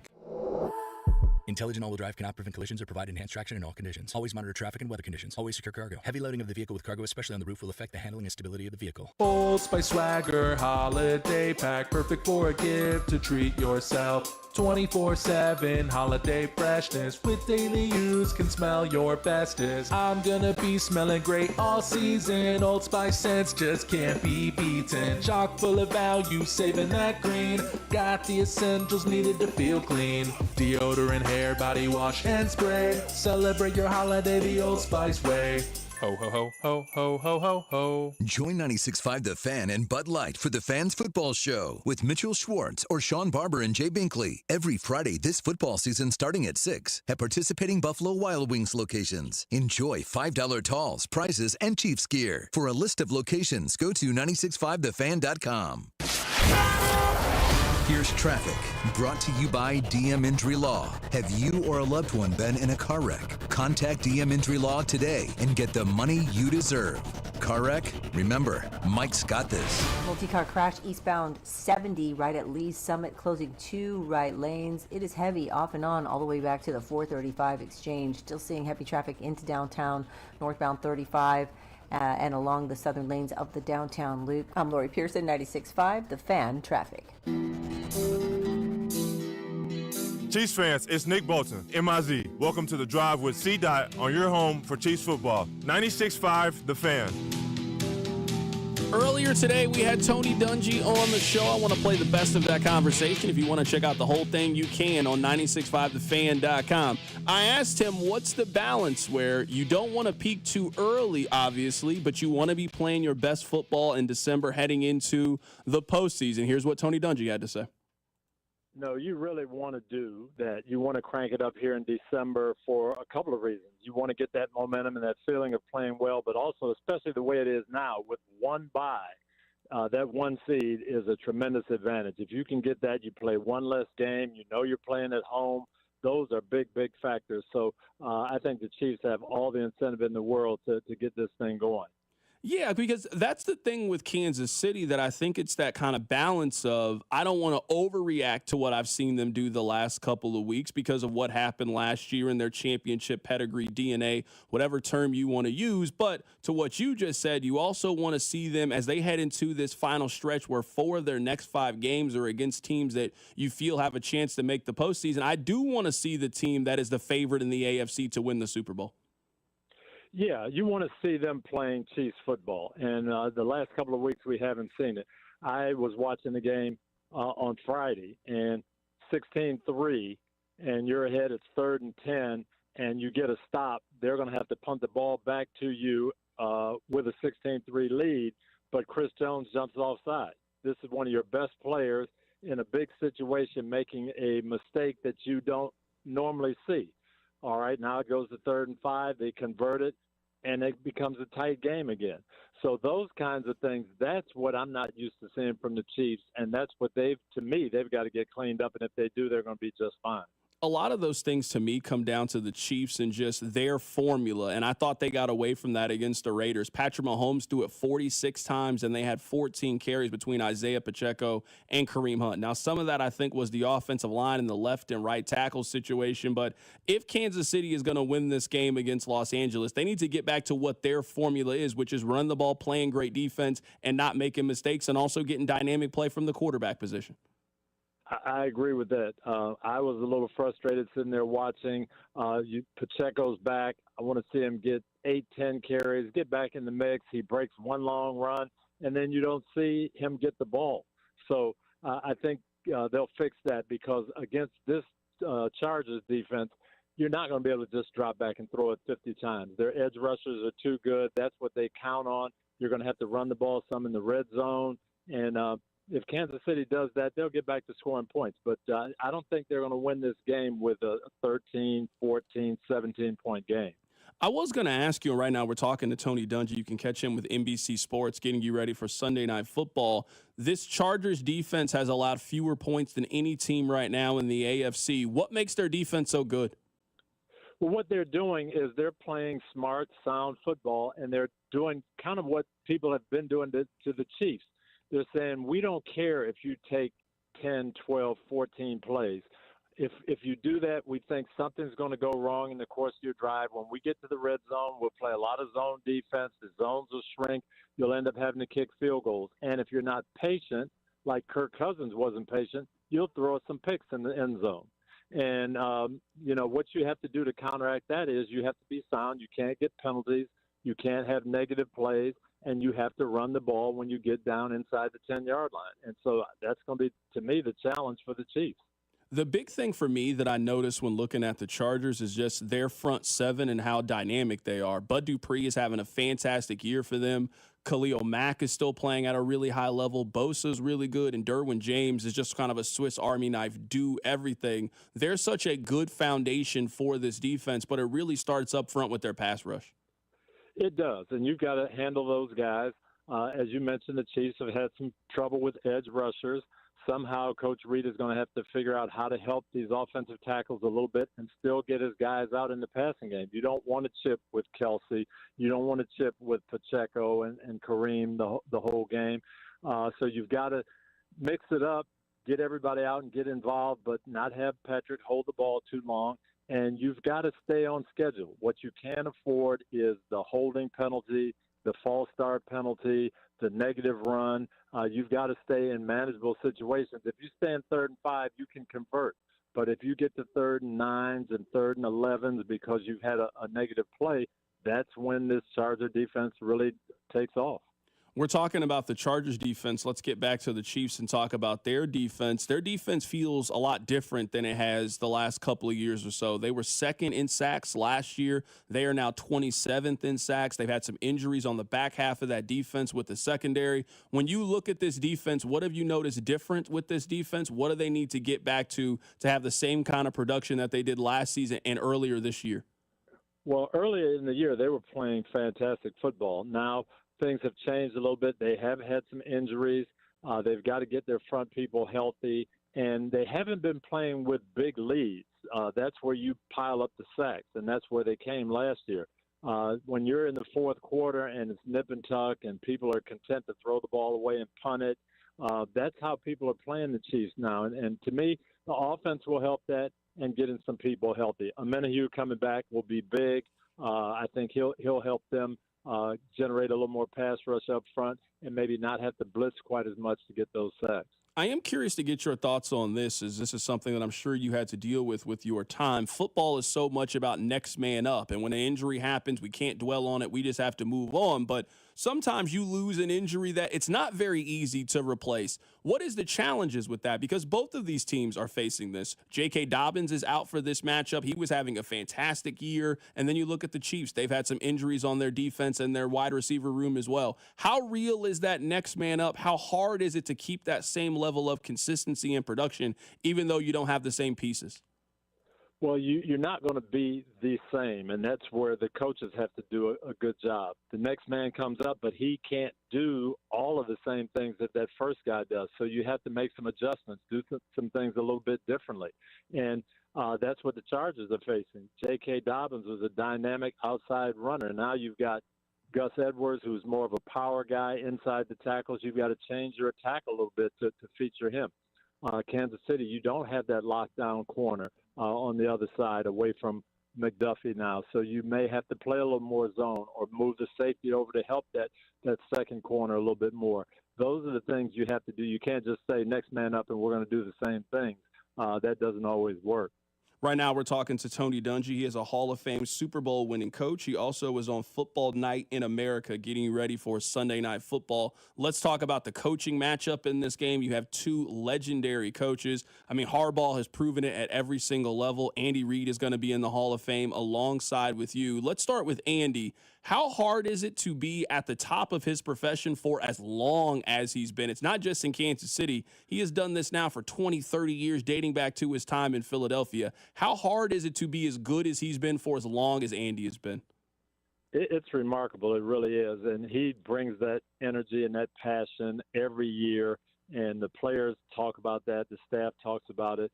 But the big thing is when you've done it for year after year in Kansas City, now how do you remotivate the guys? How do you continue to get the best out of them? And how do you change with your personnel? And that's what he's done. When they got Kareem Hunt back and he became the main back, it was a different type of running game and a different type of attack. And when the fast receivers got nicked up a little bit, now we've got to go more to the tight ends. We bring DeAndre Hopkins in, and now we've got to feature what he does best. And to me, that's where Andy Reid is just great. It's saying, yeah, I've got a philosophy, I've got a formula, but I am flexible enough to do what my players do best and feature them and put them at their best. And to me, that's what a Hall of Fame coach does. Last thing here, Coach, give me your Chiefs win-if scenario for Sunday Night Football. Give me your Chargers win-if scenario for the game. Chargers win if they can pound the ball with Gus Edwards and move the ball consistently without having to throw and play that Charger mentality. Chiefs win if they don't get penalties and turnovers on offense. I think they'll play well enough on defense. I think they'll move the ball. Everybody moves it on the Chargers. What's going to happen in the red zone? What's going to happen at the end of these long 10 and 12 play drives? If the Chiefs don't get penalties and turnovers, I think they'll win it. That was our conversation with Tony Dungy. Be sure to check out the podcast page if you want to hear the full conversation with one of the best coaches of his time. All right, coming up on the other side, I'll give you my official prediction for Sunday Night Football. There also is a story that honestly doesn't make a lot of sense to me. I'll explain. Keep it right here. It's The Drive. The Drive with Carrington Harrison on your home for Kansas City sports. 96.5 The Fan. Brought to you by DM Injury Law. Have you or a loved one been in a car wreck? Contact DM Injury Law today and get the money you deserve. Car wreck? Remember, Mike's got this. Hey, let me tell you guys about my friends over at The Other Place. We've got some very important games in Kansas City. So whether it's college basketball, it's championship week in college football, or it's Sunday Night Football, make The Other Place your headquarters this weekend with some great game day specials. They got 14-inch two-topping pizza for $12, 8 wings and a basket of tots for $12. Plus, you can get a $4 domestic cup. The Other Place has enough televisions and big screens that you will not miss a second of the action, with the best game day atmosphere in the city, amazing specials, and some of the best pizza in town. Stop by any one of the Area 5 locations. Make The Other Place your home for college basketball, your home for college football, and also Kansas City football. This is a story of the one. As a maintenance specialist for university housing, he knows college students can major in wear and tear. Plus, housing so many students doesn't leave a lot of room to house all the supplies he needs. That's where Grainger comes in. With over 1 million industrial-grade products and fast, dependable delivery, Grainger carries the quality products he needs so he doesn't have to. From a new door hinge to a whole new faucet. Call, click Grainger.com, or just stop by. Grainger, for the ones who get it done. Fellas, the holidays are here, the season of joy and cheer. But if your energy is low, you're not sleeping as well, and maybe your sex drive is left, it can be hard to be excited in the middle of all these festivities. If that sounds like you, if that sounds familiar, you could simply be dealing with low testosterone or low T. As we get older, fellas, our testosterone drops 2 to 3% every year starting in your early 30s. And over time, you might notice a decrease in libido, weight gain, poor sleep, or even a little bit of brain fog. So how do you know for sure? It's simple. Pick up your phone right now and visit heartlandmenshealth.com and take their 2-minute low T quiz. Then schedule a $99 consult, which includes lab work and a medical review. You'll get your results within 30 minutes. And if you start treatment that day, then your visit is free. Don't wait. Take the first step to feeling like yourself again. Go visit heartlandmenshealth.com today. At Metro Ford, family-owned and operated means the same trusted faces every visit. Just 10 minutes from downtown. Plus, get peace of mind with our 5-year, 200,000-mile pre-owned warranty, including roadside assistance and emergency trip interruption. Only at Metro Ford. Online at kcmetroford.com. Tackle the NFL action on FanDuel, America's #1 sportsbook. Right now, new customers can get $150 in bonus bets if you win. The FanDuel Sportsbook app gives you everything you need to place live bets on the NFL. So when you get a hunch in the middle of a game, you can check out the latest stats, view live play-by-play, and so much more on the same page where you place your bets. Just visit FanDuel.com/610Bob. You'll get started with $150 in bonus bets if you win your first $5 bet. That's FanDuel.com/610Bob. Never waste a hunch and make every moment more with FanDuel, an official sportsbook partner of the NFL and 96.5 The Fan. 21 and present in Kansas. First online real money wager only. $5 first deposit required. Bonus issued as non-withdrawable bonus bets which expire 7 days after receipt. Restrictions apply. See terms at sportsbook.fanduel.com. FanDuel is offering online sports wagering in Kansas under an agreement with Kansas Star Casino, LLC. Gambling problem? Getting help is your best bet. Call 1-800-522-4700 or visit ksgamblinghelp.com. Good morning, beat freaks. Who's ready to move? Let's start this day right. Tasha's morning dance parties are meeting rave reviews. Lose your phones and find your groove. They need an ops manager to help their community dance the morning away. I need Indeed. Indeed you do. When you sponsor a job on Indeed, it's easier for talented candidates to find it, which makes it easier for you to hire them. Visit Indeed.com/credit and get $75 towards your first sponsored job. Terms and conditions apply. Shop Dell Technologies Cyber Monday event for their lowest prices of the year. The future is on sale today with limited time deals on select PCs like the XPS 16 that accelerate AI with Intel Core Ultra processors. Cyber Monday is their biggest sale of the year and the best time to upgrade, but it's only here for a limited time. Shop now at Dell.com/deals. That's Dell.com/deals. Get in zone, AutoZone. Welcome to AutoZone. What are you working on today? Thinking about gas mileage. You know, changing your oil with a full synthetic oil like Pennzoil Platinum can help your engine get more miles. Right now, you can get 5 quarts with an STP Extended Life Oil Filter for only $35.99. Get started on your next job today with the parts you need when you need them at AutoZone or AutoZone.com. Get in zone, AutoZone. Restrictions apply. Wesley Financial Group is not a law firm. If you own a timeshare and you want out, you need to get the facts. Wesley Financial Group and its founder, Chuck McDowell, have helped over 40,000 families cancel their timeshares permanently, and he may be able to help you too. Call right now. Chuck will send you a timeshare exit information guide free explaining how your timeshare works and all your options for cancellation. You want to call Wesley Financial Group, 800-761-0000. That's 800-761-0000. Once again, 800-761-0000. Brought to you by Gomer's. 5 locations in the KC Metro or online at gomers.com. Happy holidays from Gomer's. Gomer's has all the fine wines, spirits, and craft beers you need for the game days and holiday celebrations. Voted KC's #1 liquor store year after year, our mission is excellent price, selection, and service. 5 convenient locations throughout the KC Metro or shop online at gomers.com. You're listening to 96.5 The Fan from the Mission Plumbing, Heating, and Cooling Studios. Here's traffic, brought to you by DM Injury Law. Have you or a loved one been in a car wreck? Contact DM Injury Law today and get the money you deserve.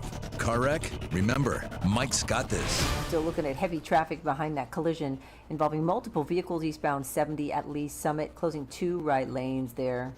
And emergency vehicles around a crash on the Kansas side, eastbound 70, just past 57th Street. Slowdowns around that. I'm Lori Pearson, 96.5 The Fan Traffic. Kane is in the building.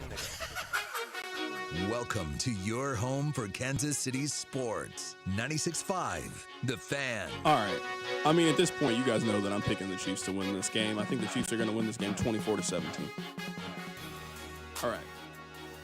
Before we sign off, and we don't have a whole lot of time, Rob, there is one of the OnlyFans girlies out there, and she's pretty popular on the Twitters. She has 280,000 followers. I didn't go to her Instagram. I got all the information I needed off the Twitter. You will understand why we are talking about this young lady. So she is offering for people that subscribe to her OnlyFans, she is subscribing, well, one of them can get the Christmas girlfriend package. Now, if at the silver rank, Rob, for $250, she will stay for 2 hours. She will wear matching outfits with you, and she said that she'll also tell a couple of jokes. Hold on. I just want to make sure I understand this. Are you describing an escort service? Is that what I'm hearing? I don't know. I'm just simply reading to you what she says she's offering for Christmas. Now, there's a gold package, Rob, for $450. You get the same matching outfits if you want. She's also going to stay for 3 hours, and she will take pictures with you and your family for Christmas. That's for $450. She's also offering the $600 package. This is the platinum package, Rob. She will stay for 6 hours. She will say, I love you, also give you a kiss on the cheek, and she will help clean up for the Christmas dinner that was prepared earlier. This is my question. Let's say that you sign up to do this, Rob. Let's say that you're like, you know what? Don't say that sentence. I'm not signing up for that. Okay, well, you get what I'm saying here. JT, let's say that a random individual wanted to sign up for this. How do you explain it when she's not there again? Like, did you think this thing through? I understand you're single, you don't have any kids. When you show up to Thanksgiving and people are asking you a million questions. I can get how that can be annoying. And you're thinking, let me just stop this problem and let me bring somebody and they can absorb all of those questions. then don't you have to answer all the questions the next family function? And then they ask, where's Vanessa? Vanessa, you and her broke up. Are you just going to keep doing this? Every time there's a family function, you're just going to pay this young lady to come and be your date for the Christmas? This doesn't make a lot of sense to me why you would do this. This doesn't solve the long-term problem. This is only a short-term solution. It doesn't really sound like much of a solution either if you're paying $450 for her just to show up and dip out. And what happens if multiple people sign up for this service? Hey, I'll do Christmas morning with the Joneses. I think she's only going to pick. Now, she probably could. If you're telling me you'll do 3 hours, maybe she could cram 2 of these into a day. I'll show up from 12 to 3, and then I got to dip out of there, and then I'll do 4 to 7. I'll do a little Christmas night with somebody else. This seems like, hey, if you're willing to spend your Christmas with some strangers, this is not... I'm available to come hang out with your family for Christmas if this is what people are paying. 3 hours? I'll come over to your house from 12 to 3. We can watch the Chiefs game. I'll happily do this for $450, and I'll donate the money to charity. This seems like good money. All right, Rob. Good luck to Missouri. I disagree with that. Good luck to the Chiefs. And anything else that happens this weekend happens. I appreciate you guys listening and making us a part of your weekend. Take care of yourself. And I'll let Daniel Craig take you home. Ladies and gentlemen, the weekend. The Drive with Carrington Harrison on your new home for Chiefs football.